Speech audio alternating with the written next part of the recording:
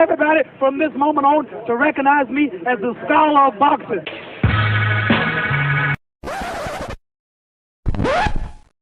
You see, their morals, their code, it's a bad joke. Move dropped at the first sign of trouble. They're only as good as the world allows them to be. I'll show you. When the chips are down, these civilized people, they'll eat each other. 49 hours declaring it a riot. Cruiser 5 to 50 be advised, County Police 1 advised they're trying to breach and get to the Capitol. Publicists, when you talk to your publicists, you know the first thing they tell you? What? Stay away from religion, stay away from politics. Okay. You know why? Why? No matter what the you say, somebody passionately disagrees with you. Absolutely. No matter what religion, you believe in Allah, then you're saying that's not the right way. You believe in every Christianity, that's not it, because they choose something different. Your political party, the Democrat, Republican, the disagreement completely. Yep. So I stay away from it. When I get pulled into politics, I go, Yeah. and I have nothing to say. I'm That's just the looking. same way we are. We don't no politics, none of I this. don't with that. I don't stay there because I'm still entertainment. If it's not music, then it's film and television, but it's still entertainment. So why would you turn someone off by saying that? Right. I want everybody to enjoy what I'm doing. Right. Not just a selective few amount of people. I focus on diversity because it's needed. Right. The boxing scholar is a lover, not a fighter, but he's also a fighter, so don't get any ideas. If he pats you on the back, you'll put it in your resume. His enemy. Have him listed as an emergency contact. The scholar has an inside joke with complete strangers. If he punched you in the face, you'd have to fight the urge not to thank him. Sharks have a week dedicated to him. He's the only man alive to is parallel park. A train is count to infinity twice. In Genesis, when God said, "Let there be light," the scholars said, "Say pretty please." He is the genius of all genius and master of all masters. And that's the trick to life. You have to be wise enough to know when you were living in your dream. And you have to be humble enough to accept when you're in someone else's.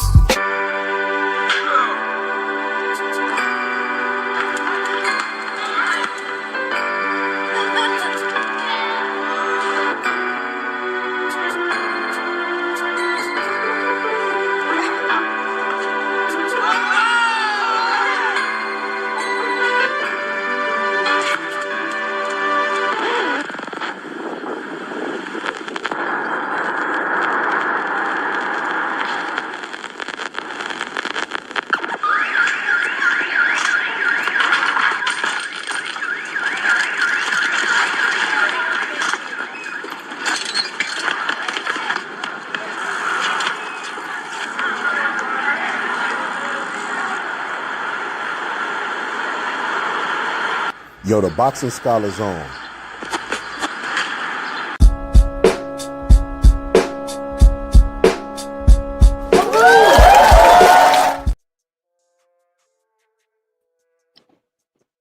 That's the genius. I had to pull it out. The baby sleep. It's the genius of all genius, master of all masters, back in full effect, man. Oh my God. Do you guys know what today is? Do you know what today is? If you do not know, let me remind you, bam, there go the Cash App. It's my mother effing birthday. This is my birthday live, past midnight, September, the motherfucking night. So shout out to my mom, shout out to her womb. I like to thank my mom. I like to thank her womb for doing what it do, and lastly, I like to thank me for know how to rotate at the right time. And when she was pushing and assisting me, I climbed and therefore strive to the light. This is my TED talk. But shout out to me, man. Shout out to me. Let me play this for y'all. You know what I mean? Hold on. Give me a sec. Bam. There we go. Happy birthday, homie. For me? Yeah. Happy birthday, homeboy. For me? Yeah. Make a wish. Happy birthday, homie. For me. Happy birthday, homie. For me. So shout out to me. There go my Cash App if you want to bless me. Matter of fact, let me put that Cash App up. No. I can't take no subtle approach. To the people tuning in to witness this episode in the Genius of All Genius, and we're going to do an open panel with a presentation that I've been working on for 2 hours. To the people that just pulled up, and they understand the cost that is involved. There's 1,000 of you. I said close them doors. Ushers, close the doors. Close the doors. Close the doors. It's 1,000 that's watching online. This is a small seed. If I get 1,000 online to give this, if I get 1,000 in the sanctuary to give this, that's $40,000 tonight. Now, everyone up here, we've all sold and seeded, but I need everyone standing up here with us, with me, to plant a seed of $100. Because again, it costs to sit up here. And this is what I need you to do. If you're giving electronically, or even if you're giving tangibly, I'm gonna have y'all come to the altar and give it, because I need to see 1,000 people moving. Bring them baskets. I want the baskets up here. I want to see the folk. Y'all start moving. Y'all can bring it right now. Come. 1,000 people need to give $20. 1,000 people need to give $20. 1,000 people online need to give $20. This is easy, saints. this is easy, saints. This is easy. Lock the doors. Lock the doors. We got 46 people watching right now. If 46 people tied $100,000, if 46 people give $100,000, y'all will make my dreams come true. So what are you waiting for? What are you waiting for? That's crazy work. But yeah, man, today's episode, if you haven't been under a rock, shout out to my homie Pittsburgh T. If you haven't been under a rock, and if you do send a Cash App and I don't get the notification right away, you got to excuse me. I don't have Cash App notifications turned on while I'm live, so I won't be able to see it. But much appreciated if you do. So let's start the episode. So if you didn't know earlier, thank you, Parks. If you didn't know earlier, we were talking about political episode, and I said I want to do an episode on cheating because there were a bunch of videos that made it to my radar. And me being the age of Unk now, I'm Unk now, So me being Unk age, yeah, that's in Pittsburgh T that said close the door. Yeah, but thank you, Pittsburgh T. Me being Unk age, it comes with a lot of stuff, a lot of responsibilities, mentoring the youth, you know what I mean, doing all these things. But a lot of stuff made it to my radar that I just had to react to. There was even a picture, a picture that surfaced, and I'm like, what's the significance of the picture? I didn't know. I had to ask ChatGPT, like AI, like what is going on? Like, what is the significance of this picture? And they ain't even know. So I'm out of touch, basically, is what I'm saying. I'm out the loop.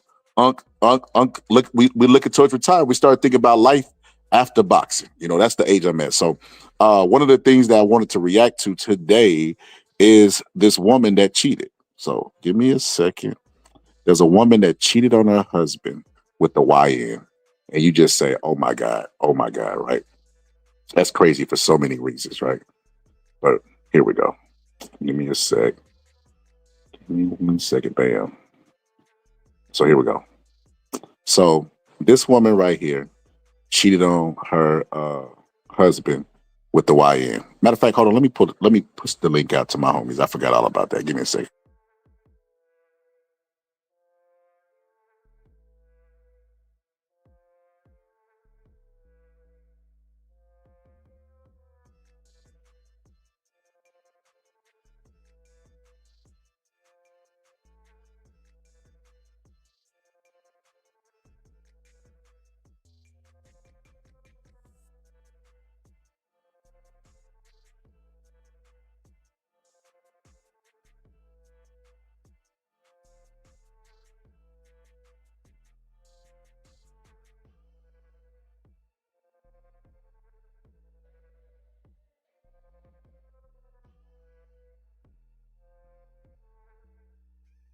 Boom, I'm back. Okay, so I blasted the link out. Let me post it on the. Give me 1 second. I did 1 additional second. Let me put it on the community tab for people to pull up too as well. Hold on, give me a second.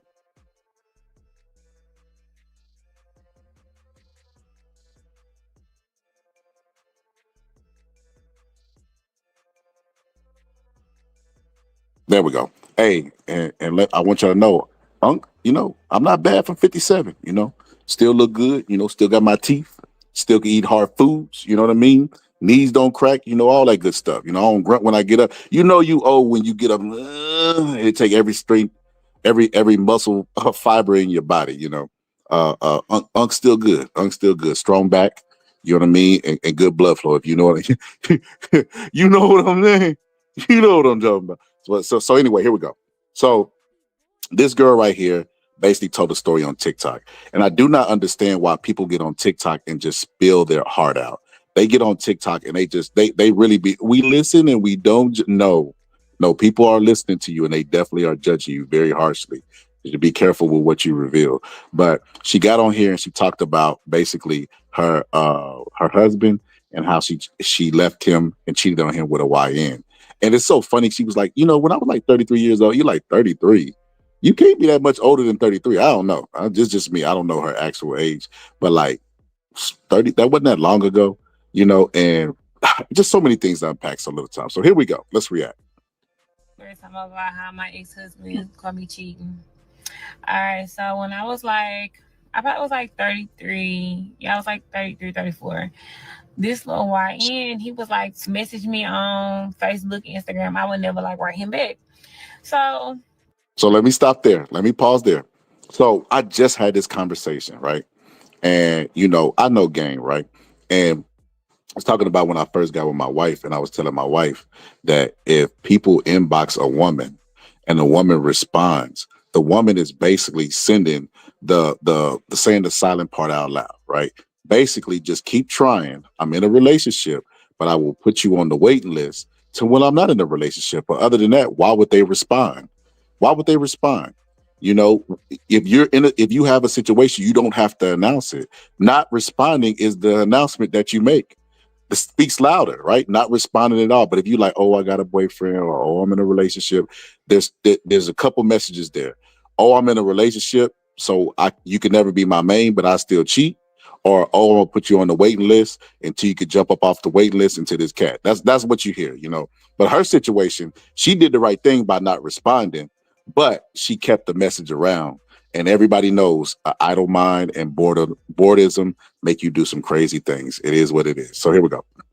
One day I'm just bored. He ended up writing me. Then I tell you, bored. That's the number one killer. People will give people chances they never would give a chance out of boredom. People will do just some crazy things when they're bored. If you go back and look in history, like in the Roman times, how they used to just bring people into the stadium and just have them slaughtered just out of pure boredom. So I ended up writing him back. So when I write him back, he talking to me, telling me how much he been want to talk to me. He want to take me out, blah, blah, blah, blah. Okay. So I started talking to him or whatever. He cute. He was cute. So we started talking. So his husband, he used to coach football. So little league football. That's another story time. So how the dad got kids and ain't really involved? Like she take him to practice and he just ain't got nothing to do with it. I don't know. I thought most men, especially, let me just speak in Texas in general, football is like religion down here. Like it's literally religious. Like people go to war behind that, tailgate, sacrifice a lot for the game of football that they do not participate on a actual playing level, just to observing level. So his son is in sports and he don't got nothing to do with it. You orchestrating it. That's already a red flag for as far as his character goes. That's just my personal opinion. I call it like I see it, He would be at Little League football practice until 7 or 8 at night. I would come home, I would order my kids a pizza, and I would leave, and I would go be with the YN all the way until he came home from Little League football practice or whatever. So I had just changed up my whole routine. I usually would get off, go home, take a bath, cook for my kids, and be at home until. How you not notice the routine switch up? How you not notice the routine switch up? And was you letting them double dip the chip? Like was you going doing your thing with the coach and then coming home and doing something? How you not know? How you not smell that? Like Tank say, I know. How you not know? It's crazy work. He come home, but I switched all up. I started like going out, meeting him, hanging out with him, whatever. So my ex-husband got suspicious and he started like digging for shit, like digging. What happened was he ended up putting a tape recorder in my car under my seat. I always talk to everybody through my car radio. That specific day, I did not talk to him through my car radio. I'm gonna be honest with you. Either she do not respect her husband, which obviously she doesn't, right? But she not only not respects him, but she don't care about disrespecting him. Because we all. I mean, you don't need scholar to tell you women are better cheaters, right? I mean, they're better cheaters, obviously, for anatomy. There will be an age where a man's private part will stop working, and a woman, all you need is lube, and that hole gonna be good forever. Want to be graphic, but that's just it. It is what it is, And the way they're able to do it, a man got to get blood flow, he got to get worked up, and all this other stuff. A woman, she stay ready, so she ain't got to get ready. So, and the opportunities of dudes willing to sleep with her, and the ratio, and all that stuff favors the woman. That's why they're a better cheater. So with her and her cheating, she's not even using none of the tools that God gave her. She just blatantly just changing up her routine, doing whatever she wants to. She clearly don't respect the guy that she's with. She clearly don't respect him, And like I said, he not there with his son, so I don't know necessarily if he's a respectable dude, but it is what it is. To him on my phone, and I don't know what made me talk to him on my phone, but I just talked to him on my phone. But me and my homegirl was talking on the phone, and I talked to her through the car radio, and she was like, "Oh, you talked to such and such," and I was like, "Girl, like he ain't on shit, he ain't about shit. Like I'm not finna play with him, whatever." So now, mind you, she said her man had put a tape recorder inside her car, and she normally don't talk to him on the car, right? The car, not car radio, but the car. She don't talk to him on the car speaker, and this day particularly she did, because she's getting more disrespectful with her cheating because she don't respect her husband. That's really what it is, and he got a tape recorder inside the car, and he's listening to the conversation between her friend and everything else, so she like I said, she getting more disrespectful because she do not respect her husband, and she don't care about disrespecting him either. At the table eating my food, and he come home and he slammed the recorder down on the table. He like, "What the fuck is this?" I'm looking at him like, I don't know what the fuck is that. So he got tears coming out his eyes, and he like, "Bitch." So you out there cheating. He come home and slam some on the table and start crying, and you still ain't put two to two together about what you doing. Like, bro, man, come on, man. Come on, man. What boy say? Come on, man. You been cheating on me, like y'all heard you say like a nigga name. I'm like, no, like what are you talking about? Like that was nothing. Like she asked me about somebody, and I was like, he ain't shit or whatever, because basically that's what I told her. So he really ain't had nothing on me then or whatever, but he thought he did. So you see how nonchalant she is to telling the story. And you see how she flipped the situation up. She knows she don't have to respect the dude that she with. That's why she like, even when he crying and slamming stuff on the table, she don't feel nothing. She don't feel nothing for this dude. And this is her husband, by the way. She don't feel nothing. She like, well, he really ain't had nothing on me. All he got is a recording of me telling another woman that this man really ain't shit. Like she's a single woman. That's single woman language, Oh, he really ain't bad nothing. He ain't this. He corny. He that. Like, why would your friend ask you, about old dude, as a person of interest if you married? I mean, just a bunch of stuff. But the dude gives me the vibes he wasn't gonna leave anyway. And she's giving me the vibes, telling the story that she's the type of girl that knew that he wasn't gonna leave no matter what she did. So that's why she has the attitude that she has. Oh, anyway, I went on. I'm still messing with him. I'm still going over his house, staying over his house damn near all day until it's time. How he not know that? How is he doing all this and you don't know? Like, you ain't trying to FaceTime? Your wife, you ain't texting throughout the. I don't know. I don't know where people be fine. You know how sometimes in movies, especially Tyler Perry movies, the dude will be cheating, but he'll have like 3 or 4 side chicks, and you'd be like, where the hell do you find time to have all these side chicks and maintain a relationship?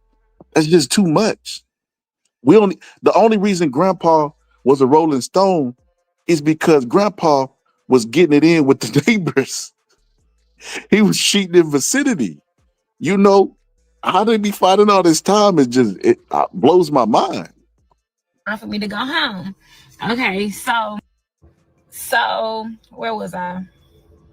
Okay, so I ended up going to a Rick Ross concert, and I was all dressed up, and like me and the little YN, I'm gonna be honest with y'all. Any girl that want to go to a Rick Ross concert, that kind of a red flag right there. That's kind of a red flag right there. And to my young brothers and sisters, you know, I was around when Rick Ross was at his peak, and his music was trash to me. Huh? You know, I didn't think he was a great lyricist, and I know the substance of the put a Molly in that drink. She ain't even know it. I know the substance of it of his music, and I'm not impressed. And any girl that would be a huge fan of Rick Ross deserved a balloon. You know, tell us why you popped your balloon. Yeah, because she likes Rick Ross. So, anyway, had met because he wanted to see me like before I went to the concert with my friends. So we went or whatever. He got in the car. He was like, "Oh, you looking good with whatever." He was like, "Let's take a picture." So I was like, "Okay." So he took the picture on his phone. So he took like 3 pictures. It was like me and him like next. taking a picture with the side nigga is just this is like what etiquette is this? You know, I remember I remember having a conversation with one of my friends on TikTok, and we were talking about, you know, cheating etiquette. And she's like, what?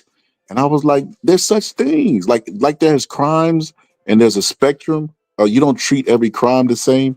There's spectrums of cheating. You know, cheating with a random person versus cheating with your sister is gonna be taken different and accepted different by the person, right?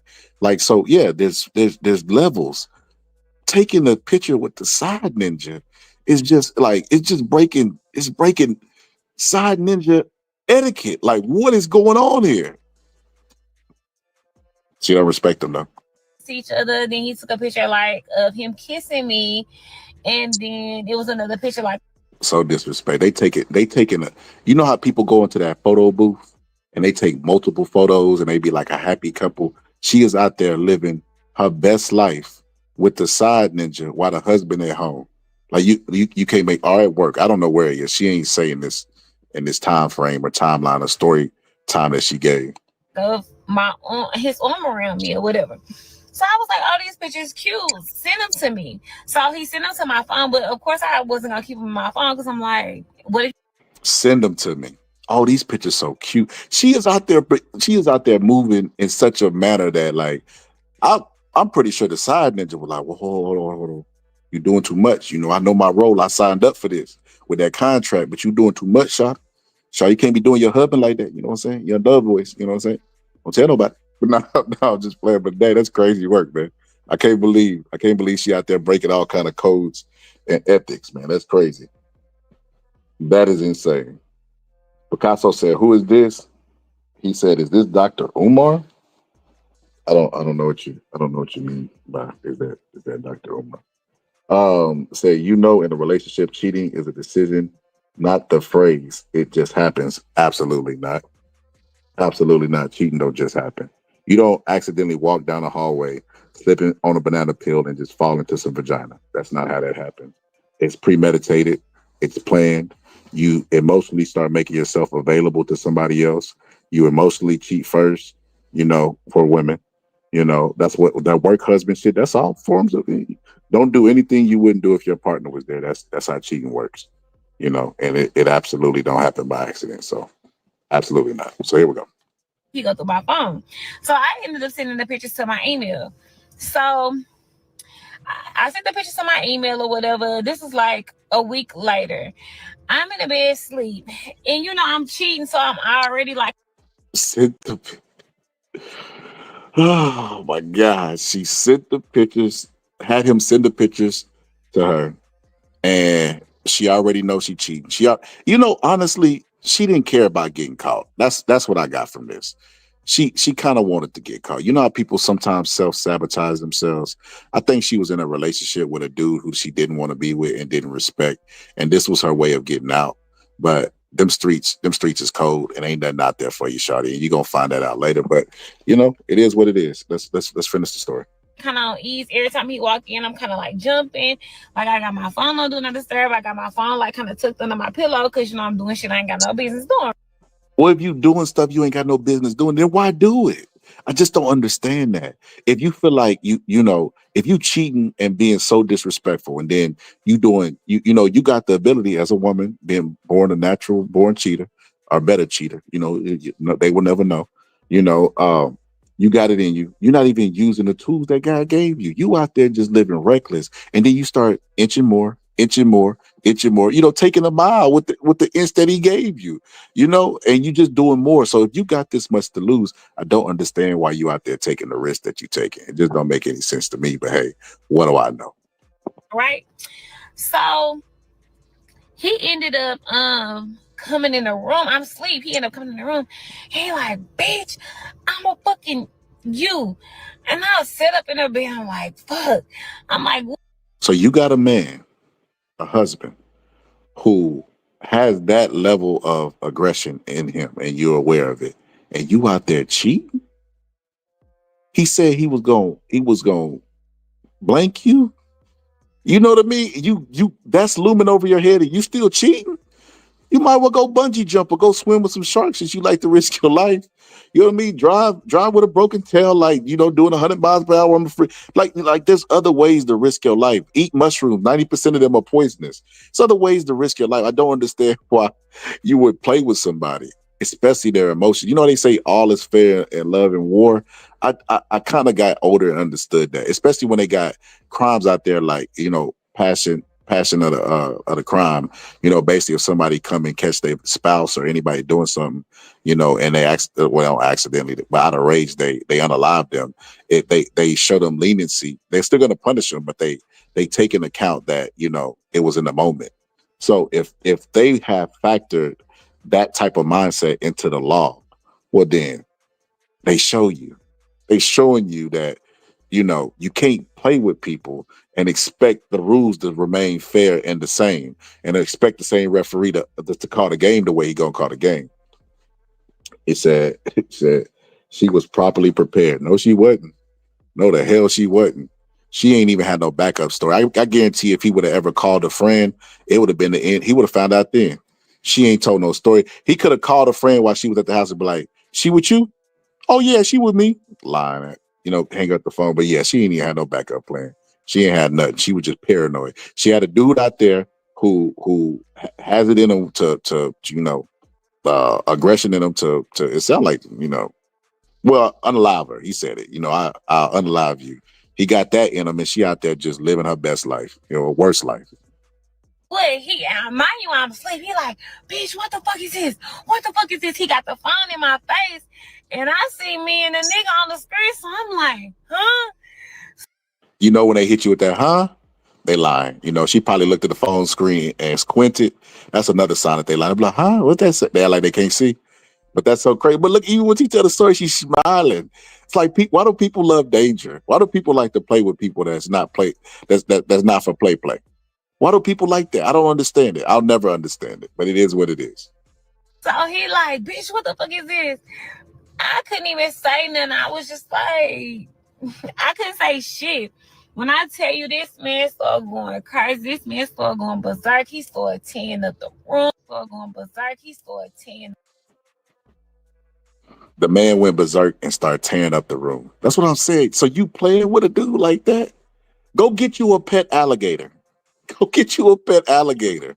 If you like the danger, you got to be that close to the danger, for it to rub up against you. And I don't know. That's just crazy to me.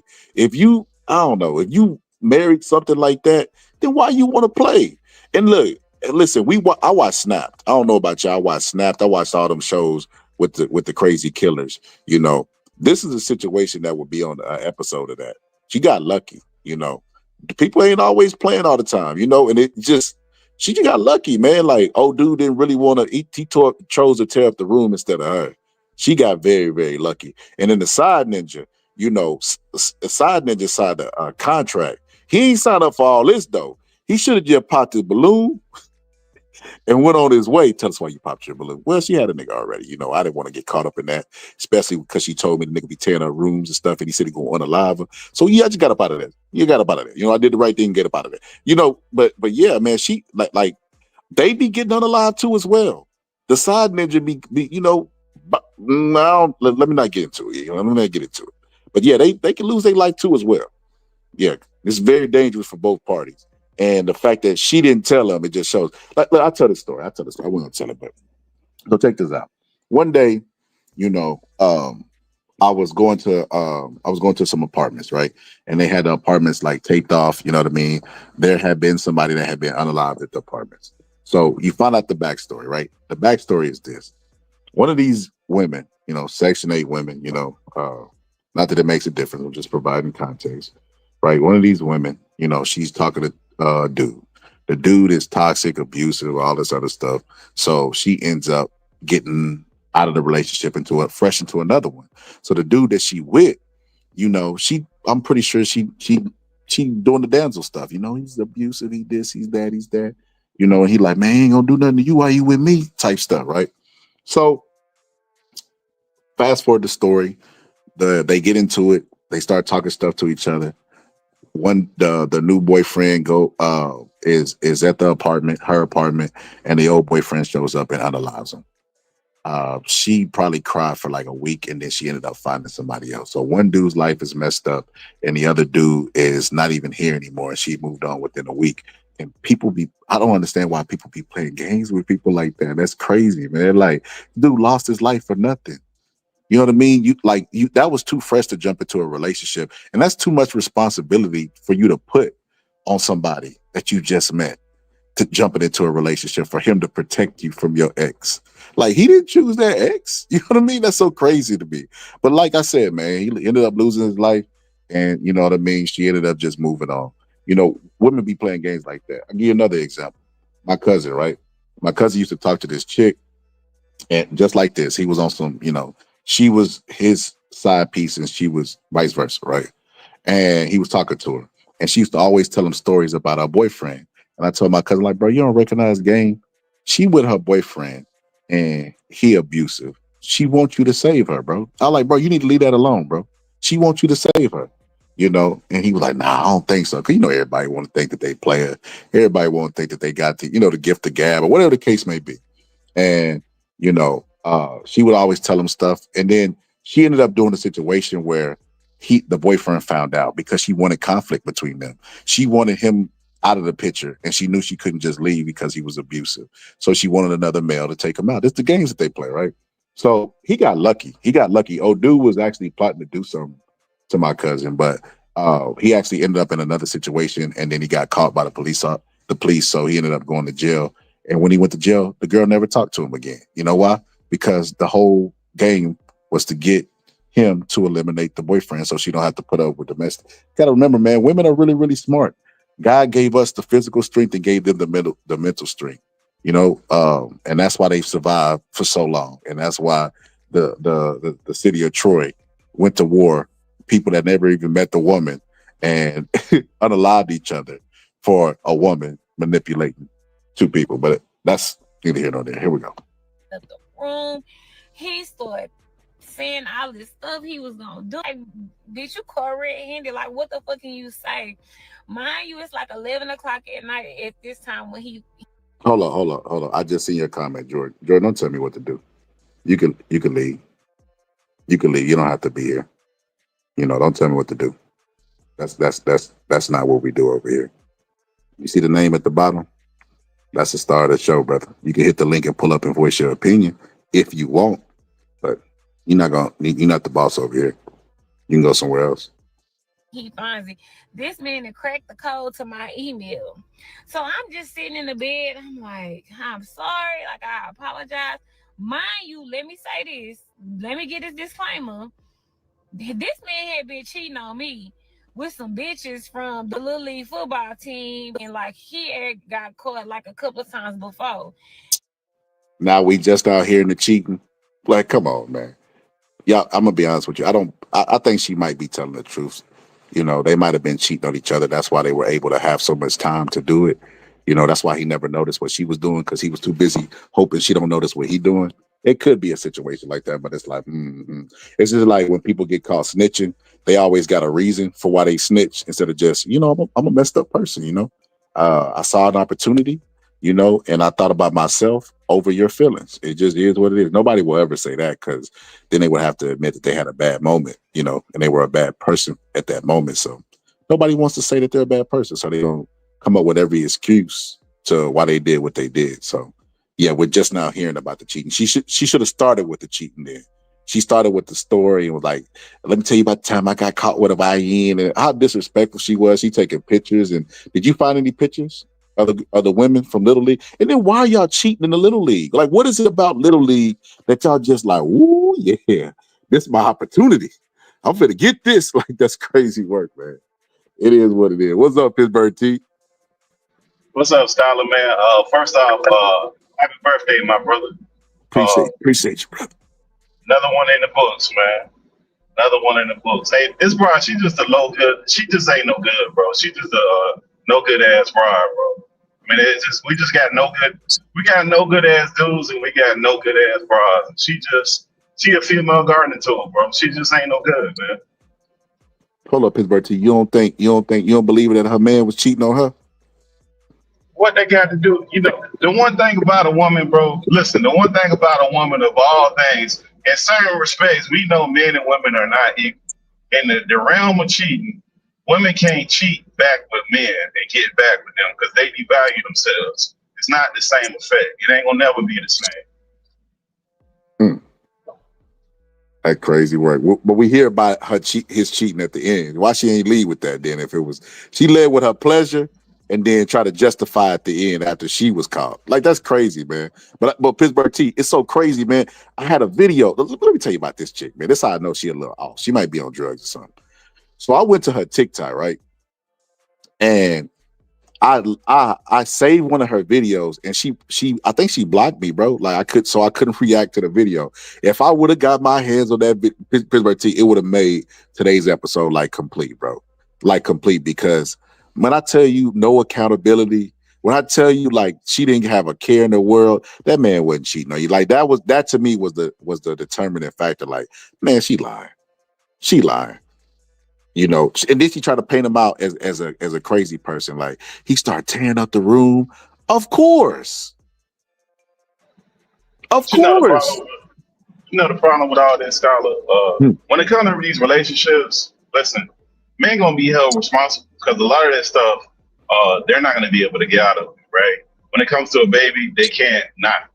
No matter how much the dude don't want to pay, eventually his ass gonna have to pay, right? Even if he don't want to see the kid, he gonna have to pay. And when it comes to the bills and stuff, there's gonna be things in his name he can't get away from. Like cheating, man, ain't nobody trying to hear that, bro. Like, then you want to cheat, leave. Like, and that's the thing about all these relationships. And I don't even understand these type of talks with some of these folks now, where they do stupid shit and then they want to make an excuse for it. Because you got a choice to leave. You don't have to stay with people. It's a lot of people with their name right below their name, there's some flowers in the dirt, man. People that got up out of here behind stuff like that. And I don't even understand why people do this, because it's not just that low down, dirty, rotten person. It's the person that they involve in themselves. A lot of times when people, if you go find the person they cheating with, they ain't saying nothing to the person. They telling you, oh yeah, my dude I'm with is cheating, but you're not telling the dude that you actually with that you actually cheating. You don't have no fucking idea. You probably think your ass a single ass woman. Have no idea what you got going on. People be playing people all the time with this. And men are very territorial. Ain't no man gonna want to know that his woman gets smashed to smithereens by another dude. I don't give a damn what you say. Agreed. I'll positive. I text you the link.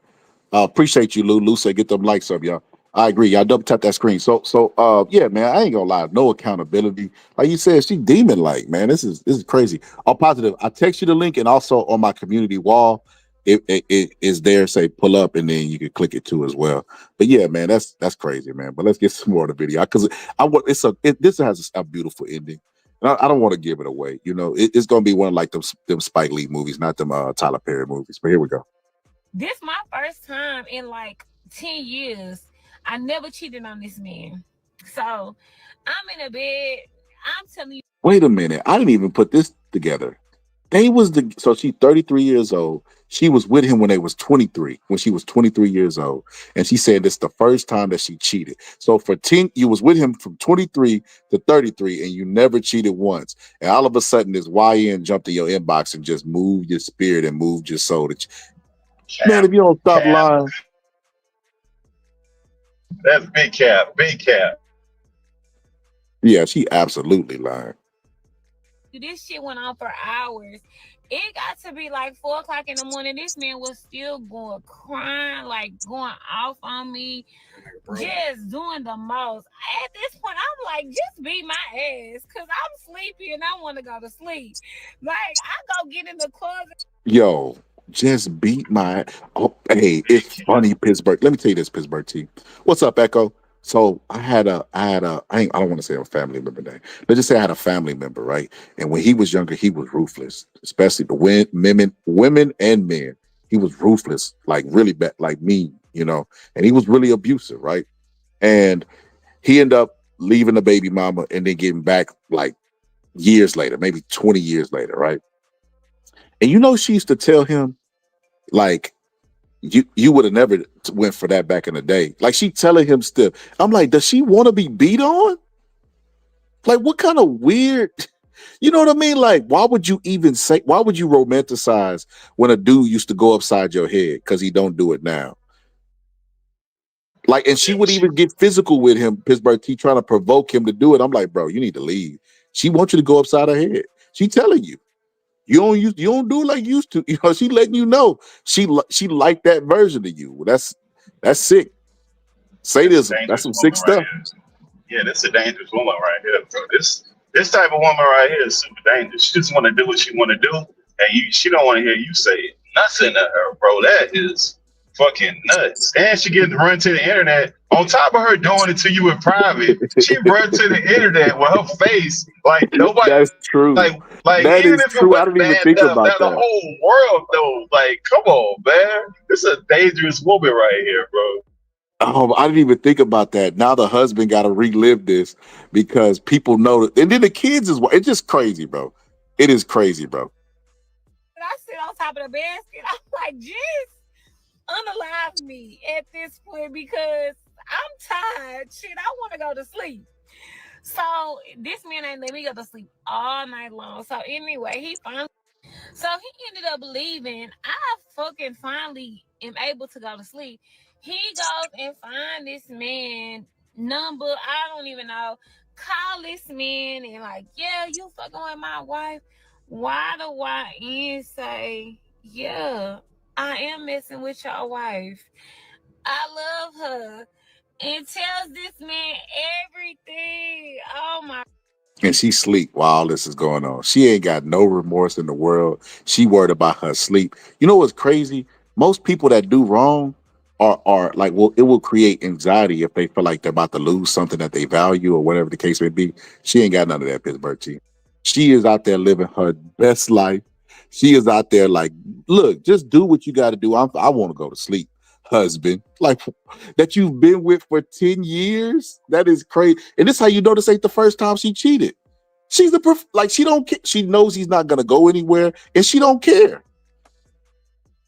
How she able to sleep, Scholar? That's what I don't get.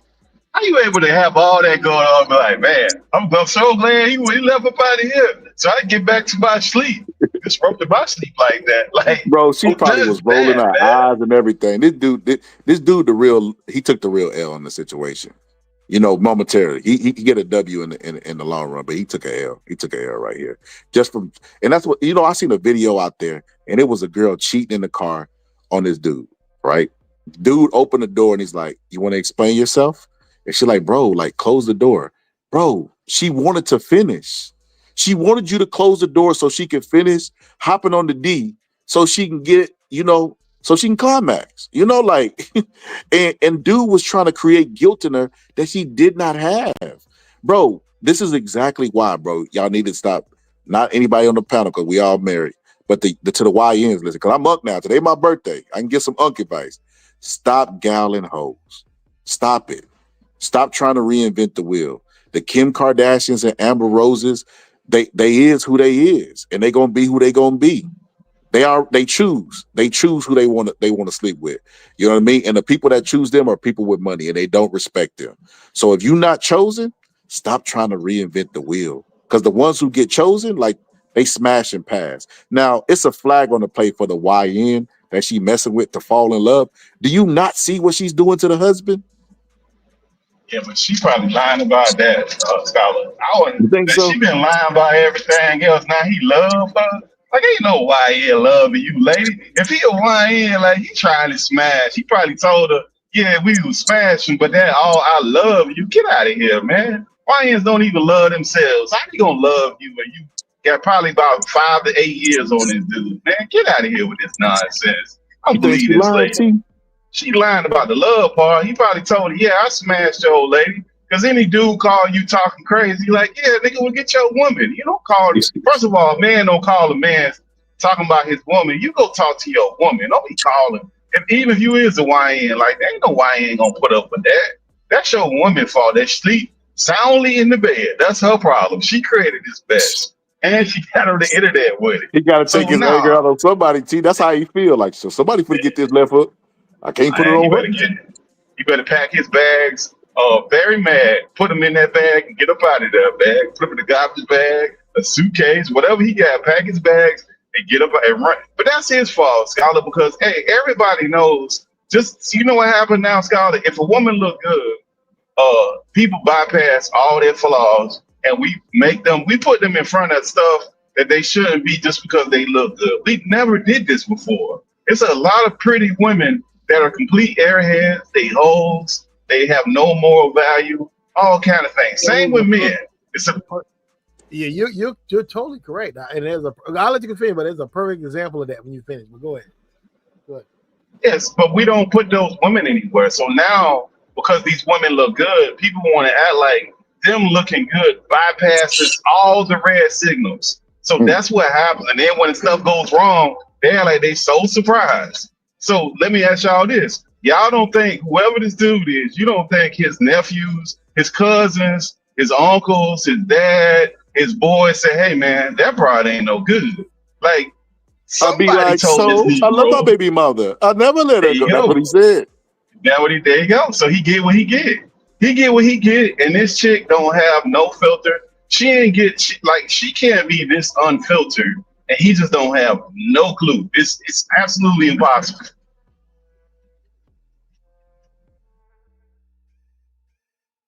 Can y'all hear me? Yep. Shout out to our positive, man. Appreciate the cash out, man. Appreciate you. I done joined the Unc fraternity, man. I'm Unc now. I can't even. I was in the middle of YN and Unc, but now I'm Unc. All positive. I got to give advice.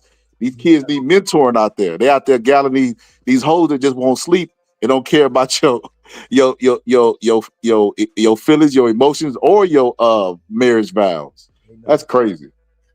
But what the Pittsburgh T said, the perfect example of that, and I don't want to put her.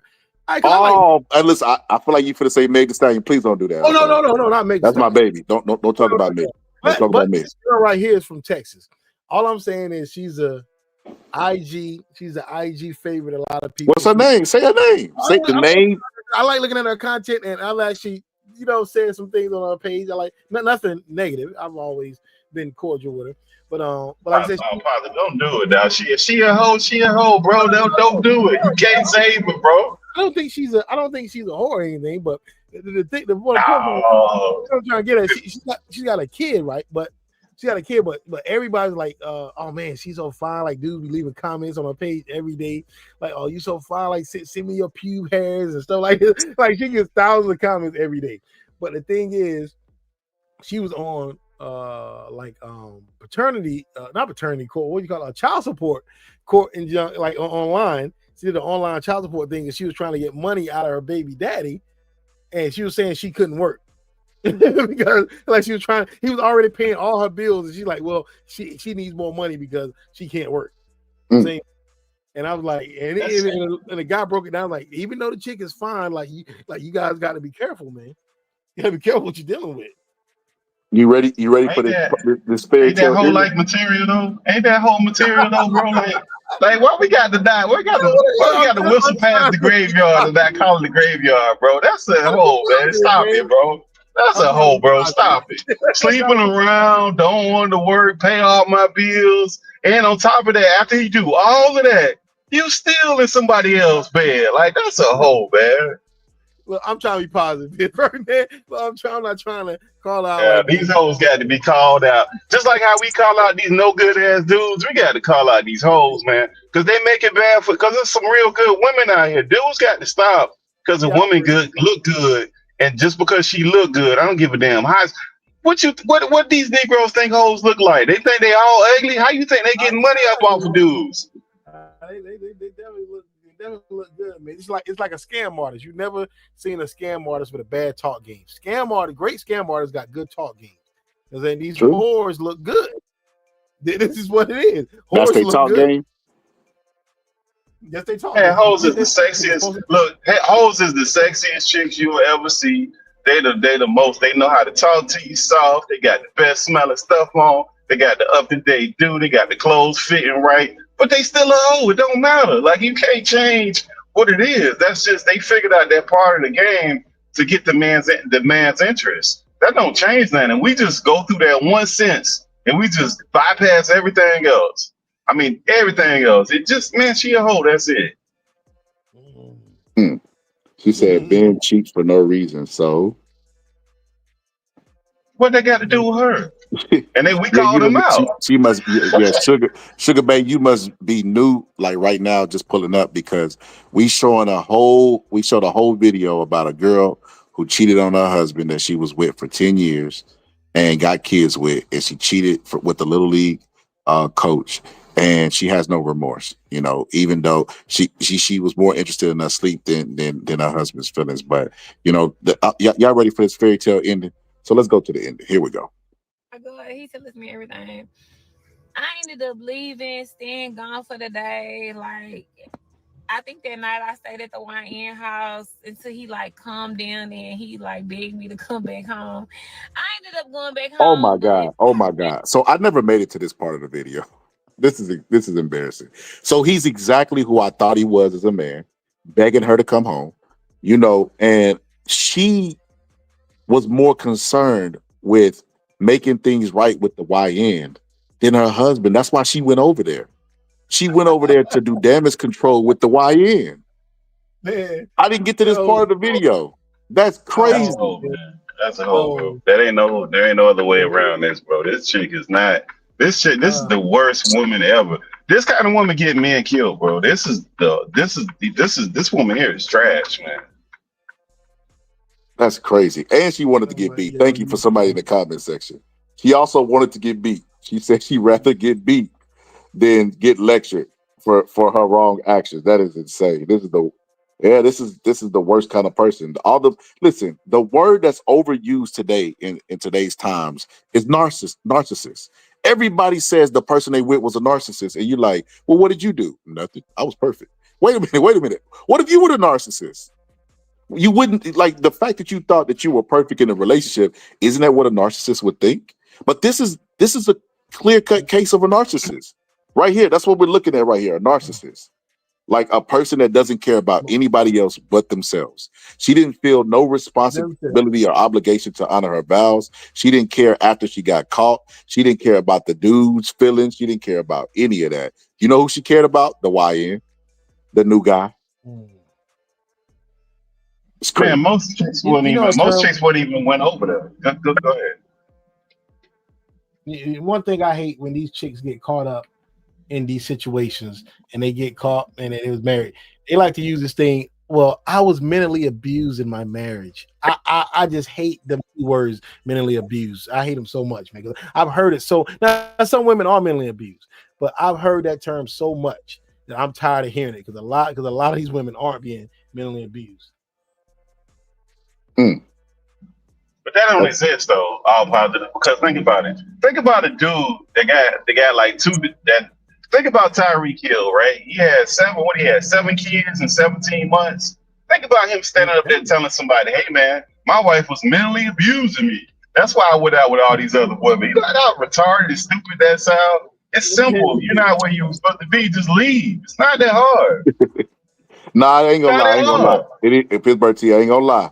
Depends. It depends. Because, they've been together, 10 years? Let's say she was respectful to him and then he found this out. Because she's a disrespectful case. Should have been left, And maybe you think it's something they can work through. Some people are willing to put up that. I'm not one of them, but some people are. It's something for everybody, And, in that case, I might shoot him a little bill. In this, the fact that he calling the YN to confront him while she goes No, and sleep because she I tired was of talking being about her, though, Scholar. I was talking about her. I'm more talking about the person that is the cheater. Person being cheated on, knowing or unknowing, that they're like a victim of the crime, right? That's how me personally, that's how I look at it, right? Knowing or unknowing, they're the victim. The culprit is the person who decides to cheat. Like Tyreek Hill's wife didn't say, "Hey, go out there and find you a couple women and have some babies with." The wife ain't had nothing to do with that. She a victim of the thing, just like this dude, whoever this dude is, he didn't ask her to do this. And then when you ask these people, they come up with all these excuses. If you felt that bad, why? My question is, why didn't you just leave? That's the problem with it. So how do you feel about this? So let me address this. What's up, Parts? So my sister Parts said this. He said, statistics for USA say men cheat more. Divorce paperwork states it. So this is what I say to that, Parts. And this is coming from a person that was raised by a lot of women. So I've watched them and observed them and had conversations with them. Have a ton of female friends that I talk to and ask this. Because women are slick at cheating, because they're given the presumption of innocence and virtuousness by men. Like even when the politicians talk, they say women and children, like they're viewed as vulnerable by society. So they have the edge. And because they are better equipped to go cheat, you think that whatever that if they go to divorce their husband for cheating, they're gonna say that they cheated as well? Or you think they're gonna be a little bit more inclined to just, let's keep that on the down low. I'm But just willing to because bet. you put it on the paperwork, Scholar, that don't mean it's true. Like if they ask somebody, "Hey, you filed a divorce, what's your reason?" Do you think a woman gonna say, "Oh man, I don't want to be a dad or a mom no more. This is too hard. I want out"? Or they gonna say, "Hey, that motherfucker cheated on me." Like that's the easy. Like just because they put it down for a reason. Nah, but I mean, just because somebody writes something on a piece of paper, that don't mean nothing, because we know women that'll jump up out their bed and say, "Hey, you sleeping with such and such, I had a dream," and they be convinced of it. Like that don't mean nothing, man. That like people have all kind of crazy. Martin Luther King had one.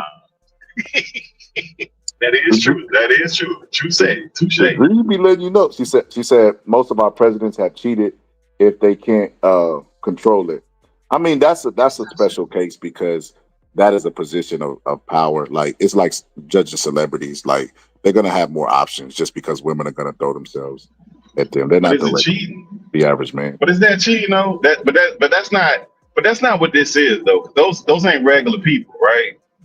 For us, like I think we mixed up two different things. People who got power and money, a man that got power and money, it's probably like a 90% chance that he's gonna have another woman, if not multiple women. Like that is hard, especially if you're a celebrity, because women throwing themselves at you. Like I don't care how much resistance a person got in their 20s as a man. That's almost impossible.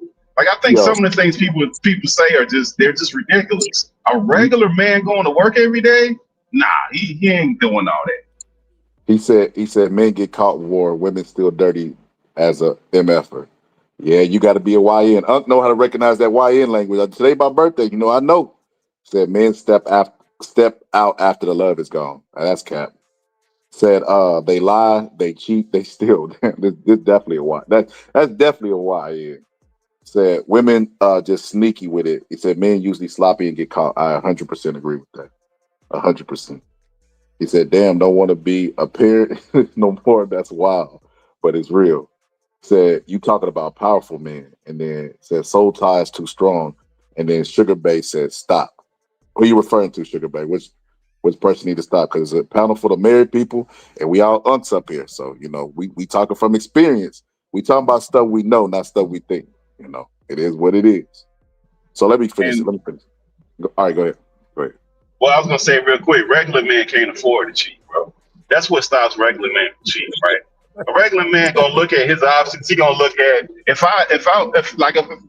I'm married, right, and like right now I'm 49, right. So if I get caught cheating, which I would never do, I'm finna get more than half of my assets taken away, and at this age, I'm not gonna be able to rebuild them, right? So that's a big deterrent. And people can say, "Oh, it don't matter." Yes, it do. Yes, if it took me 40-something years to build this up, I'm not willing to do that for a night of nothingness. I'm not. Like, it don't even cross my mind. So no, that there's a big deterrent for a regular man. So now when you're talking about a wealthy man, he more than likely he's got, like, the woman ain't working, more than likely he got a prenup, or he got plenty of lawyers and he give up. Jeff Bezos gave up half, almost billions of dollars, and he got remarried like he wasn't nothing. Like, it don't matter to certain people. They could do it over and over again. He get married a whole bunch of times over. Split, give him half, and it don't matter to him. So, hey, do you know who Jeff Bezos married though? On the side note, do you know who he married? Who? He married a chick who was the side piece of all these NBA players, like Reggie Miller. Are you all these serious? guys. Yeah. She used to be like He Reggie learned Miller. his lesson. Yeah, he did it Dwayne Wade. He married a good. Yeah, he did it Dwayne Wade. Yeah, that's crazy. She put it on him, man. She put it on him. But you know what? He did stay up a lot of hours for Amazon. It probably had an effect on his cognitive brain functions. But shout out to my homegirl Maria. She said, "But regular men cheat." I agree with that, Maria. But you got to remember this. You remember when Pac told Big? He said you got to start making music for the women. Where the women go, men gonna follow type stuff.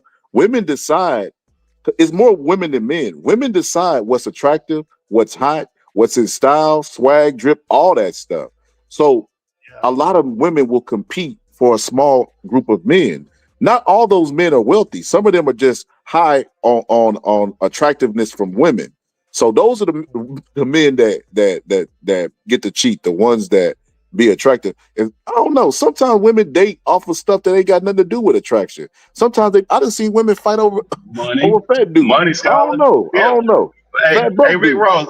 Hey, what Rick Ross look like? Rick Ross look like a dude that should have any woman he want, bro. Like, come on, man. Like, this ain't hard, man. Like, why we playing this game, but hold on. man? If Rick Ross without the money, wasn't hitting the chicks though. Rick Ross. Yeah, he wasn't exactly. hitting the chicks without the money. But that's what I'm saying, Scholar. Like, them chicks only gravitate towards dudes that got money. When you get past like 40-something, close to 30, you done got to a different financial bracket.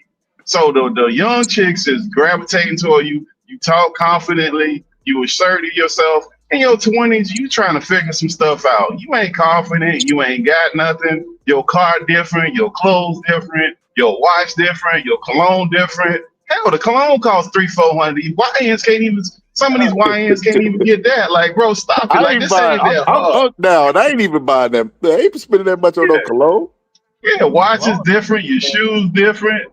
Your glasses that you put on your face different. Man, everything be different. And women are attracted to that kind of stuff. So no, this ain't. And then more importantly, if you in the work, you know where most cheating happen at the workplace. Yeah, at the workplace. They spend a lot of time there. Yeah. Yes. And they know their position. They go after high position men there. And what's the high position men? Are they YNs or are they older men? Older managers, supervisors. Yes. I know supervisors who were sleeping with women and wasn't even gonna give them no position. I'm like, that is crazy, man. Like, you still on the line with me.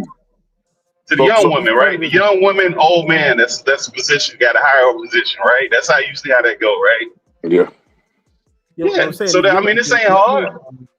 They're getting smarter though. These women, they're getting smarter. Like you see a lot of younger guys, they out here trying to impress with the expensive clothes and this and that. Women, they know they're predators, so they know who really got the meat and potatoes. They what? Say it again. The women know who got the meat potatoes in their pocket.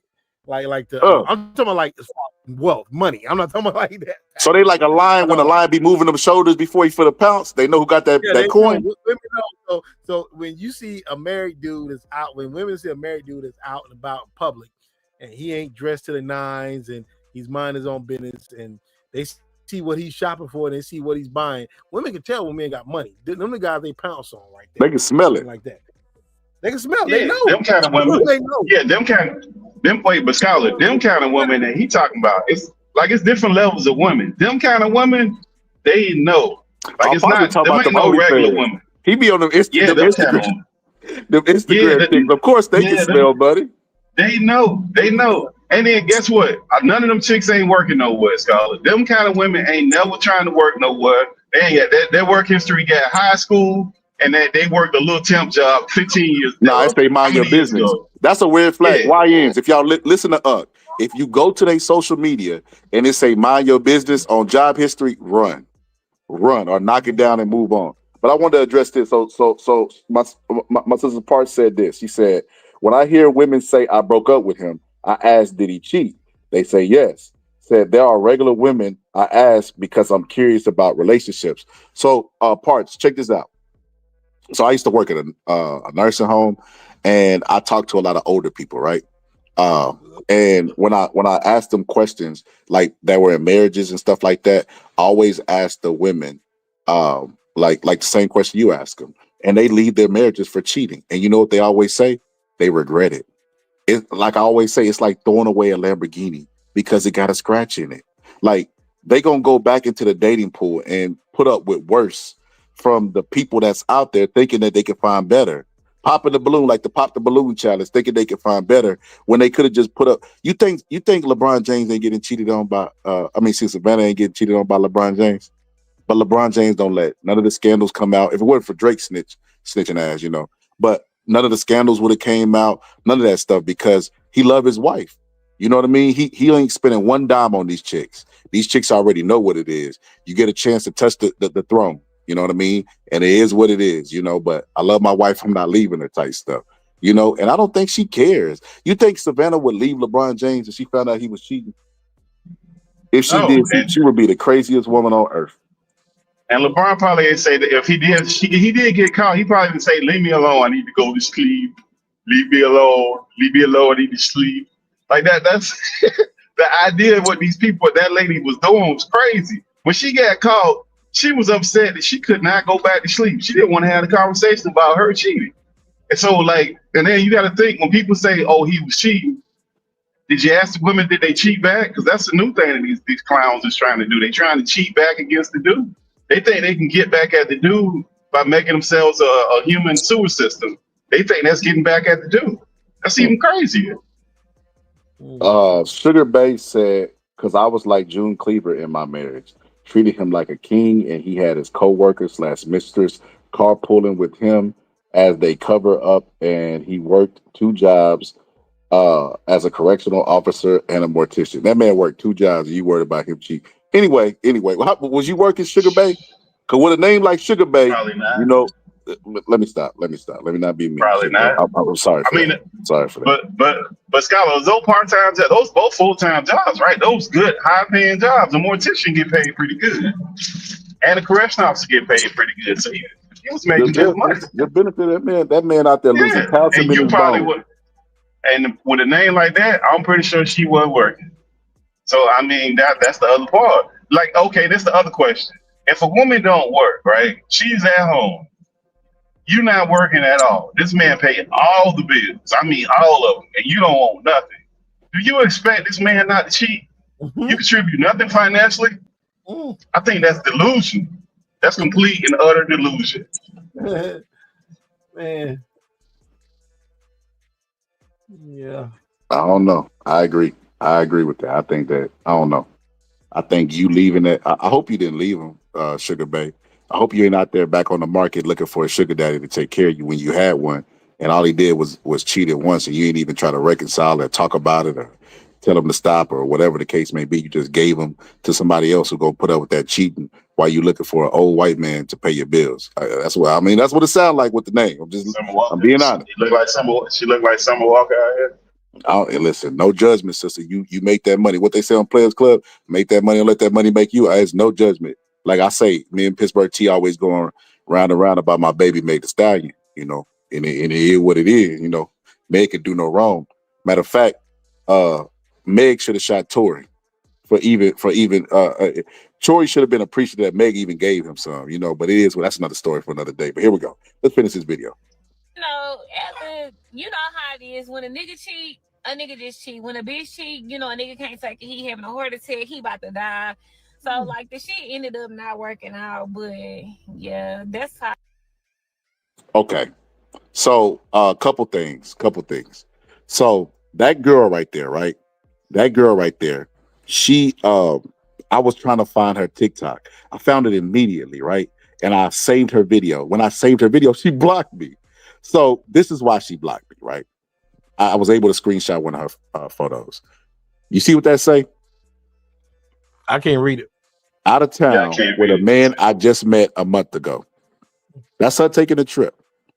You back on the market, getting smutted out and getting flued out. You probably getting flown to Dubai and peed and boo-booed on. Man, no, not Dubai. Traveling with a dude you just met a month ago when you had somebody that was a sucker and a simp and you didn't appreciate him. She back on the market. So she did a video, right? And this is the video I saved. She had a bunch of them. That's why I'm like, dang, I should have just downloaded it when I seen it.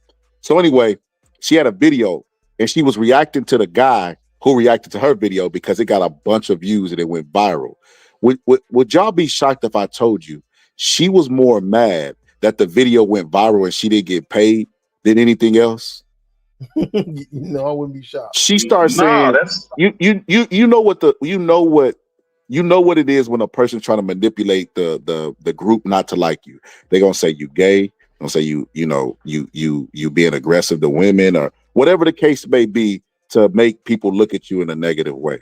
And she was saying he didn't love his mom. Like, how did you put the story out there live? He reacted to it. All of a sudden, he don't love his mom for reacting to your story you put out. Don't even make any sense, right? But she was saying he did love his mom. And there was no accountability. She was like, and then he was reporting on my kids. Why he talk about my kids? I'm like, you brought your kids into the story. You use your kid as a device and vessel to hop on the D. And you mad about him talking about that? She was like, and we ain't got kids. That's where he went wrong. He was lying on me. We ain't got multiple kids. Okay, one kid. Did that make the story any better? One kid sounds better than two to you, but you still cheated and broke up the marriage. You still did what you did. But it's just so crazy to me. Like, it was no accountability in the video. Everything was geared towards the man, that reacted to the video. It was not, she's more mad about that. Like Pittsburgh T said, you put this story public on TikTok. Now, the dudes who probably didn't know why homie divorced his wife now know. Oh man, she was cheating with the YN. They probably even know the little league coach. They probably had their kids in football as well. So now they know this entire story. And the one thing you mad at is that somebody reacted to it and made more money. She's a narcissist. She's a narcissist.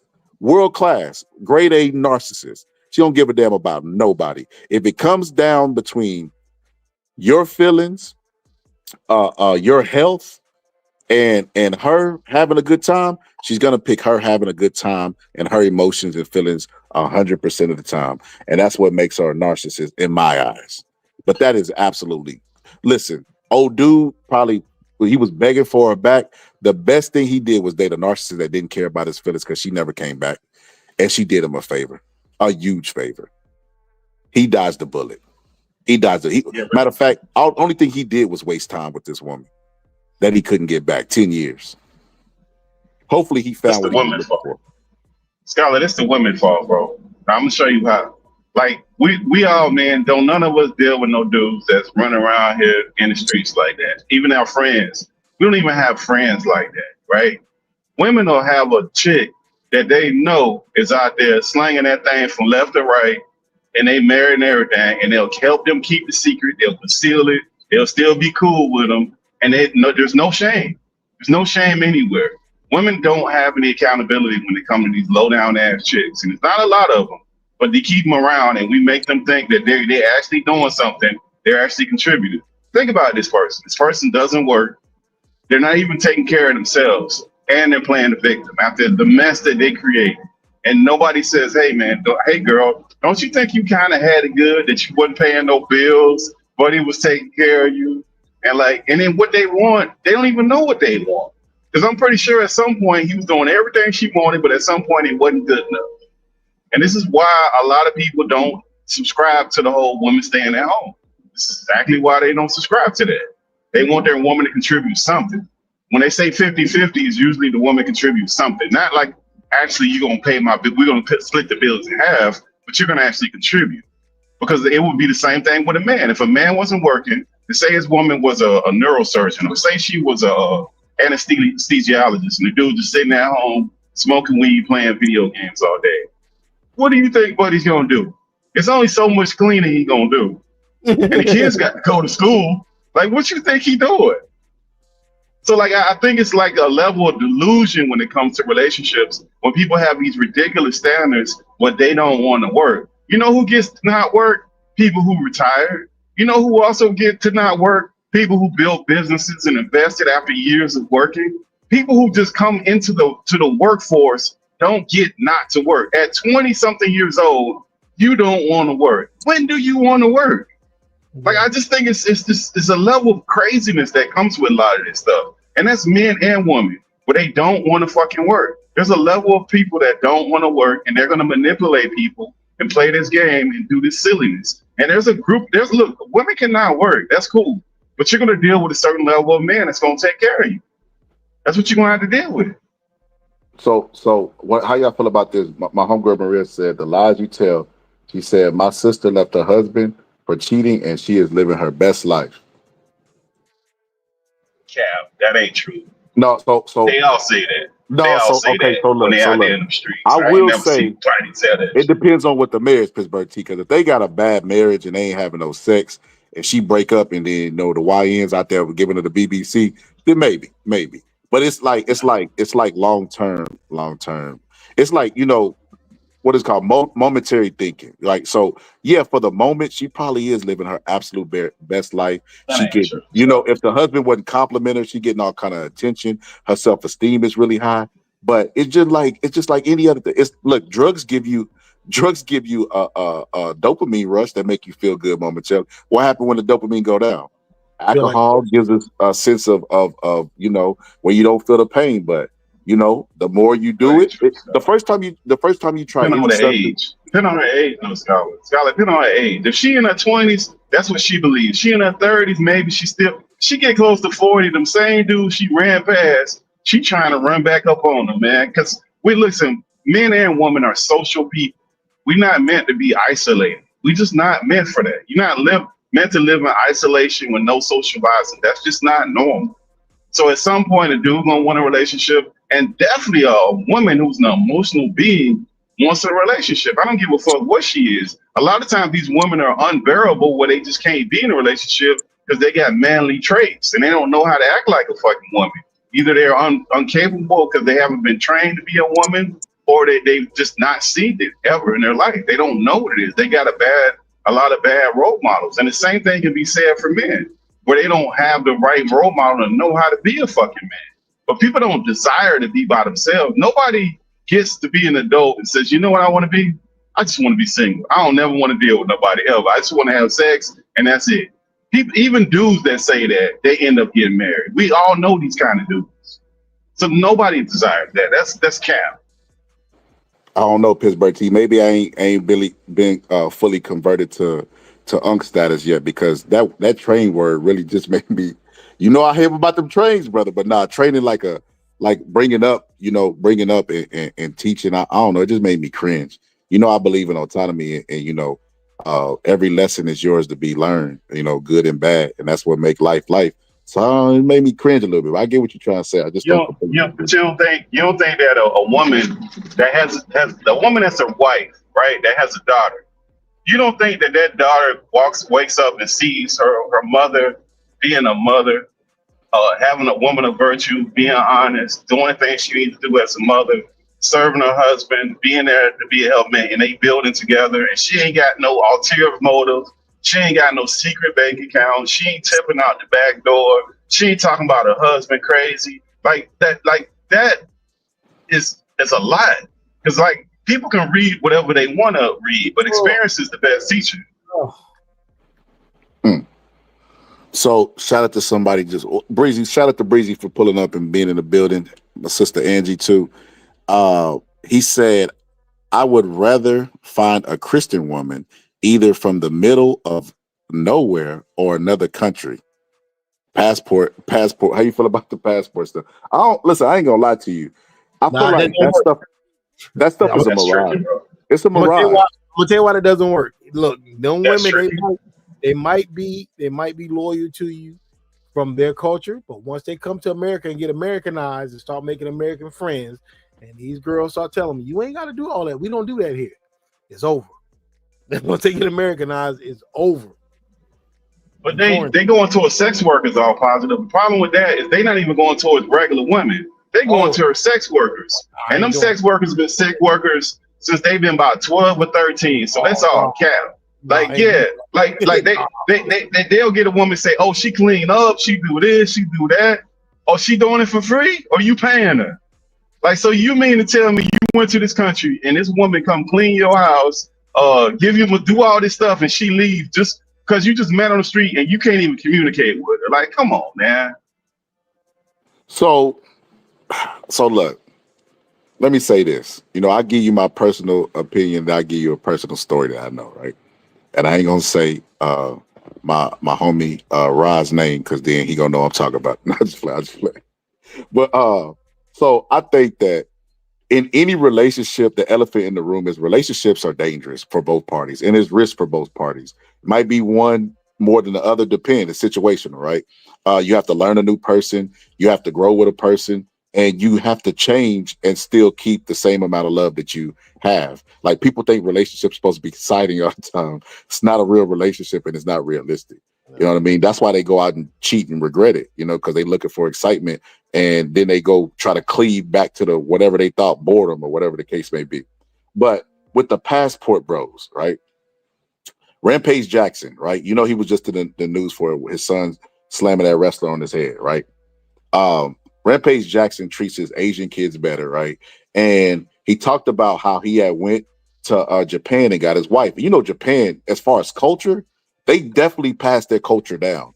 Make no mistake about it. Japan culture is intact, right? They edit some of the history about the heinous things they did before World War II, but that's another story, right? Yes. But they definitely keep their culture intact, and they have their customs, right? He said that the wife that he married and brought over to America only was that way and followed the culture until she didn't have to do it anymore. The moment he married her, he said she changed. She stopped rubbing his back. She stopped massaging his feet. She stopped doing all that. Now, here's the personal story I was telling you about. So I have a cousin, right? Passport bro times 10, which is kind of crazy. He remind me of the like the dude from Don't Be a Menace. Remember, he was like, now he just plain old confused. That's what he remind me of, because he pro-black, but he goes out and get non-black women from other countries. Like, you can't make that up, right? So he goes out and gets a non-black woman, right? And because I said relationships, when you first get together, it's a lot of risk involved, right? You don't know if the person's using you. It's just flat out that on both sides, right? You have to assume if they're from another country, they're using you to get a visa. Like, I don't know why they would go in a passport, bro, expecting to find love, and the interest involved is a visa. They don't want to be deported. All these people get deported by Donald Trump. They don't want to go back. So what this woman did is she played the game. She was already married where she was from. She played the game. She flirted with him. She probably rubbed his back. I don't know. I don't want to know his sex life or anything. But she did a lot of things. She played her part, right? Played the game. And when she stayed her because they investigate stuff like this. When she passed the investigation and hit her whatever, her mark, 2 years, whatever it is, she divorced his ass and moved her real husband over here and her family and married him so he could become an American citizen. And I wonder, do he feel stupid for that? Because he's always bashing American women and always, champion his passport stuff. And look how it turned out. Bro, listen, and I don't want to sound patriotic as far as dating, But look, if I'm gonna get messed over, let it be some normal stuff and not a visa involved. Because you wouldn't Scholar, we have to act like worry this is about with an new. American citizen. Just saying. Scholar, we think it's new. Does anybody think this passport bro scrap is new? Like, dude's been going to Okinawa, Japan since the 90s. And getting women over there, marrying them, and bringing them back. And then if the woman stay in the house, they off base outside of these big ass bases, and the woman figure out, like you said, I got to stay so many years. She get pregnant, she get a couple kids. Next thing you know, boom, she ain't happy. The dude out. She done took the house from him. The house in her name. She got the kids. She got everything. A year or two later, boom, she got a whole nother dude. That's been going on forever. So like that passport bros, as long as we had Okinawa, Japan, that's been going on forever. If you don't know about Okinawa, Japan, I can't help you. That ain't no new thing. That is not new. That's one of the most popular bases that people go over there and they end up getting knocked up. And them chicks that's over there, they lurking for getting one of them dudes to He get know some all the over spots. Because he got some Asian kids out there floating around. I'm just telling you, that ain't new, bro. That's not new. That's not a new phenomenon. It's just something that the internet is trying to act like it is. And that actually was more prominent because remember, military people ain't really got no money. These dudes ain't even in the military, and they flying over there and trying to pay for these bras. So they're even actually worse. It's even actually worse. I just don't. All of that is stupid. Look, relationships are hard. There ain't no shortcuts, and these fools be trying to find shortcuts. There really ain't no shortcut. Okay, so how you feel about this? Angie said, we can't tell our friends she's wrong for cheating, but grown people are gonna do what they want to do. How you feel See about what that? I mean? See what I mean? No accountability. Hold on. No accountability to that woman. I can't be responsible for where you stick your what Umar call it, Shango stick if we go out. And I would be mad at somebody's wife for expecting me to. Bro, if your homie, like if we was all hanging together, right, and you knew I was an avid cheater, would you still be hanging out with me? Probably a 99% chance, no, because we don't got a whole lot in common. I'm doing shit that you ain't probably trying to do or trying to cooperate with, and on top of that, I'm probably involving you in the lies. So no, men don't do that for the most part. We just don't do it, especially when we marry. So Am I wrong? All positive? No, because if your wife finds out somebody cheating, then she's gonna be like, "Why are you hanging out with him for?" Yeah, that's don't even facts. think the same. Yeah, That's facts. Like he said, y'all interests ain't gonna be the same. And then I have had some homeboys use another homeboy, like in a situation, like burn his name up with his wife, and I'm like, bro, why would you do that shit? Like, just take accountability for what you did. Now your wife looking at him sideways. Cause some shit you done did, and you want to allow this man. I was with him. That shit dumb as hell. Women don't do that though. Well, Women don't do that. T, They do that. What she just said. What if my wife call you and say, "Was Scholar with you all night?" What you gonna say? I ain't answering the phone. You know what I'm gonna say? First of all, if you put me in that situation, I get you out of it. I'll never deal with your ass again. I would never deal with a dude like that again. But wait, hold on. Hold up. So you gonna lie for me though, right? No, I would say I look. Either I would completely not get myself out of that situation. No matter what I said, me and you were done. I don't deal with childish stuff like that. I've never dealt with your pardon. I beg your pardon.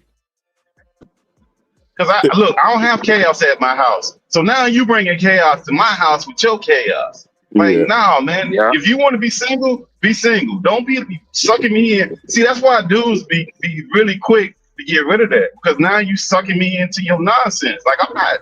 You wanted to go out there and do that. Go on, do it. Leave me out the shit. I don't really care. Hey, it depends on my relationship with y'all spouse. If I think she's a good girl and you doing her wrong, I'm gonna definitely tell. I'm like, hey man, don't do nothing around me. I'm telling. I'm Young Thug. You know how Young Thug was on that phone call? Nah, I ain't gonna never tell. On that phone call, just talking about random stuff. I ain't telling, bro. But I ain't gonna deal with you no more. Wait, hold up, Pittsburgh T. If you ain't gonna tell, well then ain't you as guilty as the women that condone the cheating? I'm not. No, because I'm not. Listen, I'm not gonna get involved in their like. What I'm saying is the accountability. Your friends, the women's friends that are friends with that woman, they say nothing to the woman. We're not even telling her to go tell the man.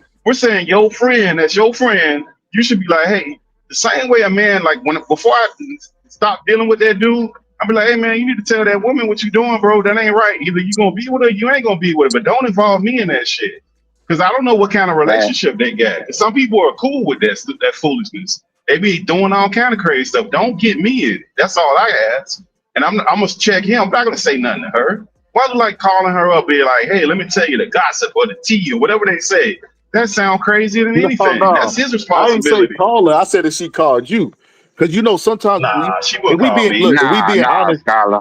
No, that ain't the way it worked. If you single people hang with single people and married people hang with married people. If people go to the fights and stuff like that, they're gonna bring their significant other. And if the other person makes a judgment on them, like I like them together and I like this woman, and then she happens to contact them on Facebook and ask, that's why I say it's situational. So you telling me everybody on the panel, right? Everybody on the panel married. So you telling me that if we stay close and we start going to fights together and we meet each other's spouses, right?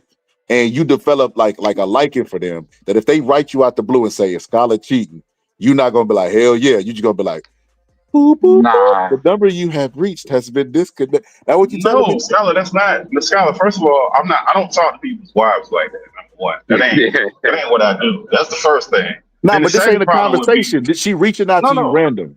She wouldn't. There's no way. I don't talk like. There's no way. It's absolutely we not Facebook friends, none of that shit. Yeah, man, y'all act like women. So, first off, women come on, they good investigators. I get it, but I don't have nothing to do with that either way. I didn't put y'all together. I'm not taking y'all apart. But best believe, there's no way that I could be a good, upstanding man and know that you run around this woman and I'm just turn my head to the side like I got nothing to do with that. Nah, man, that's wrong. That's probably because dudes are more accountable to other dudes in private. Even though we ain't gonna get out in public and post it and do all that stuff that women do, dudes just disassociate themselves. They not finna hang around you. It's too much drama. So is you gonna check the dude Pittsburgh T? Absolutely. That'll be a phone call like, hey man, what's up with you, bro? But like, if you're gonna be with this woman, be with the woman. If not, go about your business, man. Like, I don't get what you're doing. Hey, I just want y'all to know, I feel like I'm part of the fraternity. I feel like this is a 90s video. Like, let's get married at the beginning and we intervene and like, come on, youngster, you can't be doing that to that girl. She love you. Or Steve Harvey, you just can't keep doing that to them. You know, so shout out to the unks. My homegirl Maria said, y'all men think y'all are gold. I'm gonna be honest with you. I can't speak for the rest of the people on the panel.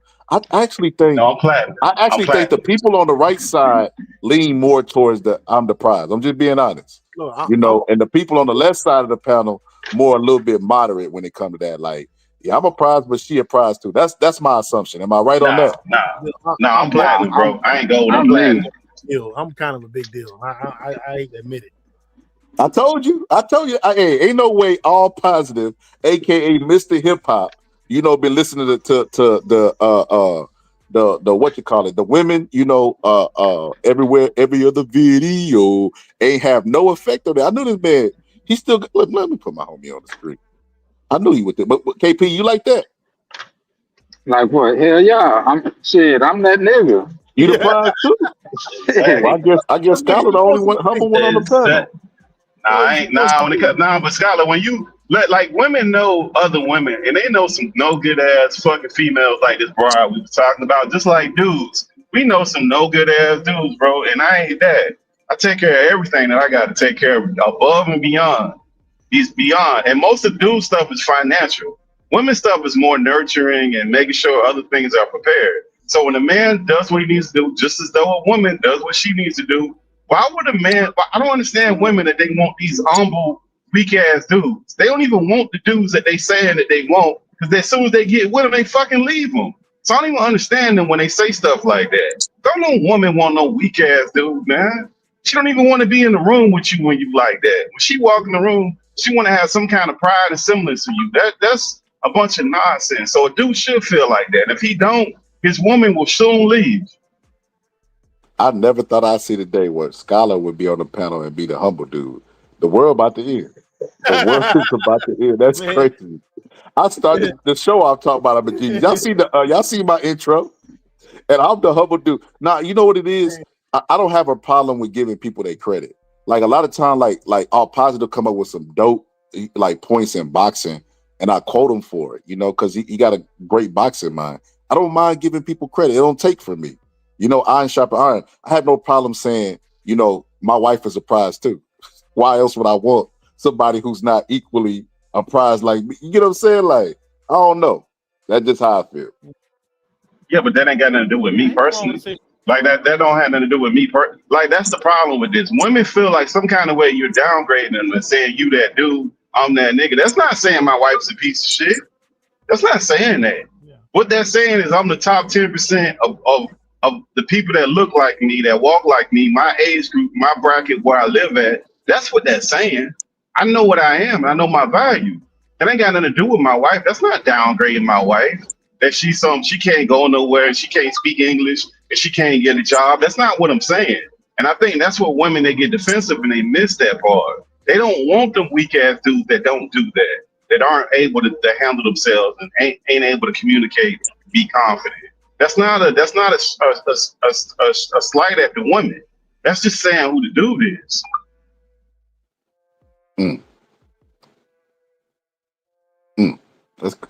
That's interesting. All I gotta say to that is sad day when Scholar is the least cockiest person on this panel. But shout out to y'all. Shout out to y'all. We must stay focused, brothers.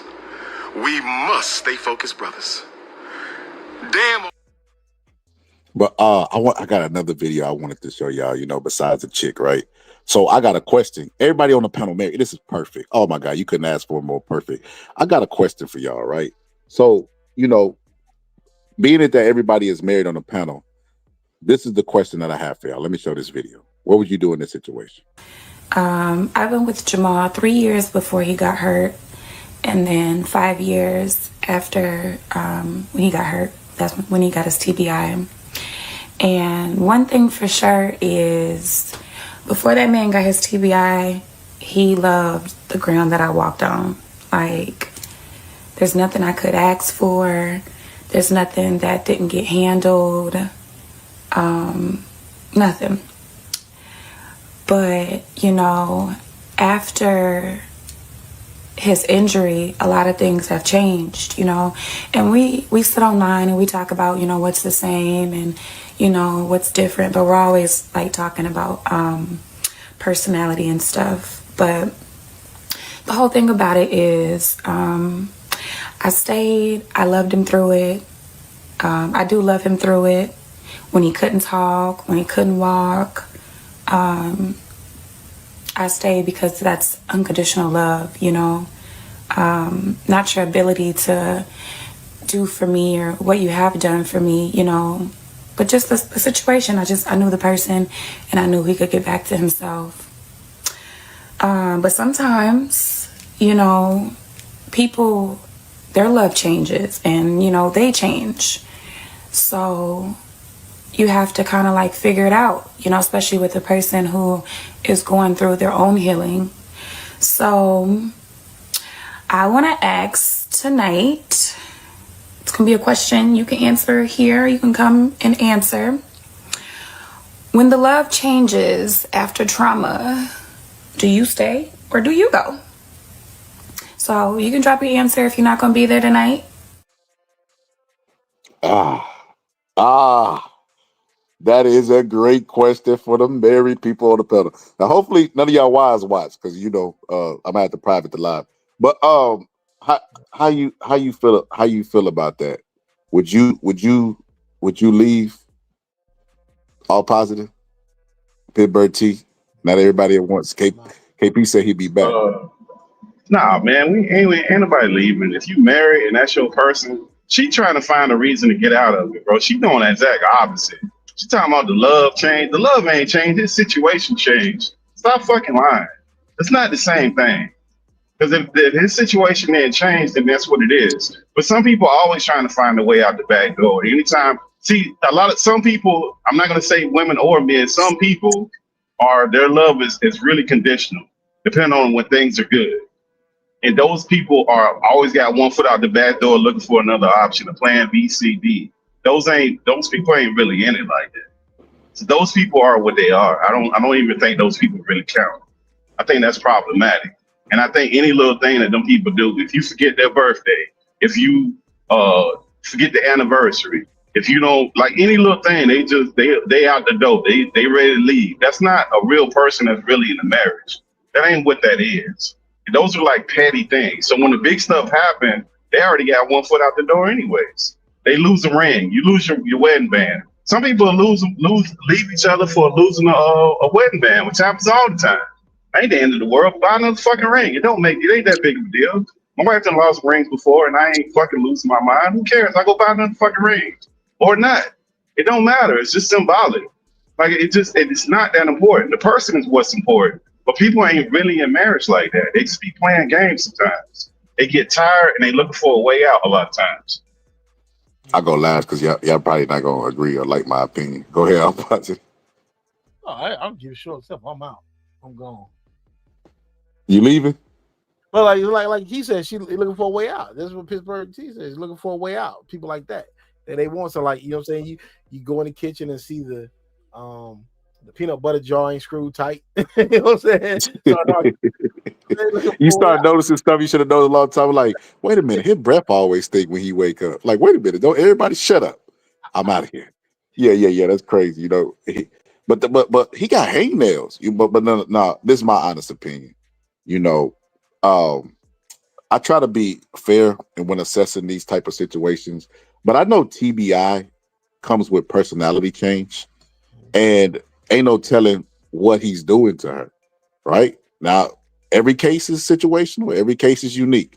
So, whenever I was actively boxing, I used to always go, you know, not back and forth with this, but I would talk about this with my wife because this is a real thing. And I gave her permission to leave if I ever got TBI because I know it can form you to be aggressive.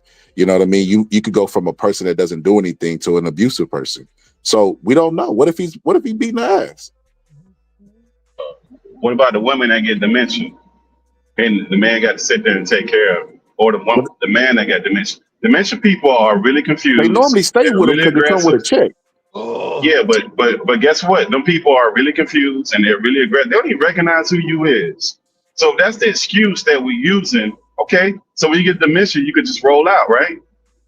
When your mental facilities, you just roll out. So we should change the vows. Yeah, so we should change, unless that person sat up there and gave them authorization, they need to change them vows and not say you deaf, do you part. That ain't what they doing. Because if we doing good, look, if like, okay, it's all the way up until the point, like, let's say I go home today and the lotto hit. The lotto played tonight for example. And I figure out, man, I won this lotto. Nope, time for a divorce. I need to get the divorce before I can get my hands on this buddy, because you ain't entitled to this buddy, because at this point, I'm just not happy.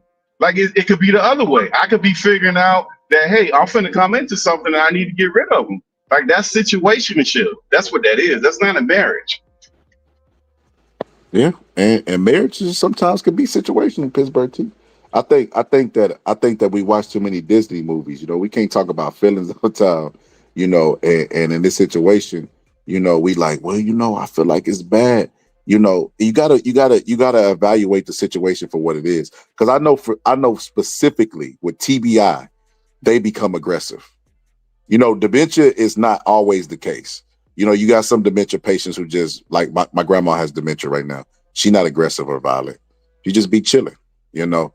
But TBI comes with aggression, and I don't know what she's going through. And I don't think it's an easy decision. I don't think it's just like, well, you know, I'm gonna take care of this person because I took vows to take care of them. It's not always that simple. You know what it's like? Why not? You know what it's like? When people have kids that are special needs, that's a lifetime commitment, right? Yeah. And people always say they should have those kids anyway, but they're not the ones taking care of them. So I'm looking at it from the other side of the aisle. The other side of the aisle is, you know, I don't know what's going on when they close behind closed doors, because I know that he's not the same personality wise. You're not going to be the same before and after traumatic brain injury. That's a fact. Okay, so cool. So like, so you know what? So technically, he's not the person that she married. No, man. You know what? No, you know it ain't the same person that you married. A broke dude that had a job when you met him and he lost his job, he lost his career. That nigga bad. That's a bad nigga right there. That nigga is bad. That ain't the same people. So no, like man, people's situation change all the time. I think it's a commitment, and I think that we're going off emotion. A lot of this stuff is based off of the emotion, not the actual situation. And emotion is how you feel at the moment, or at that time of the month, or that series of the month. Like it is what it is. And if you're with somebody over a long period of time, hell, there's periods of times where you can't stand that motherfucker. It might be some weeks, it might be a month, it might be a whole year. But if you hang out long enough, y'all will get through it. It ain't that serious. A lot of times you're in situations that just feel like that.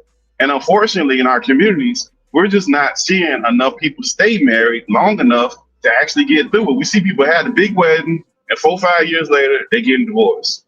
You don't see grandpa, uncle, and them staying married like that. So it becomes a normal thing for people just to run out the back door for any fucking thing. And that shouldn't be how it is. There's no real example on a mass scale where it used to be. There ain't no shame in that. People be like, yep, you don't need to have that emotional abuse. You absolutely correct. Any old thing, they just make up stuff. So no, I don't think it's what you're talking about is a rarity, Scholar. People, you throw words around and they just throw them words around to get up out of stuff, man. They ain't really serious. What you think about that, Poz? You agree?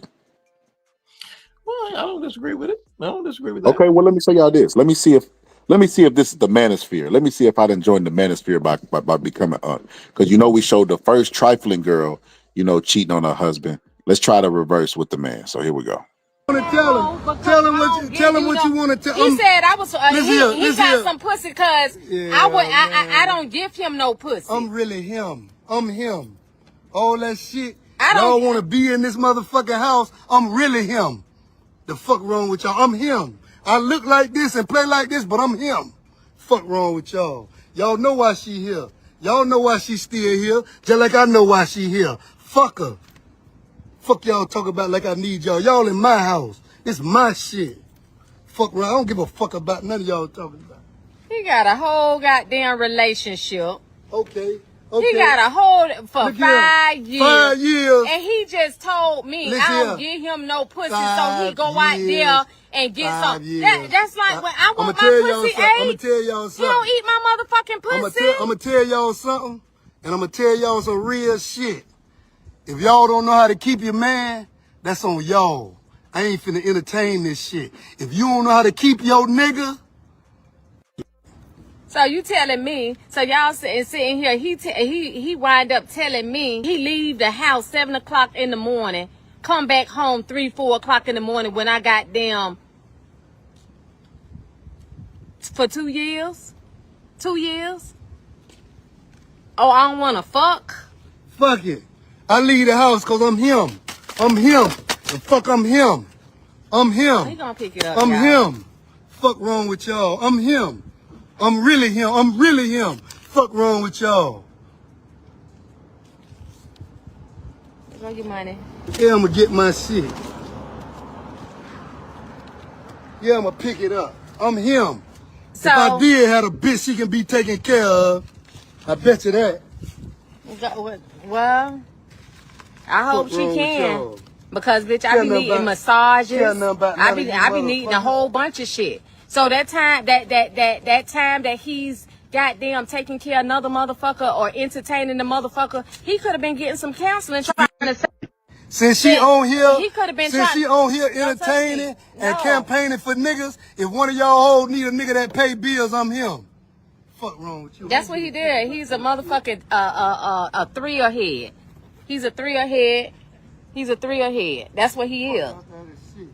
He's a three-er head. He's a tender dick ass nigga. Yes, he went and got some pussy talking about I don't want to fuck. How the fuck I don't want to goddamn fuck? When every time I turn around, a bitch calling my motherfucking phone telling me my goddamn husband down the street doing something. Who the fuck want to catch HIV? For y'all that don't really know me, I ain't no nigga that need to sleep on no bitch couch. I don't need to drive a bitch car. I don't need to do none of that. I'm him. The fuck wrong with y'all? I'm him. You niggas do that. I'm him.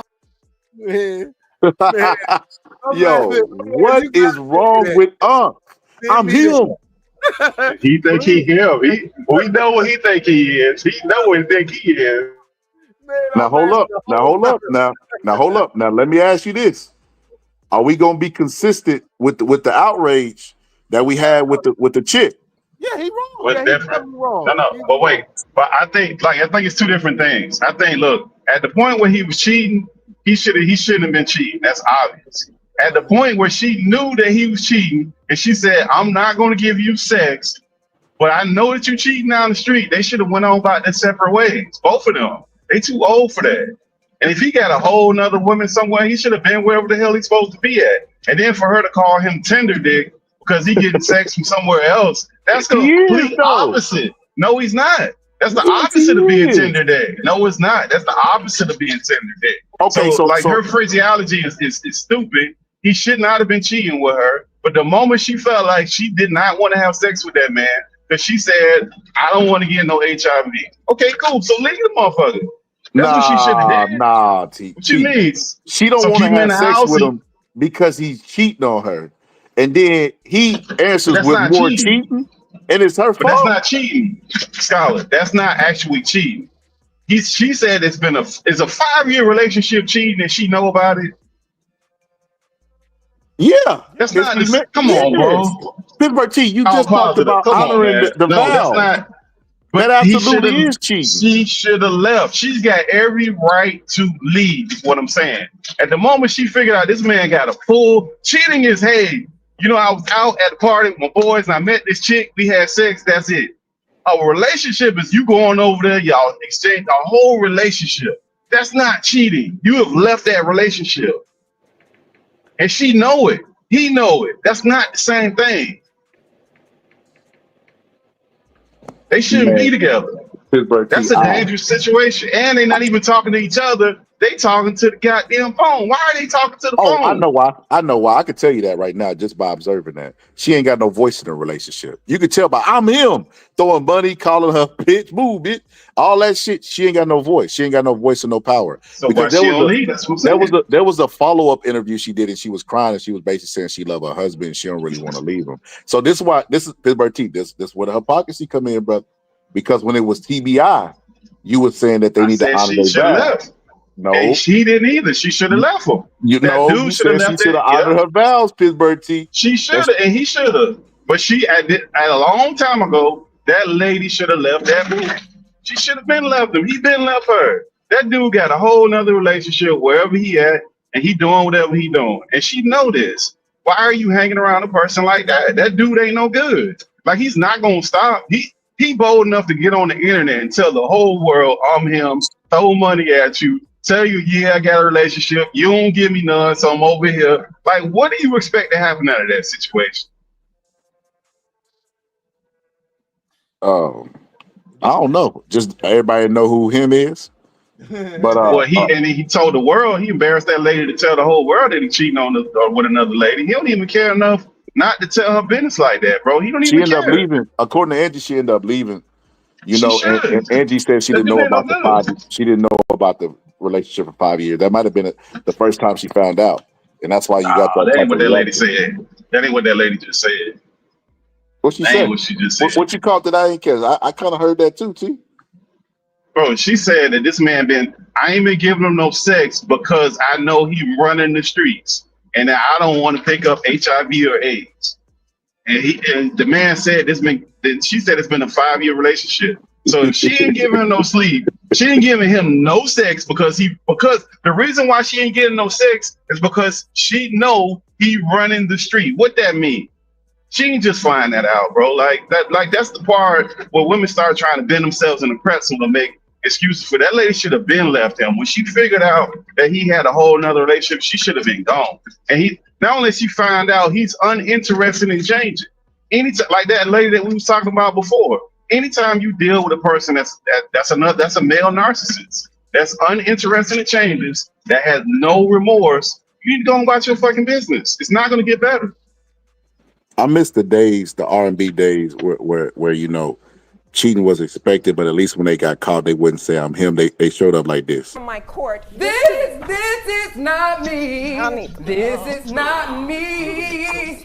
They can say what they want, but this is not me. Okay, Baylor Brandon, please remove him from the courtroom. But this is not me. What happened to the KCs and JoJo's that was cheating their ass off but yelling, "This is not me"? But shout out to Breezy. She said, didn't y'all say not to leave your man just for a little bit of cheating? No, there ain't no little bit of cheating. That's a relationship. That's not the same thing. And he disrespectful with it. Like men, there's men that take care of their women. They have a whole nother woman on the other side of town.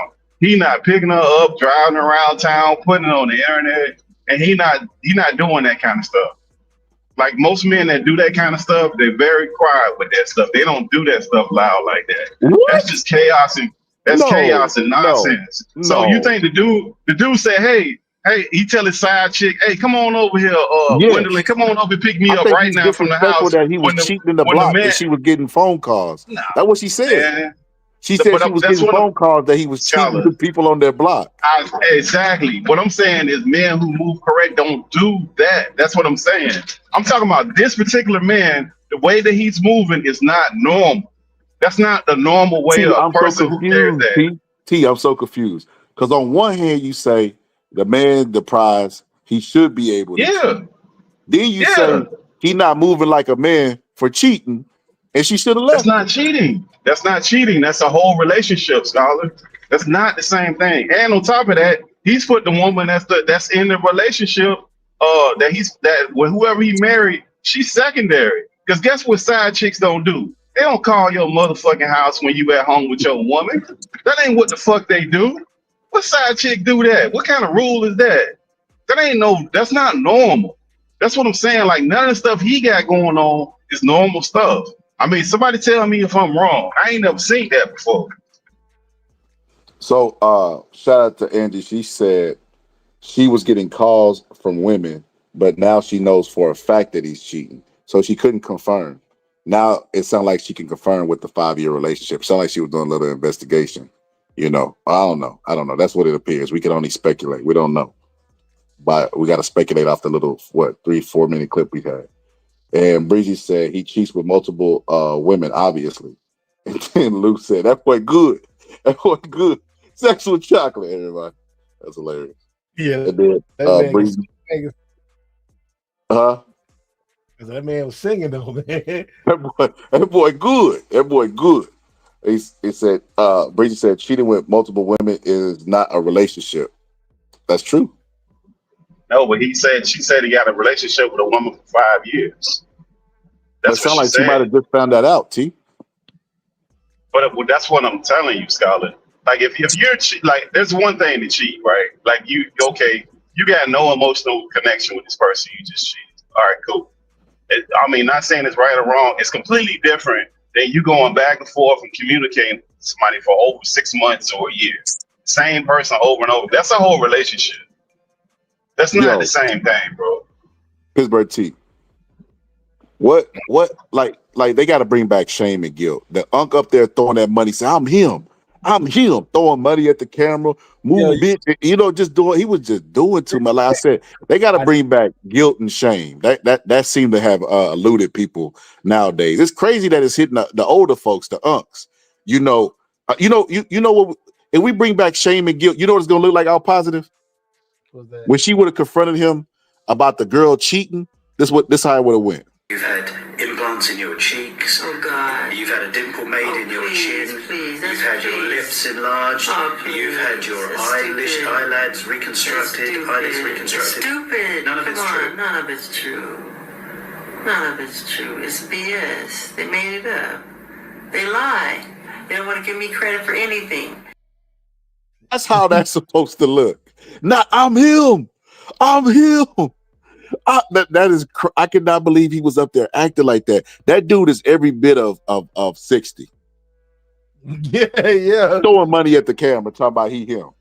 But can not be that old, Scholar? Might not be that old. Hold on. Let me He old enough. I'll be able to tell you. He old enough. Let me see. Let me see. Tell him what you want to tell him. He said I was. He got here. some pussy because I don't give him no pussy. I'm really him. I'm him. All that shit. Yeah. He about 60. I don't think he that old, Scholar. She definitely ain't no 60. You know what was a telltale giveaway? The Newports in the back pocket and the long white tee. Nah, that's 40. That's 40-year-old stuff. That's 90 dude. That's 40, 50-year-old dude, man. He was Either way, in my white tee. He That too was old. him. He was He age too around old. that time. Yeah, he Boy, old. he too old to be doing that shit. That what he doing, he's way too old for that. He shouldn't be doing that. That's stupidness. And he clearly can't have no dudes around him. He can't have no dudes around him. They would have clowned the hell out of him, dog. Why you on the internet with this stupid shit? Dog, man, I couldn't imagine being around a dude like, I clown that clown. Man, you got to be the stupidest Negro in the world, man. Let's say you wanted to be the player from the Himalaya. You gonna tell the whole world that you out there cheating on your wife? It's a goddamn idiot. Yo, shout out to Lou. Lou said that nigga at least 65. Damn, Lou, he older than Mike Tyson. He senior citizen age throwing money talking about he healed, bro. Waiting on the senior citizen bus to come escort him around the neighborhood. What he do, like $200, man? What he do, Did he some change pick it around, up? man? She said, you gonna pick it up. You damn right I'm gonna pick up my money. Then why did you throw it? Yeah, I ain't gonna lie to you. I would pick it up too. Everybody would, but all positive. What's the point of throwing money at the camera? Like it's useless. If you're gonna pick it up right on camera, that's dumb. Yeah, you right about that. Yeah. Yo, all positive. Check this out. There's a video out there of Boosie, right? And Boosie is counting like a whole bunch of money. Like a whole bunch of money. And he like, it's like $10,000 at least. And he like, if it's 50 in here, nigga, I'm pussy. If it's 50 in here, nigga, I'm pussy. Now, 20-year-old me is like, bro, the first time I get that much money, I'm gonna do the same thing. Well, something happened in my family, and I was awarded money, you know, me and my sister, right? And I had the money. And even at 21, I didn't want to do that. When I had the money, I no longer had the desire to do that. And this is 21. Yeah. Unc is about 65 throwing $100 in ones at the camera talking about he him. Man, come on, man. That dude, he clearly is immature, you know. So if he immature on camera, I know he immature off camera. I can't blame that woman. You know what I mean? Like I said, if we gonna say it one way, Pittsburgh T got to be that. If a woman shouldn't leave a man for a little bit of cheating, you know, the man also got to show remorse and show that, you know, you got to show some decorum. And if he gonna cheat, be respectful about it. That's the type of dude that sleep with somebody's sister.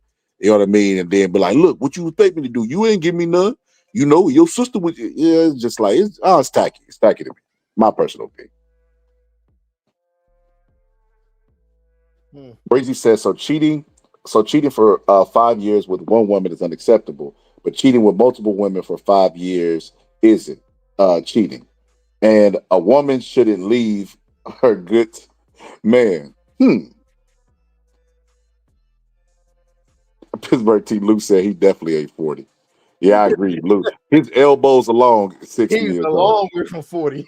Man, that dude elbows alone, his knees and elbows, you know what I mean, alone at least 175. Yeah, but this ain't that hard. This ain't a hard lift. Like, see, the problem is that women been told that, like, look, there's two things that happen. Men or women, if you choose the wrong person, you just chose the wrong person. And that's the first thing. You can't make a wrong person right. Some people do change, but some people get more emboldened. That's one. As far as cheating go, cheating ain't the same as having full-blown relationships, having babies on the other side. That's the Tyreek Hill. Like, there's unless you're a wealthy man, ain't no woman putting up with that. And even Tyreek Hill's situation that he had going on, he had multiple women pregnant at the same time. A normal woman after the first one, she'd have been out, right? Definitely after the second one, let alone 7 outside kids. That just lets you know it's different levels to that stuff. Wait a minute, he the prize though. Ain't that what you say? He is, and that's why that woman sat there as long as she sat. That's what I'm telling you, Scholar. That lady stayed there a long time dealing with that. You think if that was Tyrone the garbage man, he could have had seven babies in 17 months on her, and she wouldn't have left a long time ago? Like, come on, man. No, that ain't the same thing. That ain't gonna never be the same. Money's always gonna be the great equalizer when it comes to that, Scarlett. It ain't gonna never be. I don't know, Pittsburgh. You confuse me, Pittsburgh T. My birthday today. You know, hey, to the people watching, make sure you go ahead and hit that cash app. You know, anything matter, help me build this school for these boys. Matter of fact, you know, I'm tired of being humble. Hold up, donate now. And they understand the cost that is involved. There's 1,000 of you. I said, close them doors. Ushers, close the doors. Close the doors. Close the doors. It's 1,000 that's watching online. This is a small seed. If I get 1,000 online to give this, if I get 1,000 in the sanctuary to give this, that's $40,000 tonight. Now, everyone up here, we've all sowed and seeded, but I need everyone standing up here with us, with me, to plant a seed of $100. Because again, it costs to sit up here. And this is what I need you to do. If you're giving electronically, or even if you're giving tangibly, I'm gonna have y'all come to the altar and give it, because I need to see 1,000 people moving. Bring them baskets. I want the baskets up here. I want to see the folk. Y'all start. I want to see the folk. I want to see the folk. Isn't that kidnapping right there? Man, all positive. Side note. He said close them. He didn't say shut the doors. All positive. He never said shut the doors. He said close the doors. Them ushers would have earned them paychecks that day. He said close them. He said he didn't say shut. They locked me inside the church. Trying to force me to donate. Oh man, they gonna need a new church. It's gonna be all kind of with the little pews that's bolted down. I took all the motherfuckers out the hinge. Oh, the most senior citizens nothing. When he didn't say lock the doors, he said close the doors. That's what Ricky Smiley, his buddy, got up there trying to explain it away. He never said lock the doors. He just said close the door, because they be having robberies. I mean, that's what they be having. I mean, that's what they had to do. But Scholar, that ain't the same. Listen, that dude right there is an idiot, and then like he been like that. So we assuming that this dude just got like this, but he just get like this. Like the preacher dude. Like, no, you want to know the crazy? No, the old man that we was talking about. He been an idiot for a while. Man, I got been a moron for a minute. No, people change. People get with a woman that might be out of their league, and then as they stay with them longer, they value them less. That happens a lot. I ain't gonna lie, Auntie was bad, bro. Hey, look, Auntie was bad. Other than the Joe Dirt hairstyle she had, she was bad. No, she was all right. I mean, she wasn't no ugly lady. But you saying that he became him over the last 5 years? He wasn't him before he met her? I'm looking at her right then, and she bad now. She was finer when she was closer to her prime, of course, or younger age. And he's obviously an older gentleman, so he probably got with her when she was young and bad. And the more the longer they've been together, the more comfortable he got to where he throwing money at the camera talking about him. That happens.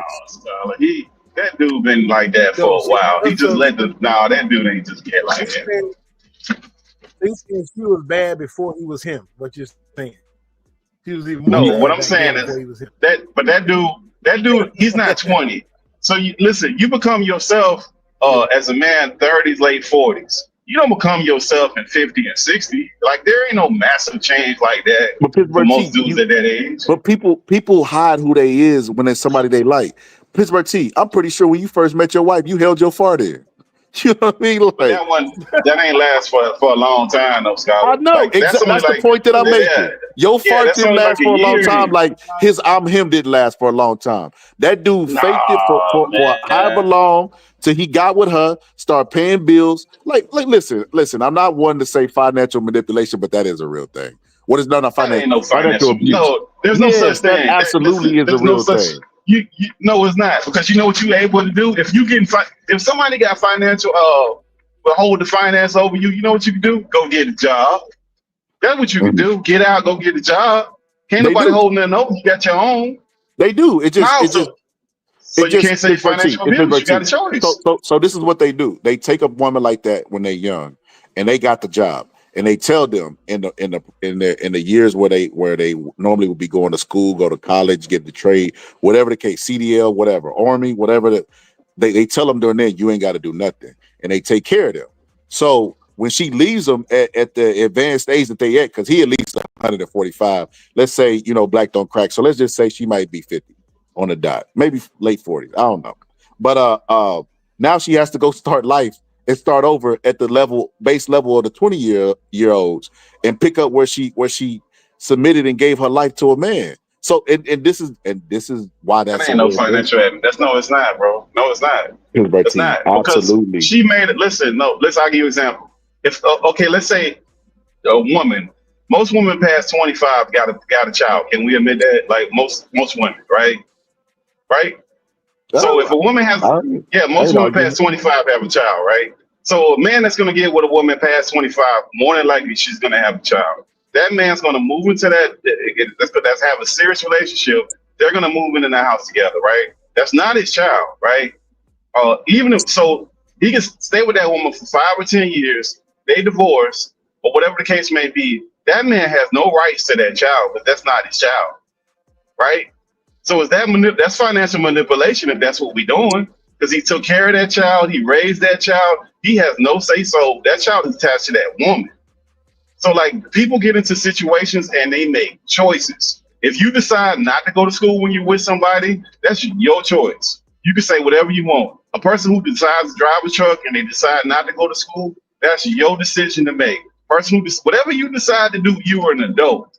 Like we can't do this thing that we be doing. And if y'all are together and y'all made that decision together, that's a decision that you made and you decide to make that sacrifice. People make sacrifices all day, men and women. They decide, hey, I can't go to school for this amount of time. I need to take care of my family. I'm just going to take this job. Even though I know if I can wait out, I'll get this job. People do that all the time. So that's not, no, you made a decision. And if you don't want to work and you want somebody to take care of you, guess who did that? You. I don't care what the man say. A man say all kind of stuff to get draws. Well, if we being that harsh, Pittsburgh T, then that woman for leaving her husband for having TBI, she just making a decision that's best for her. You know, I can't really have no sympathy for him. If we not passing out sympathy and understanding, let's be all the way down the middle. You know, straight like an arrow. Let's do it on both sides. You know, I don't feel bad for that dude having TBI and her leaving him. You know, because she got to look out for her. Because you know, starting over or taking care of a man, you know, and take it from herself. You know, if it's her choice, Pittsburgh T, in a relationship to stay with a guy who's not good for her and not go to school, well, then it'd also be her choice to stay with a man who has TBI. No, that ain't the same thing. Yeah, that's exactly the same thing. Yeah. No, come on, Pittsburgh T, let's do this personal responsibility. Not the same thing. No, don't let them play on your heartstrings, Pittsburgh T. That's not the same TBI thing. every day, B. Okay. So if your kid, something happened to your kid where they playing on the swing and they hit their head and they get TBI or they get some kind of brain damage, do we just get to leave the kid in the hospital and walk away? No, but I'm not dating. That's a dating situation. That's optional. But why we don't get to do that with the kids? Because your love for your kids. No, because your love for your kid is unconditional, and we'll be appalled at a parent that does something like that. We will lose our mind. That's your responsibility. A parent and a spouse. No, that's because we've changed the standard in society. That's the problem. I've never looked at. My wife is different than my kid. We've changed the standard of what. No, we changed the standard of what marriage is. Marriage is just at this point, it's just a good party for people to have with a good wedding. That's it. That's what people have there. And anything that go wrong, they got an excuse to leave, and everybody say, "Yep, you're right. You got to put up with that." There's no standard no more. I disagree with that. I think. All right, help us out, all positive, because we don't agree. Help us out, all positive. What you got? All positive. They're looking at some OnlyFans. Now, what? Like I said, it definitely depends on the circumstance. It's not always cut and dry. It's up the middle, you know. You see, that's an OnlyFans response. That man ain't listening. You know what that man just hit us with? You know, stuff is whole where it is complete. He like, ooh, look at that one right there. I'm him guy is wrong though. I agree with Pittsburgh T, like the chick stayed, but he's wrong though. He's still wrong. The I'm him guy. He is wrong. Yeah, absolutely. She should have left. She had every right to leave that fool. She should have never got with him. She should have vetted him a little bit longer and never got with that fool. But the moment she figured out that he was like that, she should have been gone out the back door. I feel that he was like you said. I don't feel that I'm him got that like that overnight. I feel he was always like that, and that's what attracted her to him. I mean, man, and now she's getting the bad end of the stick on it. You know what I'm saying? Bad end of the stick. Now she's getting what the other chicks was getting. And she's married to him, you know what I'm saying? Yeah, that's what I'm saying, Scholar. That ain't happened overnight. And I will say this, like, he just took it too far. Like, most people don't do it. Like, I never seen dudes, man, we've known these dudes that cheat. They don't have their side chicks calling their house, calling them past. That's the whole point of you being inside. The side don't mix in with the main course. That's where they got them different compartments on your Tupperware to keep the sides away from the main. The main don't never touch the side. You don't want your macaroni and cheese bumping up against your ribs like that. Nobody, like, you don't want that. They're supposed to be separated. Listen, the further we go down this rabbit hole, the more I lose you. But so at first, I said if you cheating as a man and my wife asks you basically gonna say no. But you said the woman's supposed to have accountability to check her female friends if they cheat on their husband. And the man will check his man friend. But then you said the woman shouldn't leave a man for a little bit of cheating. Then when we got to the last hour of the show, you said that they should leave, and then you said that the woman should stay with the man because of with the TBI. I'm lost, brother. No. So that's 5 years. That's not a cheat. He got a full blown relationship, right? Like that's not the same thing. Sides spoil real quick, bro. Like if I get a barbecue and I put some macaroni and cheese in the ribs, will last longer than the macaroni and cheese. Macaroni and cheese got milk in it. It's gonna spoil fast. So you get rid of that quick. Like, nobody keeps sides forever. That ain't those relationships. That's not the same thing as a side, bro. That ain't what people do. And that's not seasonal. Most people that do that kind of stuff, they don't do that all the time. And more importantly, if your money ain't up, your funny can't be up. If your money low, your funny better be low. The more money you got, the more funny you get for some people. And you get more of the person. People that's going to do that, they're going to do that the more money they get. A 20-year-old him wouldn't do the dude who's yelling him. The 20-year-old him would not have done the things that he's doing at 60 or whatever age he had. There's no way. His money wasn't right. Now that he's 60 or whatever age he had, he acting like that. So no, it's not going to be the same thing. I disagree with that. I think people change. I think the man, normally speaking, there are some women out there who go after what they like to as well. But normally speaking, the man courts the woman, especially in that situation. Oh, dude, she the prize. She was the prize at first. There's no doubt about that. I wanted to bet, a large amount of money that she was the prize back in the day, out of the two. And of course, he was probably opening doors. He might have even been eating cat then. He ain't eating cat now, but he was eating cat then, And people change. They change when they get comfortable. They feel like they got you. That's when they go looking out for other kills. When they listen to the women in the chat and the women. If you don't ever listen to nothing else, I tell you, never make a man feel complacent and feel like he has you. No, because that's by what you're supposed nature they to go do. hunt. That's not true, Scholar. That's what you're supposed to do. Am I lying? No, that's not true, Scholar. Your woman's supposed to listen. Your woman's supposed to make you. Supposed to compliment you and make you feel complacent. I think I'm positive. That's what she's supposed to do. What you say? I'm positive. Yeah, once a person feel that they got you, man, they gonna change. They gonna be like, well, they ain't going nowhere, no way. So they gonna feel like that's a fact. Nah, bro, you supposed listen. That would be so. That's like intentionally withholding because, like, so you're not gonna treat the person that you with the best you can because this inner hurt that you got from somebody else that ain't got nothing to do with this person. They've done nothing wrong, but you got this conviction of that's based on nothingness. That I'm not gonna treat this person the best I can because of some previous nonsense that ain't got nothing to do with this person. That's crazy talk. Great, but just said don't go all out. Treat them all. So don't treat them the best you can treat them. Don't treat them the best you can treat them. Just treat them close to what you do. Treat them 90%. Don't treat them the best you can treat them. 90% is still good. No, that ain't what I'm saying at all. I'm saying treat them the best, but never make them let them get complacent and feel like you never won't leave or that they have you. Once a man has laid his flagpole, Pittsburgh T, and conquered, he's gonna look elsewhere. That's not true, Scholar. That's not all. Listen. So if that's the case, if that was the case, there would be no men that have been married over 10, 15, 20 years that didn't cheat, right? There would be no men that didn't have any outside kids. There would be no men, like if that's the case, That's that's a not, small. there's no, That's a small no, group but of that's men that you not, naming right there, brother. yeah, but that's what the women want. The same small group of men that women want that make over 100,000. Don't no woman want a man to make under 100,000. So we shooting for small groups of men anyways. They don't want the majority. Women don't want the majority of men. The majority of men are under 6 feet tall. They make less than $100,000. Like if that's what they want, that's not what they want. If you question a woman, she's not gonna want that, Scholar. So we always dealing with small selective groups of men. If you go in the areas, it's even smaller.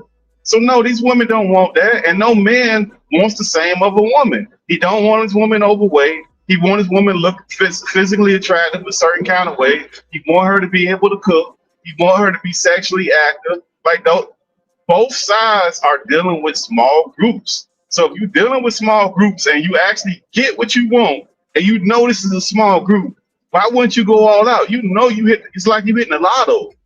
It's not like it's a bunch of them kind of people running around here. It's not a lot of women that look good, that's cooking, pleasing their man, doing all these things. You hit the lotto, bro. Like that's not a lot of women that's running around doing that. And if the woman gets a man that makes the amount of money that they make, looks the way that they want him to look, and he's doing all the things sexually the way he wants, that woman has hit the lotto. So why wouldn't you go all out? So, here's what I'm gonna say. She asked for. She said, "Can you give me examples?" Part said, "Can you give me examples of how not to make a man feel complacent?" I'd say we've seen a great example today. This is what complacency looks like. Tell him what you want to tell him. He said I was. He got some pussy because I don't give him no pussy. I'm really him. I'm him. All that shit. Y'all want to be in this motherfucking house. I'm really him. The fuck wrong with y'all? I'm him. I look like this and play like this, but I'm him. Fuck wrong with y'all? Y'all know why she. That's what complacency looks like. To where he don't respect you, he'll embarrass you, call you bitch, or whatever the case may be, because he knows you're not gonna go anywhere. You know, he basically do whatever he want to do. And that's I see what this is, Scholar. That's not complacency, brother. That's low self-esteem. Just like how we was talking about that dude who, after he figured out that the lady was cheating, he was begging her not to leave. This is the same thing. It's just the female version. It's not. That's low self-esteem. That has nothing to do so he was with his wife for 10 years. You know, she was showing that she did not respect him. You know, and everybody knows relationship. She said, "Leave me alone. I need to go to sleep." And that's basically what it is. Leave me alone. I need to go to sleep. Yo, that's low self-esteem, bro. Yo, part. I think I summed it up to this. Respect is key in a relationship for both parties. I would say maybe lean more towards males, but definitely in a relationship, you need respect, right? I'd say if they start teetering the lines of boundaries and respect, that is the complacency. That's their mind seeing how far they could go to test to see if you won't leave. So if they get to them, then you probably like, okay, that's when you remind them, like, hey, like he say, I'm him. You remind that you her.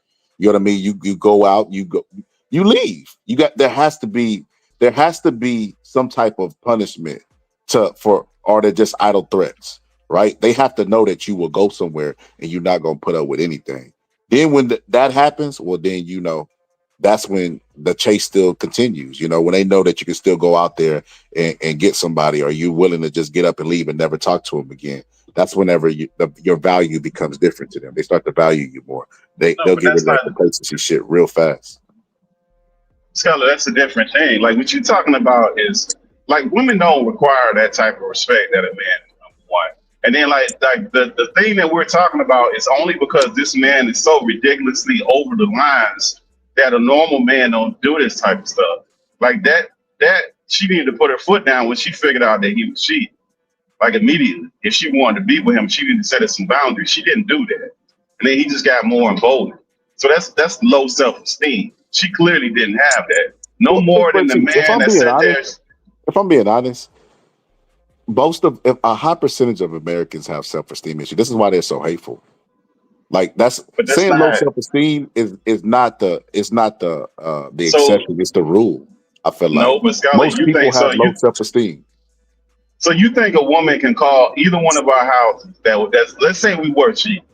You think your side chick gonna call your house, talk to your woman, and just keep competitively doing that, and like that's just gonna be okay? And the woman just gonna be okay with it? She not gonna flip out on you? She not like that's complete low self-esteem. There's like a level of everything, right? And there's an extreme version. That person right there has no self. And on top of that, as if that wasn't bad enough, you run to the internet to tell the whole world this is what's going on. As if it wasn't embarrassing enough. And after you run to the internet, he don't even have no humility there. That should have been the end right there. You still there. Yo, all positive. I got something for you, all positive. What you got for me? I got an OF story. Oh my God. I got an OF story. Yeah, I'm all ears. Go. So hold on, let me go to this. Okay. So can you see the screen? Yep, I sure do. So you remember I told you I'm Unc now. So I don't be knowing a lot of stuff that be going on. When I seen this, I'm like, where I know that girl from? I actually follow her on Twitter. That's ironic, right? So I'm like, where I know that girl from? In the back room. Yeah, go ahead. Yeah, I sent it to you. I got your number. So there was some drama that was going on with these people, but I didn't understand it. And everybody was like, it was like an inside joke. I'm like, man, I want to know what's going on. Especially I want to know what's going on. And you know what I'm saying? So I'm like, what's going on, right? So they posted this video, and I'm like, I'm still confused, all positive.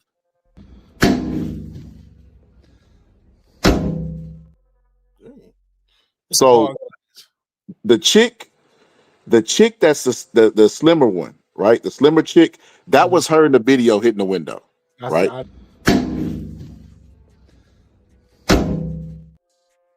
Right? So she's hitting the window because that girl name is Thick Ass Daphne. No, that's it, ain't it? That's the wrong girl. Damn. Mixing up my porn chicks. What is her name? Well, anyway, the dude that breaks it down says her name. Well, anyway, I follow her. The other girl's name is Amanda. They basically collabed together on a video. And when they collabed, everything went south, right? This is why you don't invite people into your bedroom.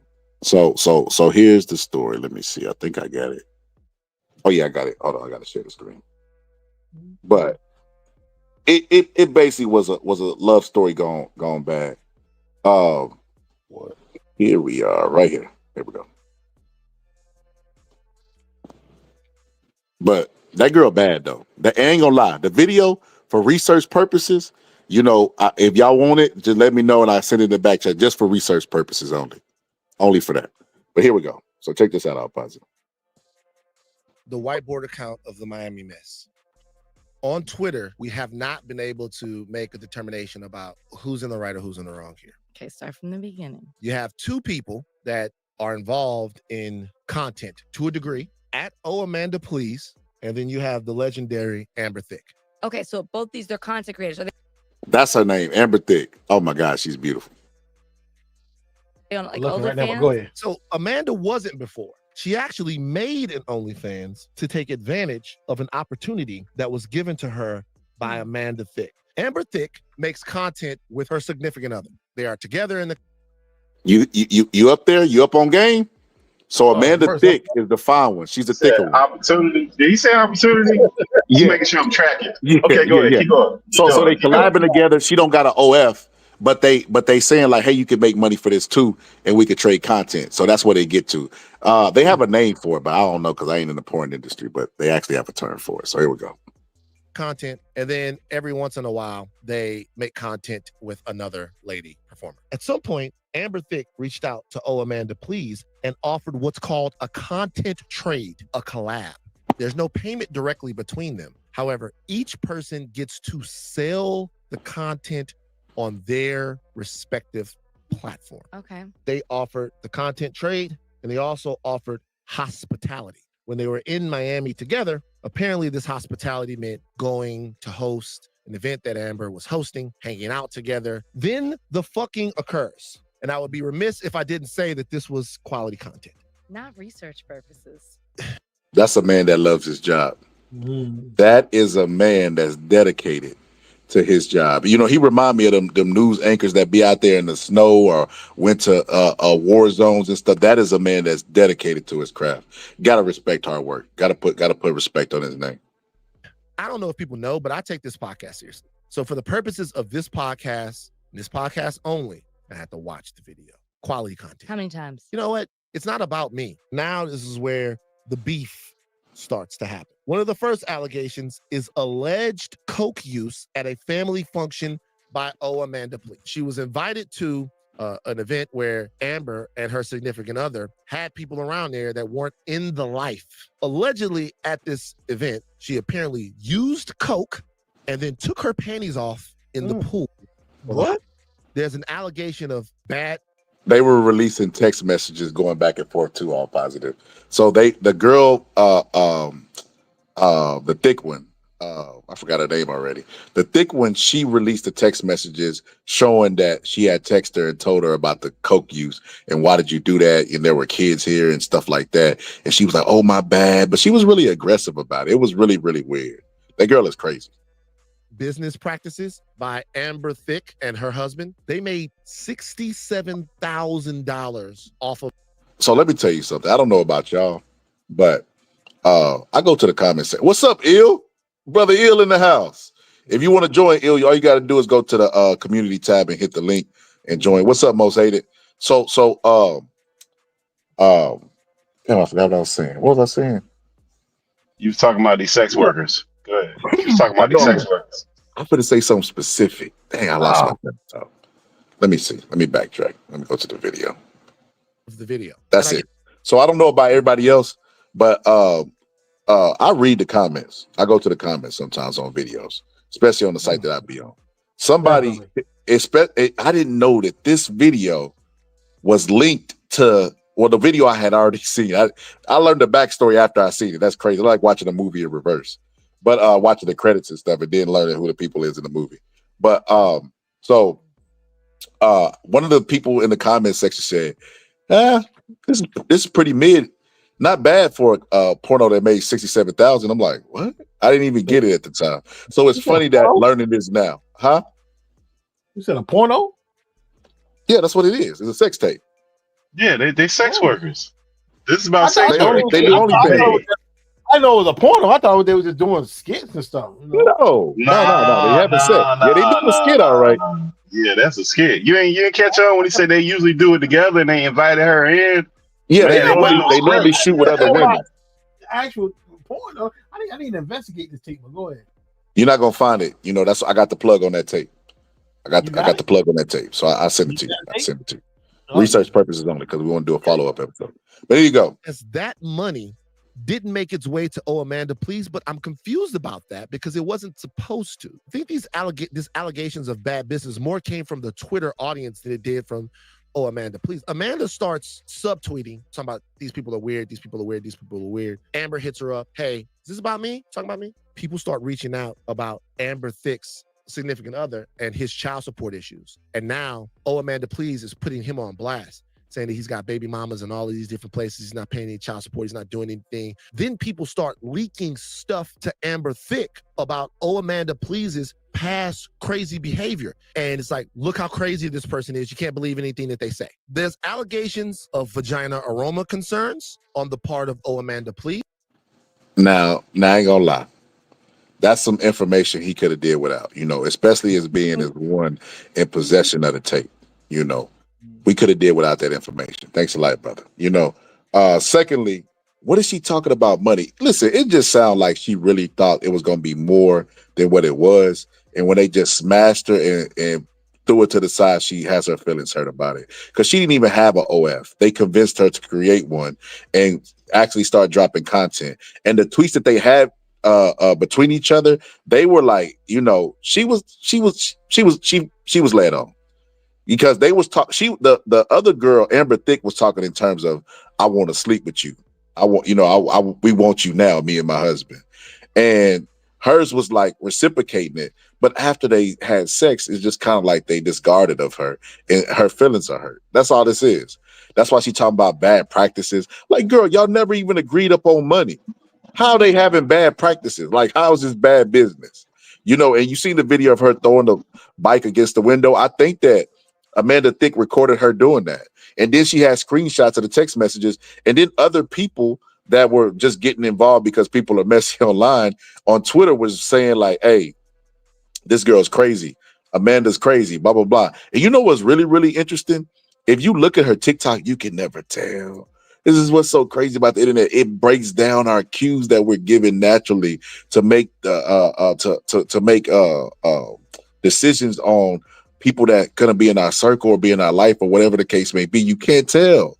The TikTok filters hide all that. The makeup hides all that. And then the snippet. You don't have enough time to make these judgments in a snippet clip. So it was just pretty interesting, all the things that, you know, occurred of just inviting somebody to the bedroom. And this is why you don't open your bedroom to other people. Because let me tell you what Amanda Thicke gonna do. She thinks she's slick. You know, she thick, but she ain't slick.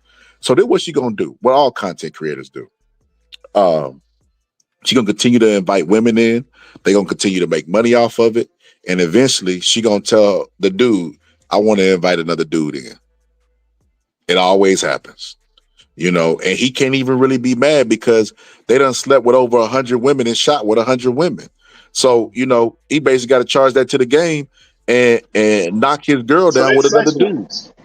So they sex workers then, Scholar. They not that, but they present it like it's content. Them sex workers, man. Yeah, hey, sex workers content though, hey, Pittsburgh T. Hey, Scholar. Strippers fight in the dressing room. Hoes fight on the strip. You see this all the time, bro. Like, this ain't new. That's what sex workers do, bro. They ain't that smart. So, like, the whole business part, you kind of X that out, man.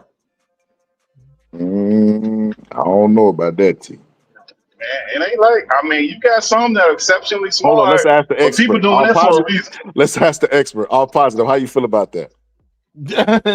He looking up the video. How much y'all want to bet all positive is looking up the video right now? Man, all you got to do is wait. I'll send it to you as soon as we get off here.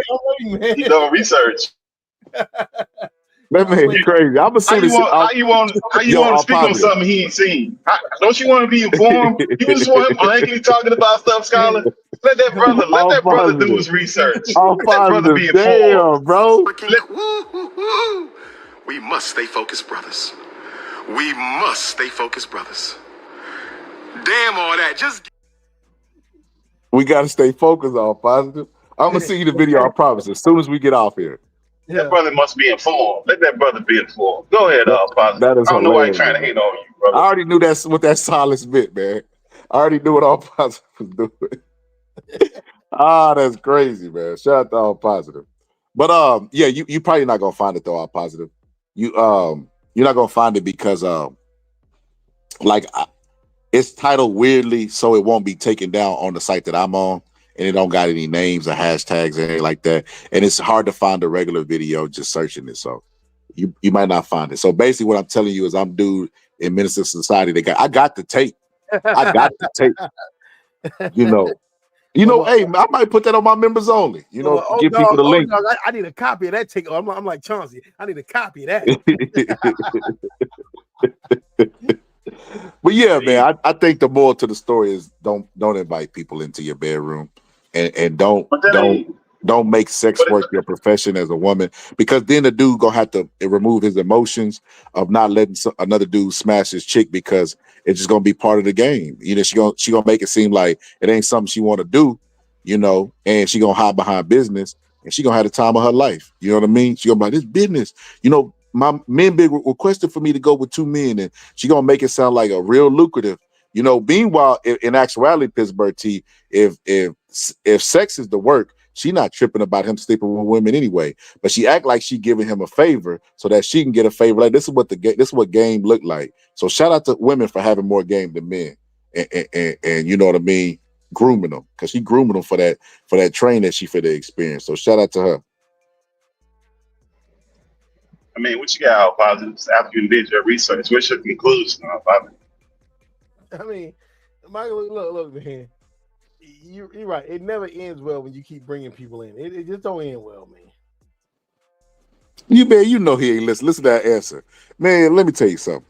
You know, he pops. He paused.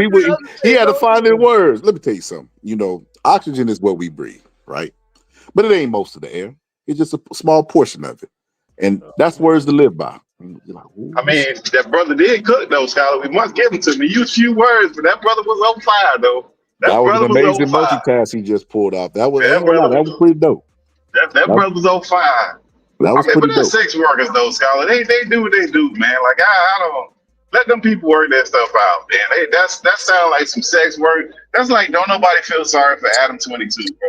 When this woman gets smashed to smithereens by the BBC. Don't nobody really care, bro. Like you signed up for that. When you put your woman in that situation, bro, if that's what you want to call her, bro. Whatever happens to you from that point on, hey man, you said it's about the woman and you had it under control. Knock yourself out, bro. Whatever happens, that's on you, homie. That's what he signed up for. Same word. I don't subscribe to that foolishness. Whatever they get, they signed up for it. That's perfect. Yo, like that never ends well, bro. I had another video I wanted to react to. Let me see. It's two of them. Let me see what this one is. Okay.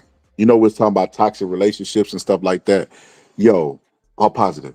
I was on Instagram, and you know how sometimes they'll show like how we first met, how it went, and stuff like that. I stumbled upon this relationship. We talk about toxic relationship, Pittsburgh T, and people not being the same. You know how they start out. This is a prime example. I forgot I had this clip. If I'd have known, I'd have showed this clip way earlier. But check this out, Pittsburgh T. Remember I said people not being the same from when you first meet them, right? And them changing. This when I say stuff got out of hand fast, watch this video, man. I don't even want to ruin it. Watch this video.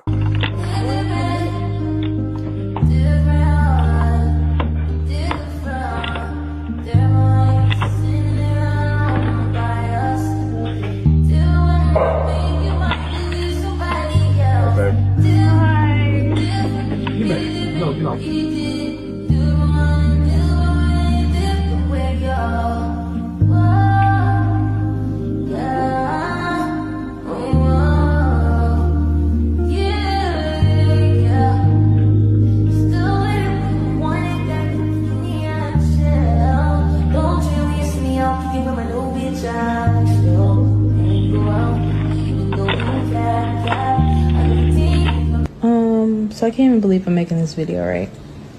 So maybe like a week or two after I posted this video, me and him broke up.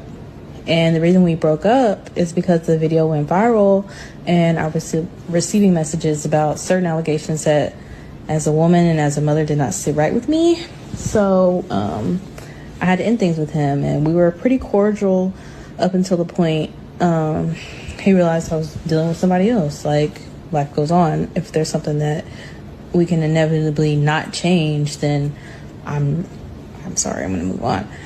But yeah, and then just last night,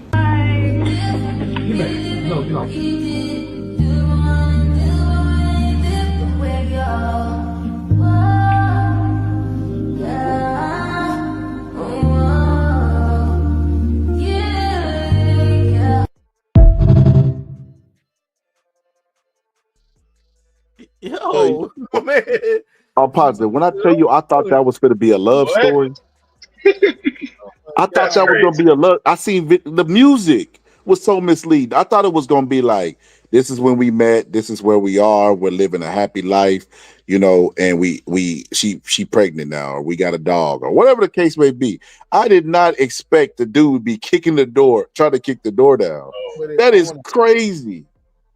Yeah, but he a YN. She a YN, but they 20. They look like they in their 20s. That's what you get in the 20s, bro. They don't look like no 50, 60-year-olds. That's what 20-year-olds look like that do that kind of crazy stuff. That gets you messed up. It's funny you said that, and this is why I was getting to it. I made this whole, you know, people wanted fairness in the chat earlier, like what about men? I wanted this whole episode to be about young people and women specifically. You know, if I do a male episode, it'll be geared towards men and men clips and reacting. But I wanted it to be like, you know, woman perspective, because I wanted them to pull up and hear my thoughts on this, like the advice that I gave about complacency and stuff like that.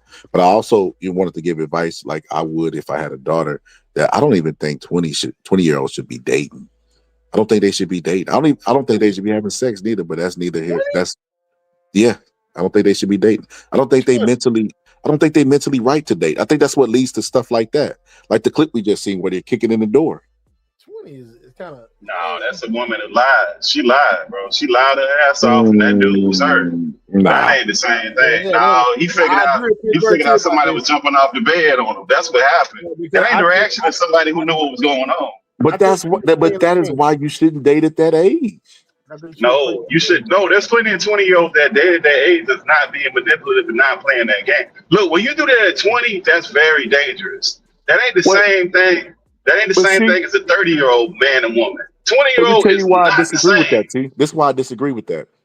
For two reasons. I feel like an older person would have handled that situation better than kicking in the door. They probably would have just left. Exactly. You know? Or like the dude in the first video who begged for her to come back. They would have did something that was, even when he got aggressive and he tore stuff up, it was the house, not the woman. So this dude looked like if he would have made it inside the house, bro, it would have been hell to tell the captain. That's why you can't lie at 20. You shouldn't play that game. That game that's right why there you is shouldn't for date, older though. people. No, you should be honest. Let's look at it. Let's say if the woman was honest. If the woman said, "Hey, look, I'm gonna date you, and I'm gonna date other people. I'm not sure who I want to date. If you want to sign up for this, then this is what I'm doing until I find somebody serious." That is completely different than him finding out that she's dating somebody else, possibly having sex with somebody else. That's not what that's basically what the dude did. He found out the wrong way and he flipped the hell out. Not saying it's all right what he did, but that's clearly somebody who was lied to. It's not even hard to figure that out. What up, Deuce? Oh, you woke up, man. Hey, man, we gotta make room for Deuce, man. I can't believe Deuce came up. That's man. Let me be quiet. Go ahead, Deuce. What's up, Deuce, fam? What you got to add to it, brother Deuce? You seen that video? No, I didn't really see it, man. I came up here to hop, man. I was catching a bunch of strays earlier in your first show, man. I was like, "What's going on with my brother?" Nah, there wasn't no strays. Them with jokes, bro. I know it was jokes, but you know, I mean, whenever I hear my name mentioned or being bantered about, I'm like, "What's up with my brother, man?" Nah, that's because we got love for you over here, Deuce. That's because you. Man, come on, bro. You know that wasn't malicious. I know it wasn't malicious, bro, but you know what I mean? I was catching strays. I'm like, man, all right, hold on. How about this, dude? How about this? I won't say nothing else with you not on the panel, bro, so you won't feel no type of way. No. You can always bring me up. You know what I mean? We good. But I felt like I was trying to defend myself earlier. That's all that was. Okay, you felt like you weren't getting a chance to rebuttal. Yeah, you had to defend yourself, dude. It wasn't that serious, bro. He was just trying to crack some jokes. It wasn't that serious. I know, because you was up there teaching them earlier, bro. I was like, man, Pittsburgh T is over here battling the gauntlet, bro. You was knocking them all down. Get out of here, man. Don't do that. Tell him about that. No, don't by do the that. end of the day, they was agreeing with you. The Marquis Kojo left agreeing with me. What you talking about? Nah, they was agreeing with Pittsburgh T. Yeah, Kojo had to agree. Before, when it was like fuck Trump and he's an idiot, he's a pedophile and all that shit. And by the time it like, well, you are right. He does need to do this. And I'm like, the scholar was fighting the fight, but he swayed the crowd. Hey, all I gotta say about Kojo, he eccentric. He gonna see the truth in both sides and the logic in both sides. So that brother be speaking facts, man. Kojo is a well-grounded brother, man. We got to represent. We got to understand our youth. Some of our youth are very talented, my brother. We just got to let them shine, though, scholar. And they have a lot of information, whether it's misinformation or malinformation. And the youth have a lot of information. Yo, you know, Deuce, you know why all positive quiet? I did a story before you got up here, bro, about this girl right here, this thick girl. All positive been searching for this thick girl ever since, man. He ain't made a peep. I actually found her. He done found the video. That's crazy. I ain't found the video, but I found her. She's got an OnlyFans. Yeah. All you gotta do is go to Piggly Wiggly, bro. You'll see three just like it. You gotta go in the daytime, between 10 to 12, when the kids are at school. Yo, Deuce, let me get your opinion on this. I was telling Pittsburgh T that I feel like Black people need to stop dating young. That's just my opinion. And this is why. I say that. And this is why I had them extreme thoughts. because we borrow everything from every other culture, but we don't borrow arranged marriages, but we want traditional marriage to come back, right? And then you Some you do. you, you look at all the history books that we have, and we look at what Black people have been through as far as being forced to breed and breeding camps and Jim Crow and all that stuff, and we were never offered therapy, free therapy for it, or they don't care that we went through all that stuff. So if we fast forward and we're here now, then how can we date effectively with that mental trauma? I feel like, because there Well, wasn't one person that wasn't affected by slavery. We still wear the same last name, and there ain't people that wasn't affected by the crack era, the '90s era. Yeah. Well, I feel that young people have to be in control of their emotions. I mean, everything is life or death or here and now with the young people. So, I mean, when you get to pull at them heartstrings and all that, that can also lead to, sudden emotional reactions. And, being emotional and having emotional reaction can cost you your life. So I just feel like the young people just need to know that, every day isn't the last day. Every girl isn't the last girl. It hurts now, but it won't hurt forever. And people got to learn how to compartmentalize their emotions, in my novice opinion. But the dudes, me and you understand that. Me and you all positive Pittsburgh. We understand that because we older. I probably wouldn't have understood. 20-year-old me wouldn't have understood what you just said. That's why I say I don't think they should be dating when they're young. Nah, But Scott, you know how you fix that? Nah, it's simple how you fix that. You know how you fix that? Get rid of child support. You'll get these old hoes, stop trying to trick on dudes. You'll get the young chicks where it won't be no benefit on that, and they'll try to be who they're gonna be with, knowing if they have a kid, they stuck with that kid. Child support became like an income now, bro. Chicks have babies and don't actually work, and we ain't talking about celebrities either. So that's what they need to do. I think you trying to bait me because you already know how I feel about the child support stuff. I'm just telling you. I mean, tell me something wrong, somebody. And it's not really like cracking like that, man. How it used to be, bro. The government sliced that damn money up so much. Like if you earning fat, you might get your shit taken away. But you know what I mean. If you just got if you just got like a regular minimum wage job, a regular job, ain't nobody really coming up, and the father is the one who's suffering. So dudes, that regular dudes, where you work at, when we work at, these ain't no minimum wage job. These dudes paying, bro. I know, bro, but that's what I mean. What part of the population is that? How much? How much kind of percentage? Nah, bro. A lot.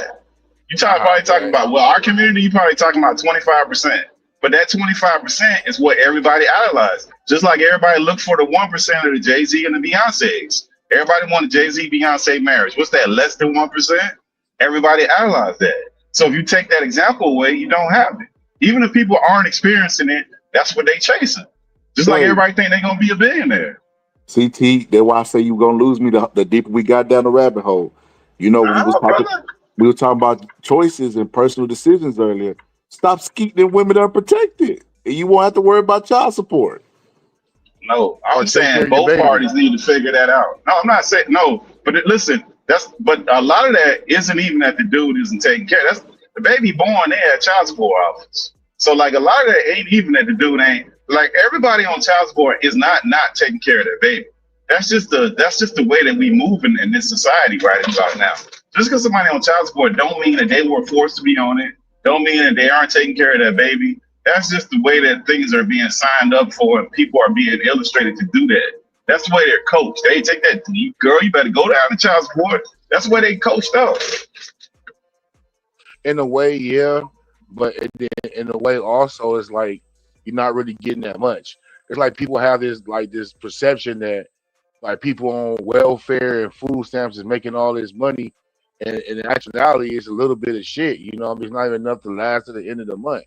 No matter what food stamps you get. I agree with Deuce. Let's go. Let's go, Deuce. Cook, brother. Cook. It's a reality where people are like, oh yeah, man, I'm going child support. But it's still like, you know what I mean? Like you're in a different bracket of people because you know what I mean, your finances, but like the mass majority of people ain't like, you know what I mean, where you at with it. You know what I mean, per se. You know what I mean? You got people making $30,000-$40,000 a year, and this is like You know what I mean? The government taking 12 to 30 of your 40,000. But those women You know too. what But I that's mean? part of the problem too, dudes. Because those women that doing that, or men that are doing that, they're never going to be married. So they're only going to have their income. They could be married or be in a long-term relationship with a well-to-do person, but they don't want to merge their income because it's going to mess up their benefits. It's going to screw up their Section 8, their food stamps, and all that foolishness. So on paper, it looks like this person is only making 20 grand or whatever they making, but in their household, they get all this other money. So a lot of times that's what people. What's the problem with that? Scholar, ain't no woman that look halfway decent by herself, bro. It don't exist. So the idea What that is the the woman problem? Okay, let's say these do. scammers exist out there and they getting child support. So I'll give you anecdotal. Anecdotal is not all, but I give you my situation. Because I have stepkids, right? They daddy for 2 kids paid $200 a month. That ain't fucking shit. I've actually lost more money than that and didn't cry. I know, but what does he make? What does he make though? It I don't does know matter. I don't know What does he make? I don't know No, what. I I'm don't not know. talking. If he's paying 200 but I wasn't talking a month, about. bro, he ain't making 4 G's a month. I don't give a fuck Yeah, what he making because I was taking care of his that's what kids. he got. I don't care about his. I don't have sympathy for him. But Those are his kids. Scholar, I wasn't even making the point of what he was saying. What I'm saying is that a lot of times when people get on these social programs, they act like they ain't making no money.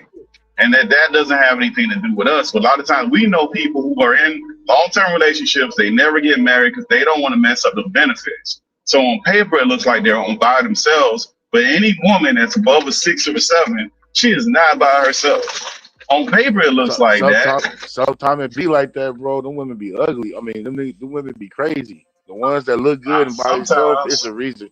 It's a reason why they by themselves. Man, you look at them chicks. Even that chick that was cheating on the dude that said the dude was smashing her and she left her husband, she still had dudes slide up in her DM. Man, dudes is always willing to smash a halfway decent chick and wine and dine them and play the game with them. So can't give them a couple dollars. That's always part of the game. It's a temporary side. That's just part of the game. But those women are essentially sex workers on the low end because they don't work nowhere. And that's the problem. I know I get that's an extreme version, but we playing in extremes. We playing one extreme, which is the bottom of the bottom, and we playing on the other extreme, which is the top of the top. All women want the top men, and all men want the top women. They want the best looking woman, and the best looking women don't fucking work. Like the Nicole Murphys, they don't fucking work, bro. Them chicks ain't gonna never work in their life. Never. It's never gonna happen. That chick ain't gonna work at nobody's company, corporation. It'll never happen. But the average dude want that chick, but he can't afford that chick. That chick is you got to pay. That's what you signing up with to deal with that kind of chick. I don't know. So I just think it's extremes. If the argument is for Planned Parenthood, which I know you're against it, is accountability and responsibility. Why doesn't that work for child support as well? If you skeeting a woman right, you know that you're gonna get 2 things from that. You're either gonna get an STD or you're gonna get a baby. It's not rocket science, right? No, that's not what I'm saying, Scott. What I'm saying is if you take certain crutches away from certain people, that forces them to do certain things with certain consequences. Like for instance, there's people who don't pay their light bill. They'll let their light bill go 2 or 3 months. We know these people. They'll go down to the community center. They'll get their light bill paid. They have no consequence of not paying their light bill. They know that the government, the county actually has money for these types of people. Yeah, I don't mind. Like when you give people crutches, I don't mind the county giving to the poor. I don't mind that. But that's not poor. That's a person making. That's what I'm saying. It don't matter. Listen, because I'm aware, Pittsburgh T, that corporations steal billions and trillions. That ain't got nothing to do with it. There's never no consequences. Wall Street wrecked in the world's entire economy, and not one person went to jail. Do you think I'm gonna look at somebody that's taking advantage of the system of the government and be like, hey, you better not do that? Like, nah. No, that's not what I'm saying. What I'm saying is if you want to make social change, you got to take the crutches away. If you don't want to take the crutches away, let people do what they want. Let them keep doing what they want, and we shouldn't say anything about it. You can't give people crutches for bad behavior and expect the bad behavior to change. Is what I'm saying. If you don't care about the bad behavior, then just let them keep doing what they doing. And this is why we talk about guardrails for the rich, because if you look at the money that they're beating the economy for, it's like, government assistance is not even like a tenth of that. So it's like I can't look at the people it's like punching down. It's looking at the people who I know have less and say, we're personal responsibility and all these, give a, after school, if you work hard, bootstrap. So I can't do that. No, I I'm can't not do that when saying I that, know the rich Scarlett. is beating us out of I'm more. not saying that. No, I'm not saying that, Scarlett. What you talking about, you trying to equate the two. You can't equate the two because the one is the one that makes all the rules. And we all know this. Like, go look at, we had a whole thing about the senators that get all this donor money from healthcare, from all these different groups, from the insurance company. They're getting all this money. So these people are the ones that's making all the rules. They're not going to make rules against themselves. So we're never going to be on that level. We don't have the donor base or the money, and that's what changes the rules. That's what changes the law. That's always the way that's going to be. Like, that's not going to change. What I'm saying is, if we care about the social construct of this society, then you have to eliminate certain things. If you don't, then hey, it is what it is. It's not going to get any better. I say this. When you look at the black community, us just, baby mamas just collecting benefits is not the majority. Like that's like, like Dude said, that what do they call them, welfare queens? They was talking about black people, and that woman wasn't even black that Ronald Reagan was talking about. She was mixed. But they use that. They always use us as the abusers of the benefits, and I just can't get jiggy with that idea. But if we're gonna talk about personal responsibility, you got to work all parties in the air for everybody, because prevention is the best Elon medicine. Musk is a damn welfare queen. Absolutely. But I was talking about specifically child support. I didn't say nothing about food stamps, Medicaid. I was talking about child support.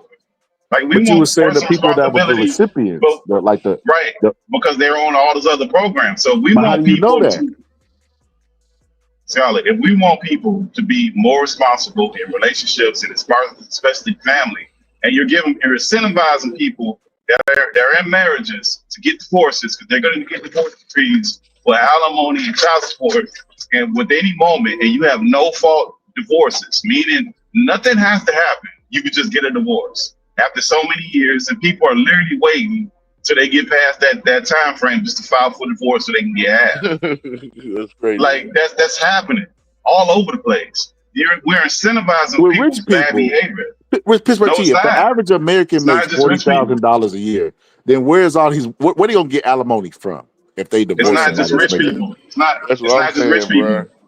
No, it's not just rich people. If you work at a job and you got a 401k, for example, and you've been with somebody 5 years, let's say 5 years. How much percentage of the people is that work at a job? It's a lot of people. 401k. Hell, 401k retirement. It's a lot. It's a lot of people, but what's the percentage of it?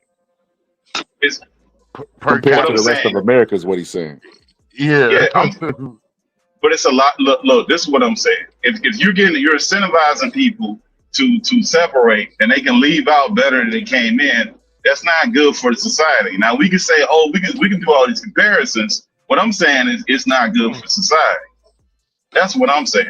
You're incentivizing people just to leave and not stick it out. That's not helping the nuclear family. Planned Parenthood, that's not good for a nuclear family. Yo, the nuclear rainbow family community, that's not good. Pittsburgh T, Why? that term just makes my skin crawl. Let me tell you why.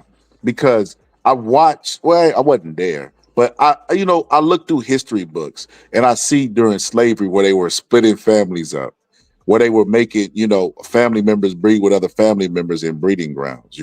I watched it. I read this stuff, and I've actually seen movies too. So I watched, but not in the terms that I was there. Right. And then you fast forward, and then you've even said this before. They put systems into place to where you could only receive benefits if the man wasn't in the house. Yes. So, okay. And then you have the drug war that came where they put drugs into our community, unalived a lot of our men, and put a lot in the jail. So they have historically waged war in our communities for the nuclear family while telling us that we needed a nuclear family. That's why that term makes my skin crawl. Why do they do all that, Scarlett? If the nuclear family don't mean nothing, why would they go through all them efforts to do the nuclear family don't mean nothing? And furthermore, I'll take it a step further. We look at the outcomes of kids. Kids do far better when they have even a single father has a way better outcome with kids than just a single mother. So a nuclear family has a way better outcome for these kids. It's not even remotely close when we look at the outcomes of kids. They do that on purpose. There's a reason why they're doing this. So we can't go against that and say it don't matter. It matters. They wouldn't be going through all that if it didn't matter. They're doing it for a reason. I agree. They know what they're doing. What they doing is they dangling a carrot in front of your face that has never existed because they never allowed it to exist. They telling you that y'all were so much better when y'all had a nuclear family that they did everything to destroy and make sure y'all not had. That's why that makes my skin crawl, because they telling you, you know, while on one hand they doing everything they could to destroy it so you could never get it and obtain it, and then telling you were so much better when you had it and they try to destroy it. That's what I call playing in your face. So I absolutely can't subscribe to that idea. The 60s and the 70s. The 60s, 70s, 80s. They had Jim all Crow of in the that 60s. Emmett Till never got to be a father. We had more families in the 60s, 70s, and even up into the 80s. We had more families together. We had more black businesses. We had more families that were growing up. We had more college graduates. We had more of everything.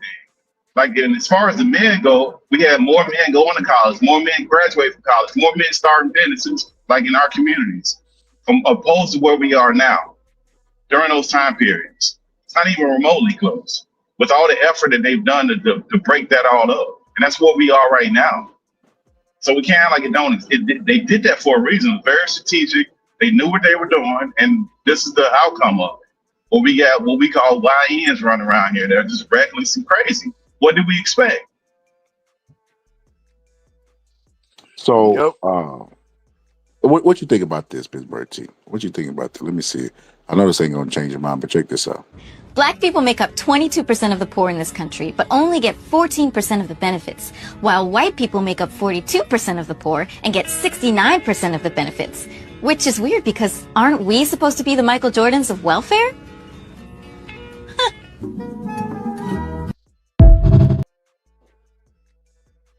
It didn't have an effect on our community. Yeah, but it didn't have an effect on their community like it did ours.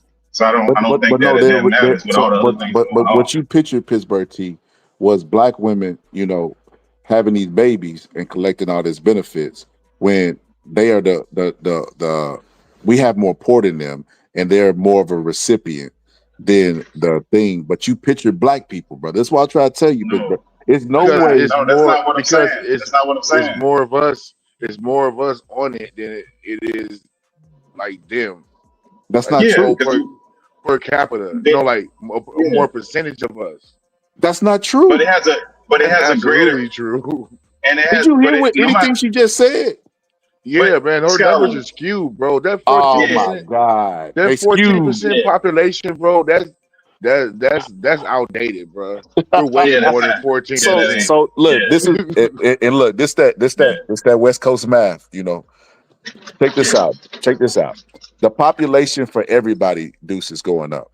Ours is not growing at a fast enough rate for our percentages to go up. So yes, if there were, let's just say random numbers, 7 million people in 1940, of course there's going to be 15 million today, right? But in comparison to other people, proportionality, we're still 14% of the population. I heard absolutely this. Not. I only hear this out of West Coast people. That's a myth. That 14% is a myth. It's like no, it don't matter because it is a good estimate, bro. It's a good estimate. It impacts our people more. Like, even let's say your numbers are correct, right? Do we think that whole situation impacts the non-blacks more than it impacts the blacks? We make music about it. We make movies about it. We write books about Hold on, it. what food step song? What food step song out there? What do you mean? Tupac got songs about it. Yeah, we got plenty of rappers that make up. But he's not celebrating it. He's talking about. Yes, they are celebrating about it. So give me the lyric. Give me the West Coast lyric, Deuce, where he celebrating being on food stamps. He's not celebrating. He's talking about it. It's not even part of their words that they're using. They are celebrating. They are celebrating the first of the month. Hey, catch it. Yeah, he said, "Wake up, wake up." He's gonna wake. So one song. So y'all found me one song Wake up. in the 55 years of rap existence. Y'all There talking was about we plenty of celebrate them. being No, food stamps. every That's crazy, there's man. plenty of them. Like Look why at the y'all words on fighting the so front. hard to be a Look at stereotype when the numbers and statistics go against us being one? It influences us heavier. You don't see the where the white people songs with that. Where's the white people that are the famous R&B song for the white people? What they say, pop? Where's the famous pop white person song where they talking about the first of the month like that? Where's it I want to exist? say. For I country want to say music. this about the numbers. One song. I want to say this about the numbers real quick. The numbers, see, the numbers is skewed, bro. So you're talking about a whole population. So 70, 80% of that 14% is more than what 20 to 30 of that 42%. You get what I'm saying? Nah. So okay, Where so there movies like that? she's talking about whole population. She says 14% is population. Not all 100% of that 14% is on food stamps. You get what I'm saying? You don't get what I'm saying? Like, oh no. Yeah, I got you, dude. I get what you're saying, dude. I got you. And on top of like, that, we got movies on per that, capita. Yeah, he's saying per capita. She talking about total percentage. He talking about per capita. Meaning per 100,000 in different regions is completely different. Like that ain't the same thing. And on top of that, we got movies about this stuff. Why y'all A lot of our TV shows because it's a fact. It's a statistic but statistics by themselves, that would be like statistics by themselves without context. You can just manipulate them to mean anything you want, right? That don't really without context, that don't really mean anything. And on top of that, it's in our culture, in our movies, in our TV shows, in our radio, in our radio shows. It's do you accept everything this? everything that Black men don't projects take our care of their image. kids. Black men sell drugs and don't take care of their kids. You don't accept. Why don't you accept that? That's in our movies. That's in our movie. That's in our culture. But now you proving my point. Even if it's true or not true, the world believes that. The young people that are growing up, they believe that. Every other race believes that. The government that's going against us, they believe that. Why? Because that's projected in the movies, the TV shows, the radio. You don't see that projected. Is that projected with the Asians? No. Is it project? Even the Mexicans that come over, they talk about how they got their kids. When they got their kids coming over there. But wait, when the Mexicans that come over here, they even talk about how good the parents are because they wanted their kids to have an opportunity. They don't even label them like that. So like mentally, you're already starting in a negative because you're putting this over people, even though it ain't fucking true. It don't matter. They're just because we don't control our image, but they don't do this to damage to anybody else's, any other group. We got that from the beginning. So this is why I'm confused, Pittsburgh too.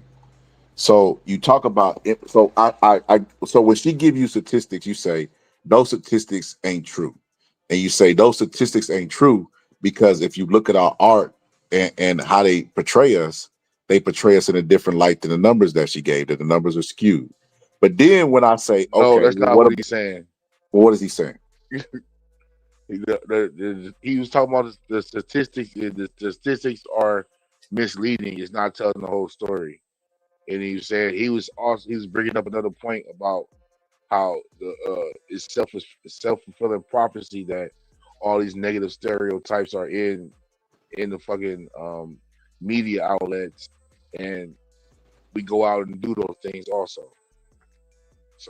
So if you do them, that makes the stereotypes true and not the statistics then, right? Scholar, they don't talk about them people who are illegal migrants that are coming over here, that are bringing their kids over here through dangerous conditions that are coming. They don't say, why would you do that to kids? They say, hey, that's what people need to do to have opportunity. Like, we can't, listen, there's no scenario where there's another group that they want to kind of equate to us. Only when they want to get attention, that's when they tie a group to us. When we get no benefit. When they wanted to do it with the rainbow people, they did that. Now they're doing it with the migrants, they're doing that. They're not doing it to uplift us. They're only doing it to get themselves closer to getting attention. Well, we get no benefit. So our struggle is only exclusive to us, and we get all the negative stereotypes, even if it falls on another group. So when you start doing certain things and you start letting that stuff ride, every other group, like even our men, right? we don't even get the upholding within our community. Our men are talking about like we just the worst in the world. When other groups, when they come over here illegally, that they got no business being here, they go ahead and surpass their crime. It don't matter because they just trying to make a better way for themselves. Now the dude that's selling the drugs, that's trying to make a better way for himself too. You want to talk about him. The dude that's doing some criminal activity is the same way. Like if we gonna make criminality okay, which we shouldn't on any way, that's what we should be doing. But we don't do that as a society. We've been all programmed. So this is if we've been programmed, then the numbers of people, if you say the first of the month, celebrates welfare and all that stuff, then why everybody ain't and that's black out there just striving to be on welfare? We know that black people, black women specifically, are the most educated group in America right now. Why they not just waking up and going out there and just dropping bowler balls on their foot so they can get welfare and all this other stuff that's available to them. And I wanted to say this. This is what the point I was trying to make. So you say that the stereotypes and all that stuff affect us negatively, and that stuff. But when the girl brought up statistics, you said the statistics ain't true because the projection or something is like strong. But then when the context is missing. Okay, well, when I said do black fathers not take care of their kids because we see that portrayed a lot of movies, he said absolutely not. So why is one thing one way and the other is not? Like that don't make any sense. If statistics tell the real truth, so this is what I think. I think behind that. I think that's just a projection, though, Scholar. No. They do have a stat of black men being in the homes. That's a real stat. But so not taking care of so black men don't take care of their kids. That's the stereotype. There's no stat that says black men do not take care of their kids no more than any other group. Or black men not being in the homes. Black men not being in their kids' life. That is a real thing. That doesn't mean that you're not. But that doesn't mean you're not taking care of your kid. Well, and there's a stat also on black men who pay child support, and it's a lot of them that don't. And it's a lot of other groups that don't got jobs. Yeah. Exactly. So now we're worried about. Now that it's black men, we got to worry about the. There's no more. But hold on. If we're going to be the ones who don't take care. But if we're going to be the ones who don't take care of our kids, then the other groups that got worse numbers, if we going by numbers, there's plenty of groups that got worse numbers that don't pay child support at a higher rate, and they're not talked about as deadbeat dads. You never hear it. It's only black men. Man. That's the same thing we're trying to tell you about government assistance with the numbers, but y'all were fighting hard to be stereotypes. But when it comes to black fathers, you fight hard to not portray the black fathers in a negative stereotype that's bestowed upon them. But I wanted to make a point because Ramon brought up a good point. He said Mexicans have songs that praise their drug dealers, and also country people talk about alcohol, drinking, beating their wife, or whatever the case may be too. So it's music, it's art. You're gonna get different varieties of different stuff. No, but so the men that they're talking about in their country, the cartel, right? That's what he's talking about. The cartel, I would assume that's what he's talking about. That ain't the entirety of the Mexican population. That's the cartel. It's a small group, right? That's not saying all black men don't take care of that all Mexican men don't take care of their kids. Did anybody say that? Did anybody say all white men beat their women?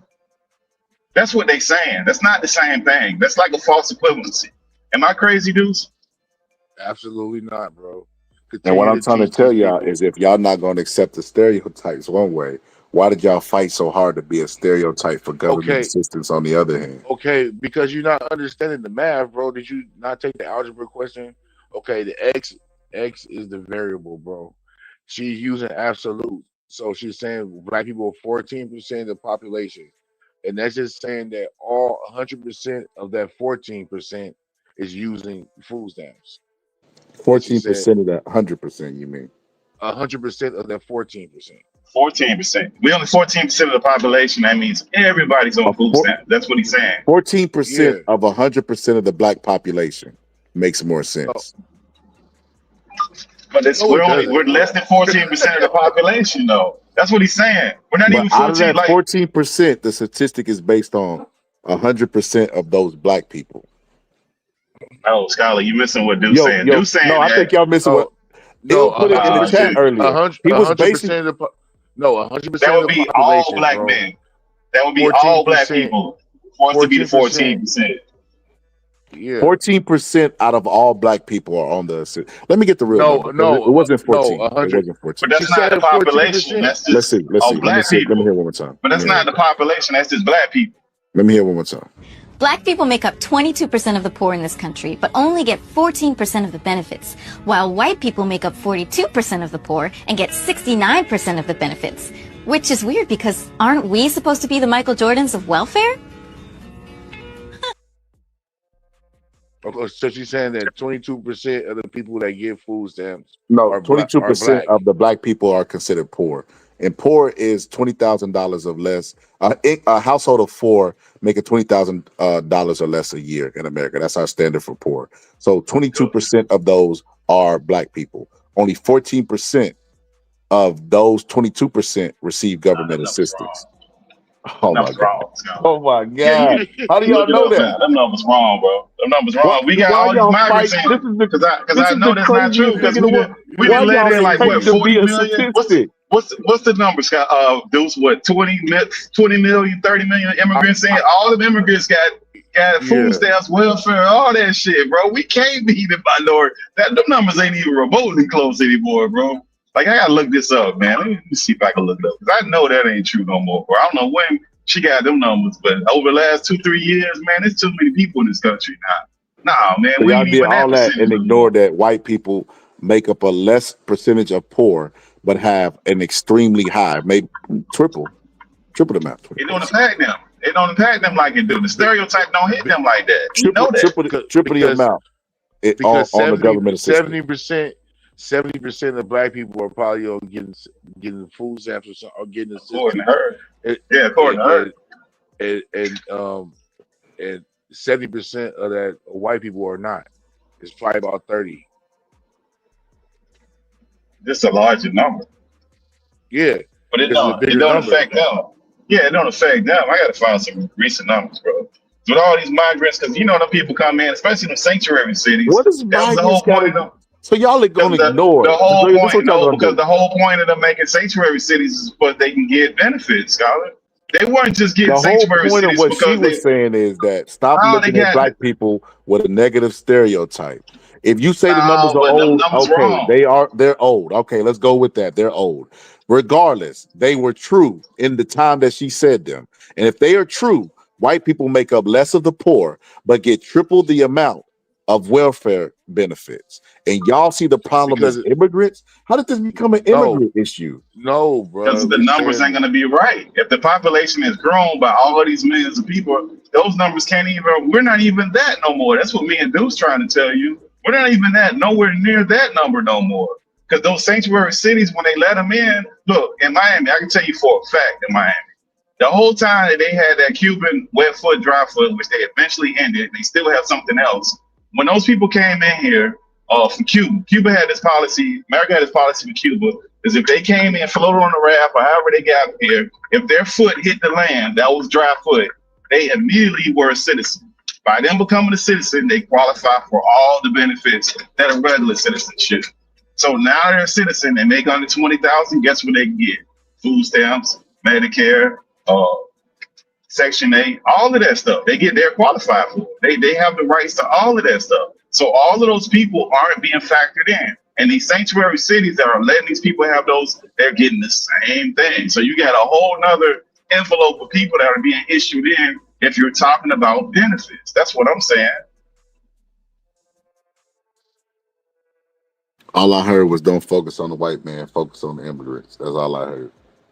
I focus on the white man and woman, focus on the immigrants. I don't know how y'all Pittsburgh till y'all came away with the immigrant stats. I don't know. I don't even know how this became an immigration conversation. It's supposed to be focused on who control. Oh, well, let's try it this way. Who controls the narrative in America, Pittsburgh? The white man. Okay, so the white man's telling you that black men are not in their kids' life, and you say, well, that's false.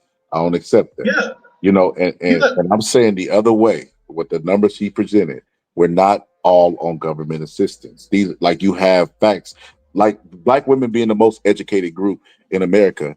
Your women can't lead you. Yeah, but your woman can't lead you. So I don't even know why we keep doing that with the women. There's no no civilized and that got to advanced do group with that the leading? women lead them. Pittsburgh But Chief, why we bringing up if how they're many? not But why on we care about government these women? assistance and they're going to go get degrees and master degrees, they're going But to that go don't get mean good nothing, jobs. scholar. They're in that 100% of the black people. They are in the That don't 100% mean of black nothing, people. They don't just survey black men. scholar. If you're talking about a group of people, any group of people, you're gonna start. The leadership is gonna be the men. It's not the women. We ain't gonna go. We're not gonna go to the women of the Mexicans and say, hey, they all got degrees. We're not gonna go to the Italians and say, hey, white Italians that come over here, 50% of them got degrees. Like, nobody, that's not, no, you don't do that with a group of people. You start with the men. However the men are doing in that group is how that section or that ethnicity is doing. It doesn't happen any other way. I don't even know why we be doing that. So, That, I mean, like, you just made an argument that when women have babies, they go get on government assistance. You didn't say men, you said women, right? So if yes. women are the recipients of the government assistance and they're still included in 100% of our population, they're going out and getting degrees and educated. Well, then that would mean the numbers are right. The perception is wrong. I don't know how we got No. into a leadership conversation. I don't even like this. That we get down agendas. Because when it comes to that, we're putting women's degrees in like it's the health of black society. The health of your society as a group is done by the men. It's never done by the women. By both. That never works like that. No, it's you need not. both. You need both. No, scholar. We don't never no other. Okay, what's the group that we do both? What's the white women that go to school? Did we ever do that with them? Why would you compare yourself to people that control? No, I'm saying there's never other group in America. But we're not like every other what's group. the education? Okay, so now we not like other groups. See what I mean? So when I was trying to do that earlier, you didn't want to do it, brother. I knew I'd bring you to the other side. I knew I had to set the trap, but I got you over here. Now you over here with me. I mean we not like every other group, meaning in terms of they don't got a drug war story like us. They don't got Jim Crow. That's what I mean by like we not other groups. We Pittsburgh T, we needed women during Jim Crow. Matter of fact, there's a story of, I don't know if it was true. I read this book when I was a kid, but I remember there was a dude who got beat really, really bad. He was a big, strong slave. I don't know if this story was true, but he got beat really bad. And then he overpicked cotton one time and they beat him really bad. And then one time it was another person who couldn't meet their quota. He gave them some and still had too much and they still beat him really bad. And every time he got beat, the women there would go sneak him stuff like water because they wouldn't give him any water and stuff like that. Pittsburgh T, what James Brown say when he said it's a man world, it would be nothing. Yeah. Without a woman or a girl, you have to include them, especially us, because like I said, our journey is unique. We don't, Pittsburgh T, we don't have the luxury. We don't have the luxury to just stand up and say, us. We run the systems. We do this. We do that. We don't have that luxury. No, it depends on what you're talking about. So if you're talking about the health of a ethnicity or a group, nobody goes in and figures out what the women are doing. That ain't what they do. They look at the men of those groups. Like, we don't do that with any other group. I don't know why, like, we do this and we get offended by this. Nobody's saying that it's bad for women to have degrees, but that's not the health of black society for women to have a bunch of degrees and men not to have anything. We go into the men. Like, that's what any group does it. The Chinese, the Puerto Ricans, the Venezuelans that come here, the Italians that come here. It's always the men. When the Italians came in, we talked about the mobsters. Nobody talked about the women that came over from Italy that was coming here. They talked about the men, what the men was doing. So no, when you're talking about the health of ethnicity in America, it's always based off what the men do. What did they do when they got here? What did they do when they got here? They did crime. And they made a lot of money off of crime. It wasn't until the government went and embraced them and gave them programs like the Irish people, the police department and stuff like that. That's when they were able to lift themselves up. Have we ever had that type of stimulus from the government? No. Okay, so we not like them. No, but scholar, there's no other group in America where we are trying to figure out and make a saying of what the women are actually doing. Nobody else, we don't do that with no other group, is what I'm saying. It doesn't exist. Don't exist. There's not one. Not even the Mexican women that's coming over here. We say, oh, the Mexican women coming over here, they better educated than the men. because they all going to school. Don't nobody do that. Like I don't get why we keep doing this with women, with black women specifically. And it's almost like it's a low key gender war that shouldn't exist because it doesn't exist nowhere else. The health of a society and ethnicity is based on the men. You can't have a thriving ethnicity and society with men who are underperforming, who don't have education and aren't making money. That's not going to work. Women can't carry you like that. It just don't work like that. We got too many numbers that show that, and we know this for a fact. A man who work as a garbage man or a man that work at UPS will make far more money than an average woman with a degree. It ain't even remotely close because those are labor jobs and they pay more money. All I gotta say is this. Somebody said, empire through women, empire falls. That is so crazy to me. It's not our empire. We don't have the same set of rules and luxury as everybody else. We know this.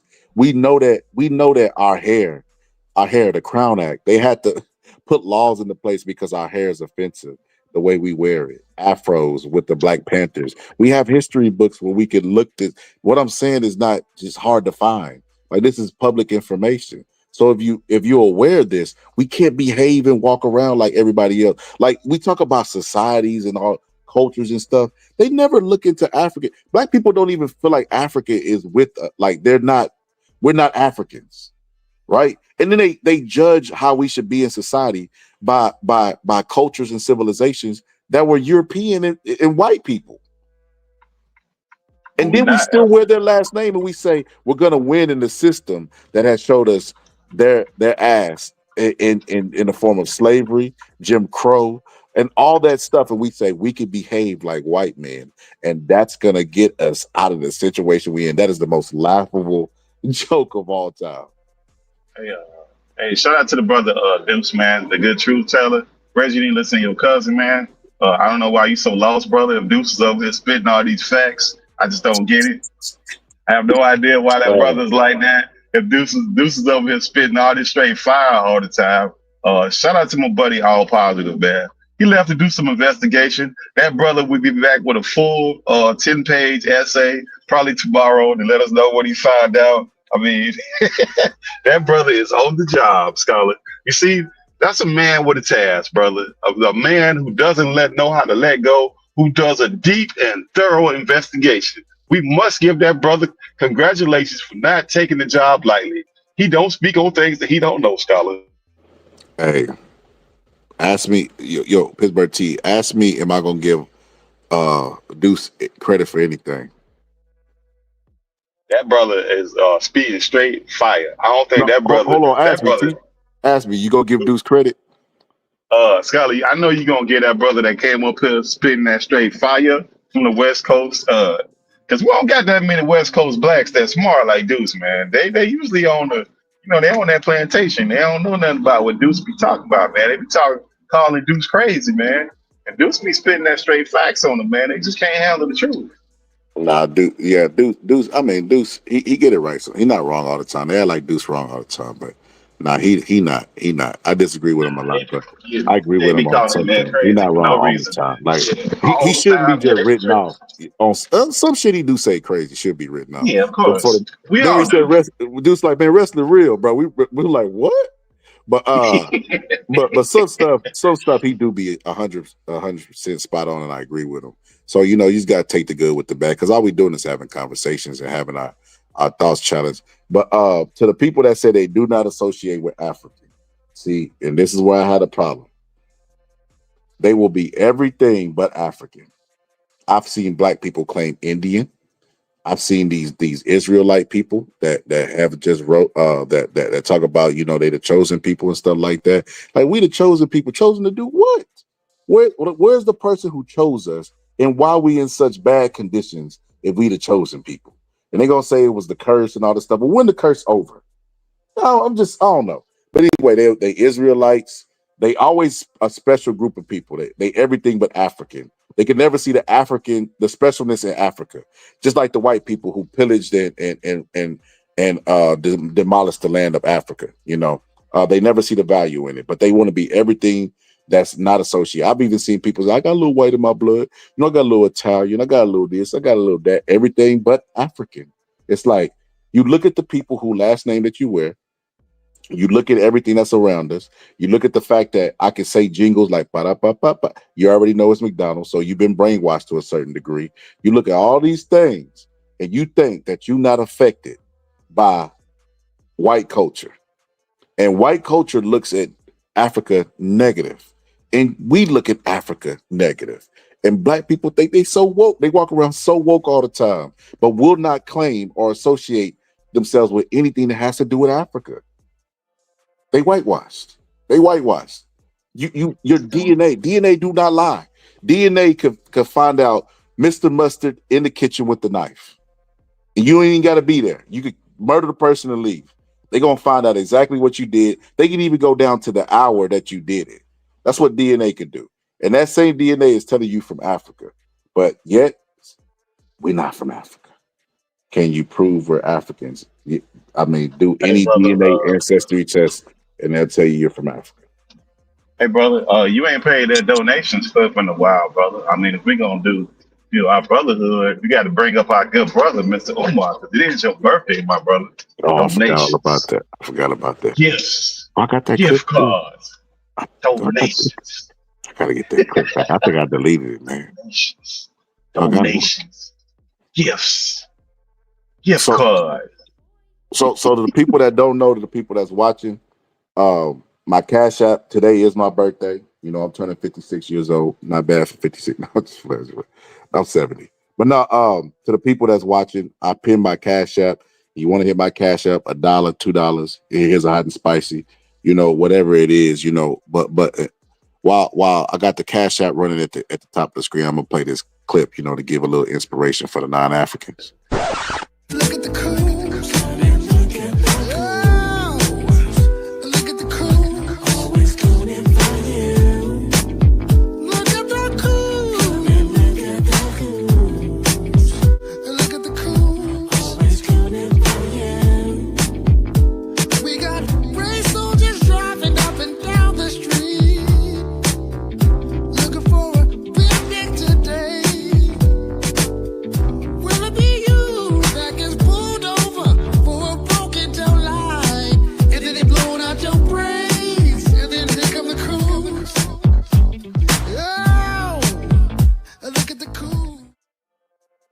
Gotta love it. Gotta love it. Thank you, Siraj. Ramon said DNA is good for paternity tests. He said case closed, Ken. Hold on. Damn, that sneeze hurt. I am getting up there in unk age. That sneeze hurt when it came out. But he said my last name is American. I'm not from Ghana. Nothing Africans don't claim. Nothing here. We don't care. I don't care what Africans claim.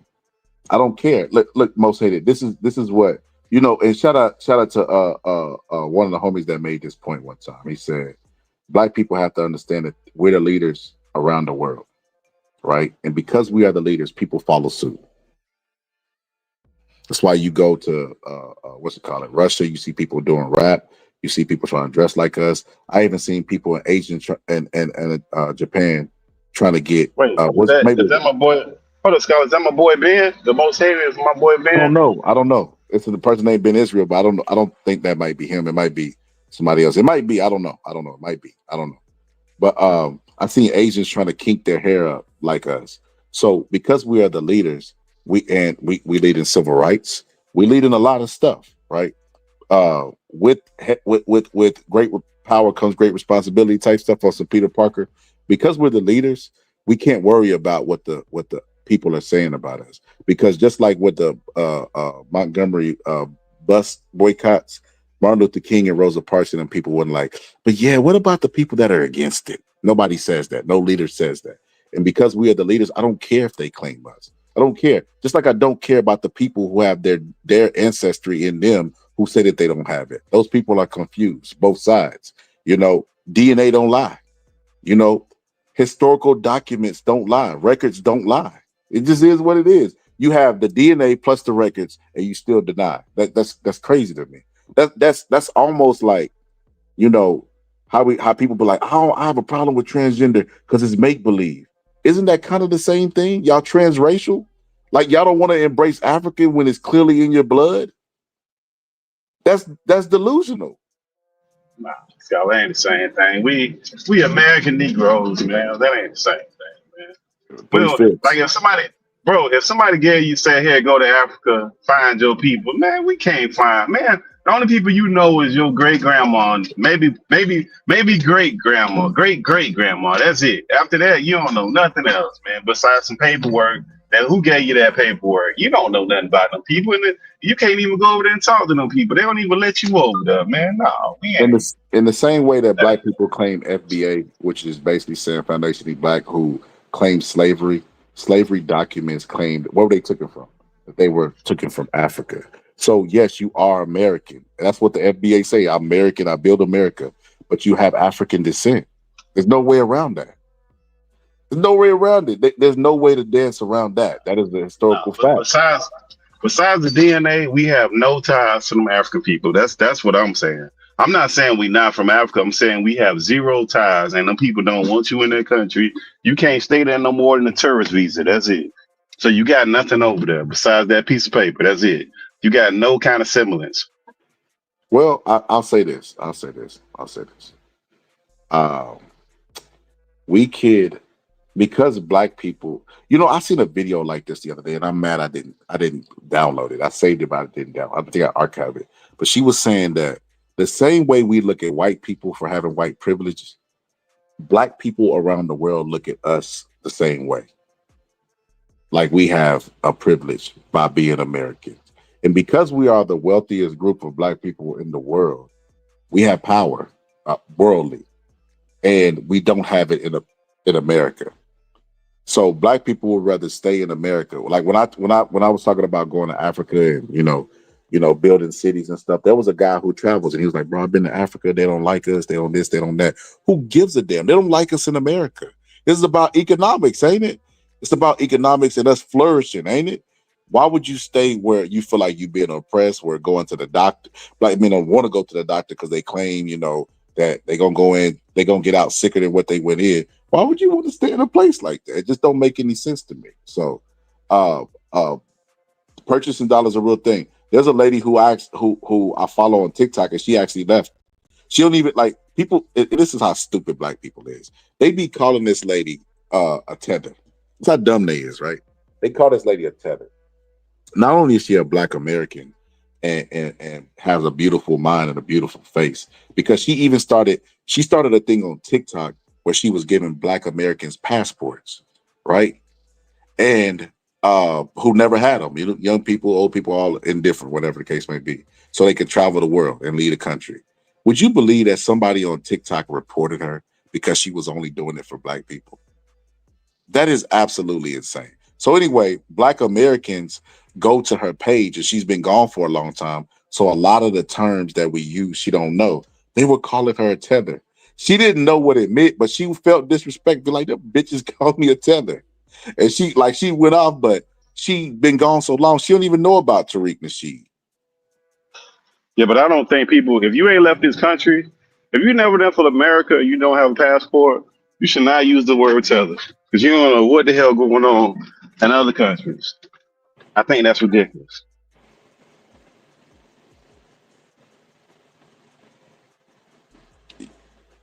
Man, they cut Pittsburgh T off. I guess the conversation was getting too deep. Hey, so hey, this was a good episode. This is a good stopping point. I gotta go take a bath, get ready to take my baby to school. I'm gonna work out today. I go Pittsburgh T. I'll give it a second. They didn't cut you out. They Pittsburgh T. They didn't hit the kill button. They was like, we needed him. Yeah. We need him off now. Start messing with that money, though. I started telling them, man, if you ain't never left the country, don't be hollering about no telling, man. You just know American and stuff that Tariq and them have told you. You ain't never been to some country. Now, some of these countries got some crazy stuff going on. Depending on the country. Some of them are far worse than blacks than they are here, and some of them are great than blacks, depending on what country you're talking about. It's not exclusively like a blanketed thing. Most of them, like if you go like to Taiwan, they don't like black people, bro. They like that dollar. They know what we represent. We tourists, so they gonna kiss our butt, bro. Most people, you can say nigga in every language. Most people not gonna like you because you black. Not just Africans. The white people have pulled out the trick going worldwide, teaching everybody that black people was the bad people while stealing and pillaging their land, and it's stuck. You know, they still stick. You know, where Oprah Winfrey is a billionaire and can buy the store and still is treated like a niggas. But that's neither here nor there. But yeah, man, the world don't like you. Don't make stuff exclusive to Africans when the world is got a name for you, a derogatory name. You can say it in every language. You know, it was a good example of that when Ukraine happened.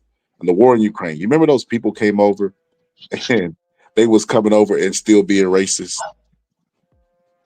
But it depends on Scholar, because some of these countries are far worse than black people even than they are in America. So some of them are horrible. Some of them have a horrible. Like if you think America's bad, some of these countries are outright ridiculous, and then some of them are great to black people. It just depends on where you at, what country you're talking about, and what area you're talking about.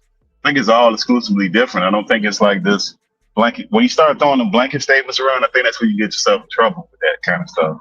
Because the world is a very complex place. It ain't that straight up and down. It's just not that simple. So I think that's where the problem come in. And you can tell the difference the moment you get off that plane and you start walking around in different places and you get away from some of these areas. You see it.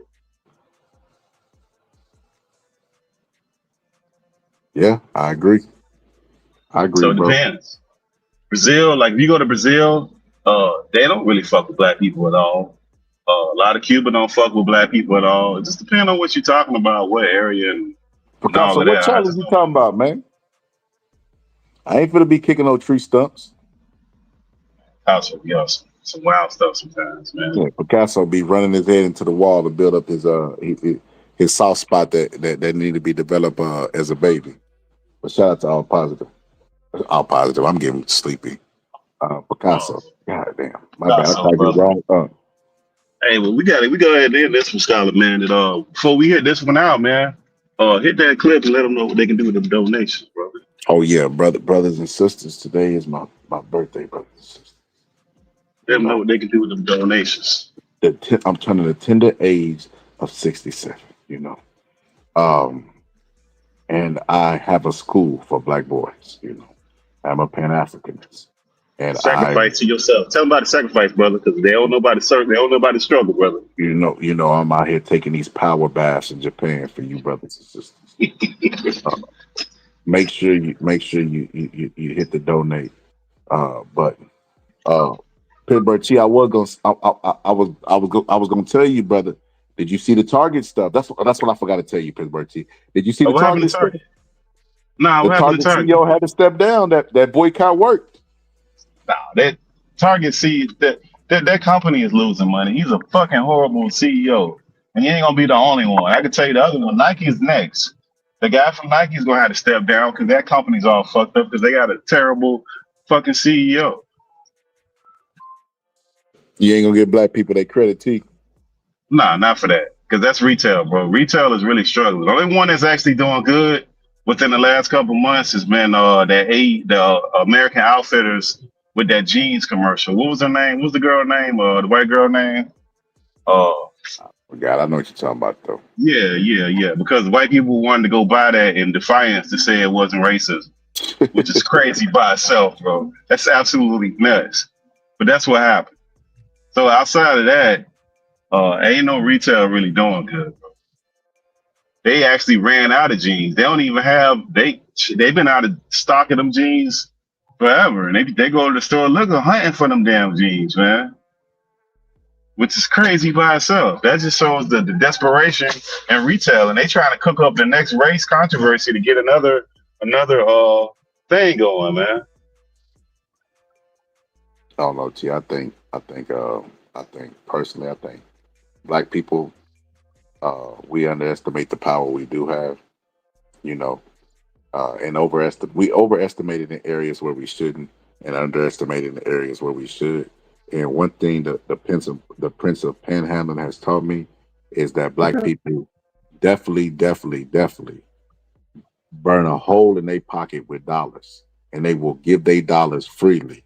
You know, especially if they feel like it's a noble cause or it's a product that's worth giving, some meta glasses or it's the Oculus or whatever the case may be. They'll buy something that they feel like they get in a return for their buck. And I think the Target people had to find out the hard way that not only will we remove our purchasing dollar from y'all and y'all will suffer, but it was an effective strategy. I don't think it's a coincidence. Pittsburgh T, like a lot of those people. A lot of those people still got that COVID relief money from Joe Biden. So a lot of them is still doing good. Still handing out checks and the CEOs and doing all this other stuff. So I'm willing to lean that black people definitely had a part in crippling that CEO. You could say other factors played a part, but that definitely had to be a part of the pie chart. It got to be, even if it's a small part. That definitely played a part. It was definitely a part of the issue because they started running ads trying to pander to black people. We could barely White hear folks. you. Oh, hold on, let me switch microphone.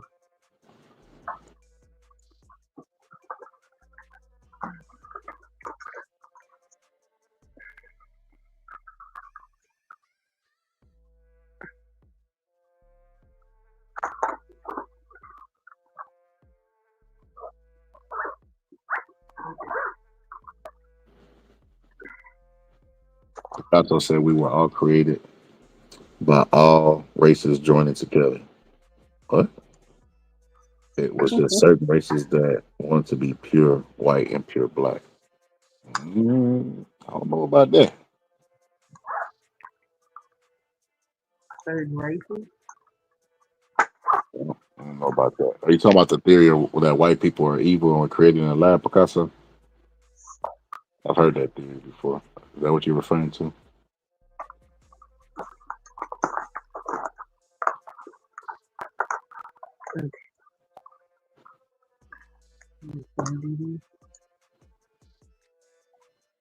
Yeah, I think I do. Hold on, let me try this. Say something, Queen. Can you hear me? Hold on. Say something. Can you hear me? I don't know. I turned the volume up full. It still sounds low. Hold on. Okay. Let's see.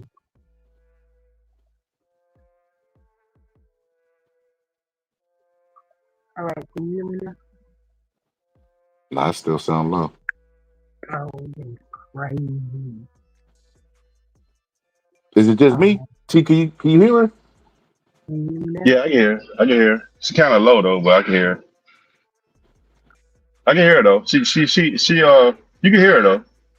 Okay, let me see. Let me see. I'm gonna turn you up full blast. I'm gonna just let you talk. I'm gonna mute my mic and just let you talk and see. With no background noise, it should be able to make out what you're saying.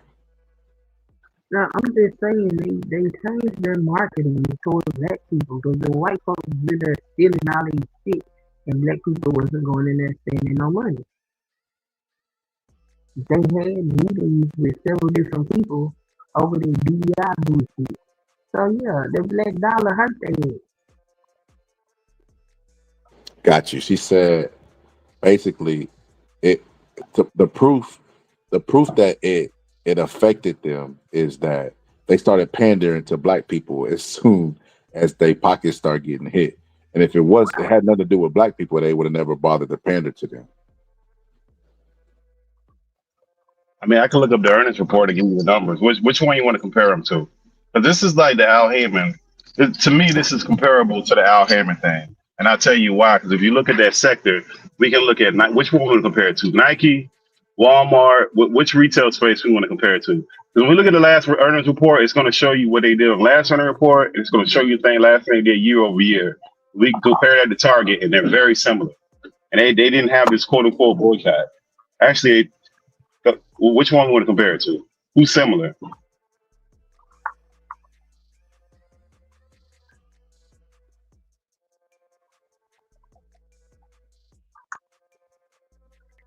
I think he talking. I think if that was for you, Queen. It's for me. Can y'all hear me? Yeah. Yeah. Yeah, I don't care because I don't agree with what you're saying. I've been looking at this for months and saying the same thing for months. And now he's a step down. His marketing didn't go toward nothing else. He went toward black people. So I don't care what you're talking about. I don't believe you. Okay, so the net sale. Look at the last earning reports that they had. The net sales from year over year for Target from last year, they're down 0.9% year over year, not even 1%. That's the last earning report they just did. So there's this major impact that we saying it happened. It just didn't happen. Because Martine, what you looking at? The Guardian and the People reported 1.9 dip. No, the net sales. Okay, so the metrics. Let me see if I can send it to you, so you can have it. 'Cause it shows you the net sales, the net earnings, the diluted EPS, the operating income, all of those things, comparable sales, all of those things. You can see comparable sales are down 1.9%. Operating income margin is down 5.2% from last year. Gross margin rate was 29%. It was 30% last year. So it's not this major impact that we wanted to say. I don't see it, and I know the numbers of other numbers. So I asked ChatGTP, right? Or GPT, right? That's what it said. It said the verdict. It said it wasn't purely due to the boycott, but it was a big piece of the puzzle. Weak finance and international chaos played their parts, but mobilization and economic power block made the leadership unavoidable. Shift unavoidable. So basically, what I said, there are other factors. I definitely don't disagree with that. The economy ain't great, but there is no way that did not play a factor in it. Especially when black people, that dollar, it's like I know that dollar circulate. Like we always talk about the black dollar circulating the economy and burning a hole in our pocket and how we need to come together and build institutions. That was the Prince of Panhandling that came up with that. So with that being said, how could it not? How could it not affect them? Pittsburgh a boycott. If they got to deal with a bad economy and a boycott, well, then the boycott is a factor. Well, I'll tell you why Target, because Target is different. It's not like it's those retail stores. Unfortunately, some places that's all they got, right? A lot of some places that's not. They don't have a bunch of options depending on where you live at, and people gonna shop out of convenience. So like that whole boycott stuff sound good, but you're not finna drive 20 minutes to go to a store that's right there. Most people don't have that in their schedule. They don't have time to do it.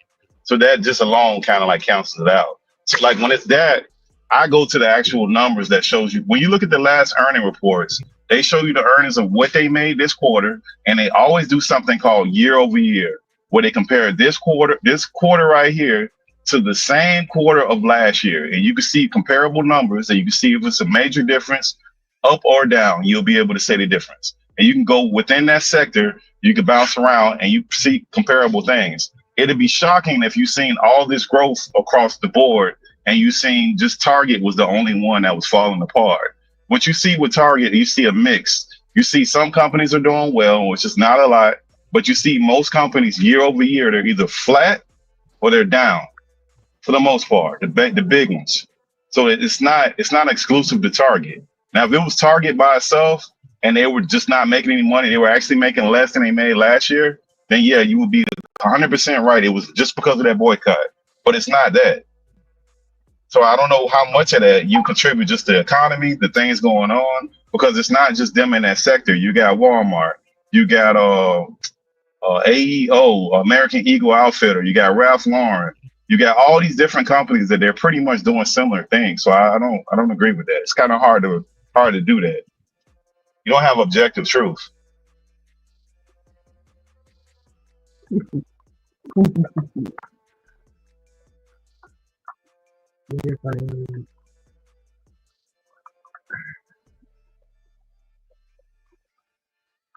No, but I think we just got to agree to disagree on this. I get what you're saying, and I think you can never. It's just like people arguing over what caused the housing. The financial crisis of 2008. You hear different opinions, but I think all of them can be true. It's not just one factor. And I think in this one, like you said, it's happening with other companies, but there are companies that it's not happening with. So it's like looking at a sick person, remember when they say all the deaths that was in 2020 was COVID related, You know what I mean? And a lot of people saying, no, them numbers are skewed because, he had so-and-so before he had COVID. And it's like, well, COVID still was the determining factor that took him out. So it's kind of like that. It's like, okay, well, the economy is bad. The businesses are having low reportings and different quarters and stuff like that. But still, you got a boycott that definitely didn't help the business. So it has to be some type of factor. No, I never said it wasn't, but it's hard to say that was it, though. That's what I'm saying. I never said it wasn't a factor, but it's hard to say that is the thing that took them. Now, I'm just saying there's too much stuff going on to say that. But don't that still give us purchasing power, Pittsburgh T? If we look at what's the facts, right? We do spend a lot. We know this, right? And there are economic factors right now where companies aren't doing good. Then that still gives us power because we can still do them like Target. We say, hey, you facing these external things and your business could go under. Well, you think that's bad? We're gonna put a boycott on your ass on top of that. And then you're gonna be switching CEOs because your earnings gonna be really in the tank. We're not gonna keep you afloat. Because we can't sit up here and act at Pittsburgh T like black people ain't saved Cadillac. We done did it before. Yeah, but it's hard to. It's like you can always say it's a contributing factor, but it's hard. It's like the thing that I have a problem with people saying that we're the reason why. Like we don't really have I ain't even heard nobody say nothing about that. Especially now. Maybe in the beginning you could have said that. So we think all the people, ain't that many people still going through with that boycott. I ain't really seen that, and the numbers that they're selling, their sales numbers don't even reflect that. So no, it's a factor, but it's not the factor. And it's bad management when it comes to that particular CEO. Anyways, it's where they got him out of there. They swap them out all the time. Nike the same way. They're gonna get him out of there. There's quite a few of them with retail where they're really struggling. Walgreens, they're really struggling. Like there's a few of them at stores that are retail that I can name that they've been struggling for over a year, and they ain't had no boycott. Hey, with that being said, Pittsburgh T, companies, y'all do right by us. I wish I had the Whoopi Goldberg hands. Y'all do right by us, or y'all facing economic struggle. We're gonna come and put the final nail in y'all ass, like with Target. I guarantee they do it now. The CEO stepping out. I bet you they, like Queen said, they start kissing our ass. I guarantee they start bringing DEI. I bet you DEI is on the chopping, not on the chopping block anymore. But I don't see no like the commercials like the white girl from AEO. I don't see like American Outfitters. We'll see. Give them So I time. don't even see that. They ain't felt it yet. We got to let that kidney side sit with them. Them damn commercials had black ass hands on them, like black people is in there shopping. And if black people wasn't a factor, why in the hell would they go looking to have conversations with fucking me? What's that man that Al Sharpton? But that was a long time ago. Oh yeah, they did bring it Al Sharpton. I forgot all about that. They did summon Al Sharpton. Al Sharpton get the Negroes in. That was a long time ago, and he couldn't do anything because nobody listens to Al Sharpton. That was many months ago. That wasn't recent. So that's not even a factor. It wasn't no. That was in the beginning of that. That wasn't recent. It was less than 6 months ago, and Al Sharpton ain't nothing. But that's how tone deaf Target is to black folks. They thought Al Sharpton could help them. Black people's dollar made a difference. You're not doing all this towards this specific demographic. It didn't make a difference. Yeah, but first of all, Al Sharpton don't have the ear of black people like that as a whole. Number one, and that was more than look. Companies work quarter to quarter. They don't work over 6 months and year periods like that, where they see a problem and they just don't do anything about it. Like if that's what we thought that's what that was in April that they had this supposed meeting that he had. That's a long time between now and then. That's two earnings reports. They haven't had one black national TV commercial or nothing in between then. So if the thing was just to have somebody black sitting in front of him, then I guess that's the mission accomplished. But they ain't changed any of their behavior. That's what we trying to do, because they ain't bringing none of that stuff back. But that's not on us. The Target is tone deaf and don't realize that Al Sharpton is not nobody that you go talk to if you want to black folks. That just speaks to more of why they would decide that they need to get rid of DEI. But they didn't Like, bring back any DEI though. That's what I'm saying. Even after what we saying that it's the problem with the DEI, they still ain't brought it back. I didn't say, and they have been having discussions about bringing the program back. But if it's a problem and they're a private company, they're not a government program. They're not anything but with the government. If they wanted to bring back DEI, they can bring DEI back. If it's that much of a financial hit, all they gotta do is bring it back. They can do it whenever they Yeah, feel like it. we'll see what's gonna happen when they install their new CEO.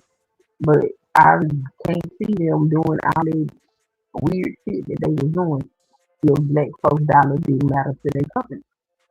I'm not saying black people was the be all end all of shutting it down, but if you are already in financial strength, which you have seen with other companies, and then you got this group of people that's not stopping you there, that shit hurts.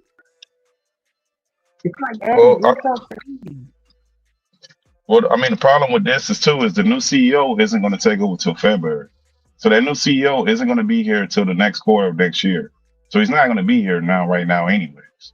So like this whole they got rid of the CEO, so they're going to change stuff immediately. I just don't see it. Hopefully I'm wrong, but I don't see it because they're not changing the CEO till February of next year. I'm not even saying they're going to change anything immediately.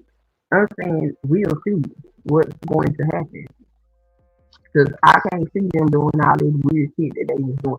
Them Target commercials look crazy as hell. They're like they got AI black men picking up products and shit. I can't Yeah, but see that's them going to go talk to fucking Al Sargent. Like, what the hell is it? I can't see them pulling them type of stunts if it do matter. But they ain't bring back not one DEI program. I'm looking it up right now. Unless Scholar, you can find something. I ain't see them bring back not one DEI program that they had. Not one. I don't expect for them to turn around and bring back DEI programs after they got rid of. We still live on a white supremacy dynamic. Of course, they gonna fight tooth and nail not to bring that shit back until they realize it might be a good idea to bring it back. So time will tell. I don't expect them to change nothing immediately. These is white folks trying to shit over black people. Yeah, and then the thing with the Target thing, it's not just Target.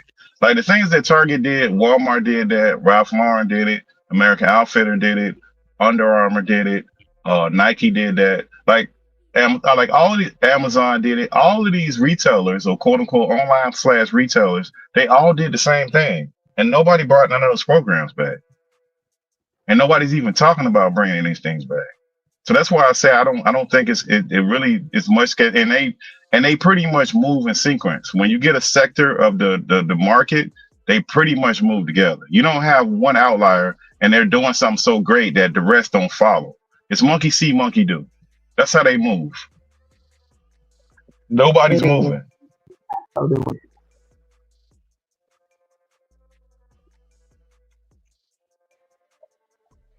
Yeah, it's not moving. I mean, hopefully they bring something back, but they haven't right now. They don't have no plans to bring that back. I'm looking it up. They don't have no plans to bring it back. They got an interim CEO, and they're going to bring back the regular CEO that's going to swap over in February. And none of them are talking about bringing any of that stuff back. So, I mean, could it be a factor? Maybe. I don't know. I think it's a very small factor. I think it just had a bad CEO, my personal opinion, towards the end. But we'll see. I don't think that any of that, because it didn't produce a change. And if it produced a change in a way, you would have seen national campaigns, you would have seen ads towards black people. You didn't see none of that stuff. So that's why I say I don't think so. I did. I absolutely did see ads towards black people. They look crazy as hell. Go look them up. I ain't see no national campaigns. I mean, maybe a little regional campaign. I didn't see nothing like that lady for American Eagle Outfitter, where they had that whole national campaign with that white lady talking about her genes and how she got good genes and she ain't got bad genes. That was a national campaign. We ain't got nothing like that. That's what I'm saying. You got little regional commercials. It's not a national campaign. I don't give a damn about no national campaign. I want to see what the hell they're going to do. I don't expect for them to make no major moves. I expect for this shit to gravitate over time. That's what I expect. I don't expect no drastic oh, we got to do this for that. Hell no, I don't expect that, but I do expect for them to gradually make these things. So why protest if we don't have no immediate impact? What you mean don't have no impact? Just because the impact is not immediate, don't mean that it's not a impact. I don't know what this low self-esteem is with black folks, but this shit is weird. How's that? How am I having left self-esteem when you're having a low standard of what your impact gonna be? You're saying you're gonna protest something because it's wrong, but you don't expect nothing to change. What you mean I don't expect nothing to change? Something's changing You now. just said you don't. Why? If you protesting now, when should it change? What you mean? The CEO doesn't step down. That's the change. So okay, so that's the change that you were looking for to get another CEO. That you get another one does the same thing. That's not the end of the change, sir. It's all wrong with you. Do you think everything happens immediately? That's not a change though. Just because you get the CEOs are interchangeable. So you think they just got the CEO out the air? They get CEOs. They change them CEOs from company to company. They all do the same thing. They don't get like blank people that they don't know what they're gonna do. So the CEO change ain't gonna be a change for black people. That's what we're looking for. The CEO is going to come in there and make changes to their company that they see fit. So if this one was bad and black people was a factor, the next CEO might implement some change. Like I said, I'm patient. I have patience. I don't need nothing to be immediate. I understand that sometimes change takes time. When Walmart got boycotted, their numbers was messed up. Their numbers had dropped low, but I didn't think that was gonna last because most black communities have food deserts, and the only place they can get food is from Walmart. So I didn't think that was gonna last long. But when it started, it hurt them too. Nah, that ain't hurt them. Because Walmart got the monopoly on those communities, and people don't have a choice. Because there's too many places that they cannot go. Most of those places where they got neighborhood stores and they got mega stores, and there's nothing in between. So people ain't got no choice. That wasn't real. They never had an option with that. You can't boycott Walmart. You just said the exact same thing that I said. They can't. But that's what I'm saying. There was never a real boycott though. So it was nothing for them to worry about. It was a real boycott, and if these people had options, then it would have been an effective boycott. But the fact that it did harm them when they did start it, that lets you know that there is some effectiveness that comes from black people deciding that they're not going to support these people economically. Now, you can look at it like it's not nothing, but it's something. To the people that's going to stand up and fight, they bring about change. Okay, what change did it bring about Walmart? Because they cut all their DEI programs too. It is unfortunate that you can't appreciate small things and small effectiveness, but I can. But they didn't bring no change about. All they did was inconvenience people, and Walmart knew that it was only last for 2-3 days, which it did, and that was it. Maybe a week. It's not really anything that have an impact. We 13% of the population, and if 13% of the population can affect your market value, then goddamn it, there is something there. But they weren't doing it effectively. They weren't doing it effectively for over a long period of time. A week is not an actual boycott. Yeah, it was more than a week. And the only thing that we need to do is figure out how we can meet the needs of the people when we start doing these boycotts so they can have long-term effectiveness. That wasn't real. Because if it was real, it would have induced change. It wasn't real. It didn't induce no change. There was no more in the social media posts. And Walmart moved like it didn't impact them. Okay, so why didn't they make a change? If the companies are losing billions and millions of dollars, they would make a change. It didn't, because they didn't lose any money. Not significant amount of money, or they would have changed.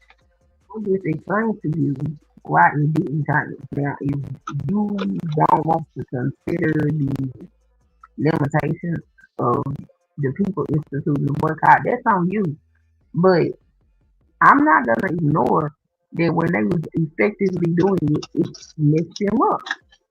And if they could have continued to do it, it would have continued to mess them up. But if you don't have any other options in your community, eventually you're gonna have to go back So we can do better by figuring out if we're gonna boycott this organization, how we can meet the needs of the people that's interested in the boycott.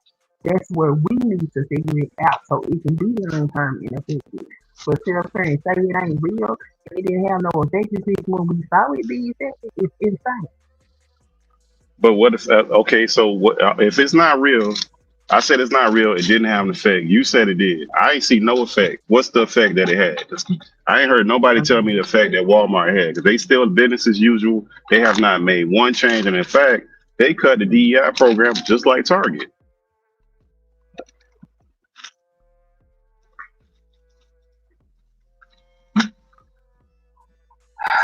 Wasn't it different people boycotting it though? Didn't the dude that boycotted the Target thing?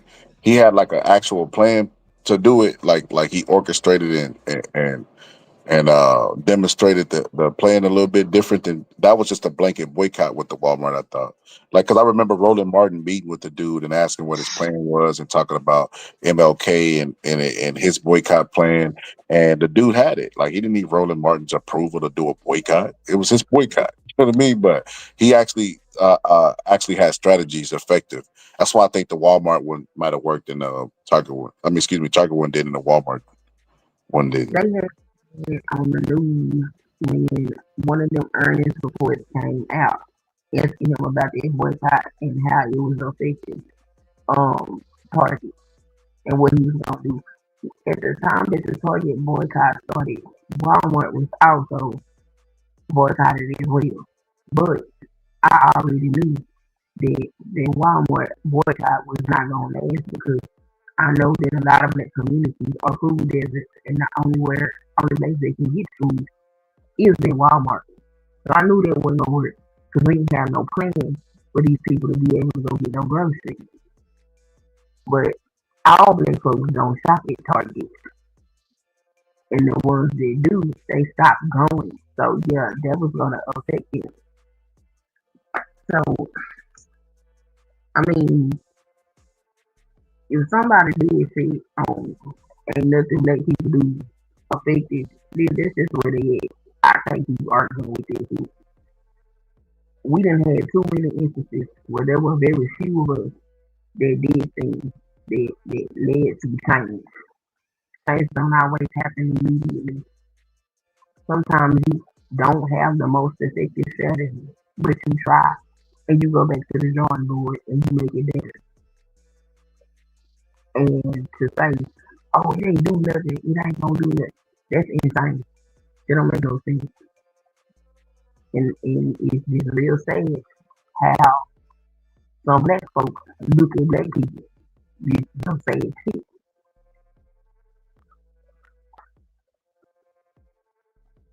Hey, that's a good landing point, man. I gotta go get my baby up for school. You're a Pittsburgh T, man. Y'all got listen. I ain't gonna lie. I really want to revisit this conversation because I want to go into the history of boycotts, their effectiveness, and stuff like that. And then I want y'all to debate with y'all facts or whatever the case. If Pittsburgh T is up for it, I don't know if he'll be up for it, but yeah, I that would kind of spur the moment. I want to revisit that conversation. But you got any final words, Queen? I'm off on Tuesday, Wednesday, and Thursday. I didn't hear you. Can you hear me now? Yeah, I can hear you. Just it messed up on what the first thing you said. I said I'm off on Tuesday, Wednesday, and Thursday. Okay, Tuesday, Wednesday, Thursday. Okay. All right. All right.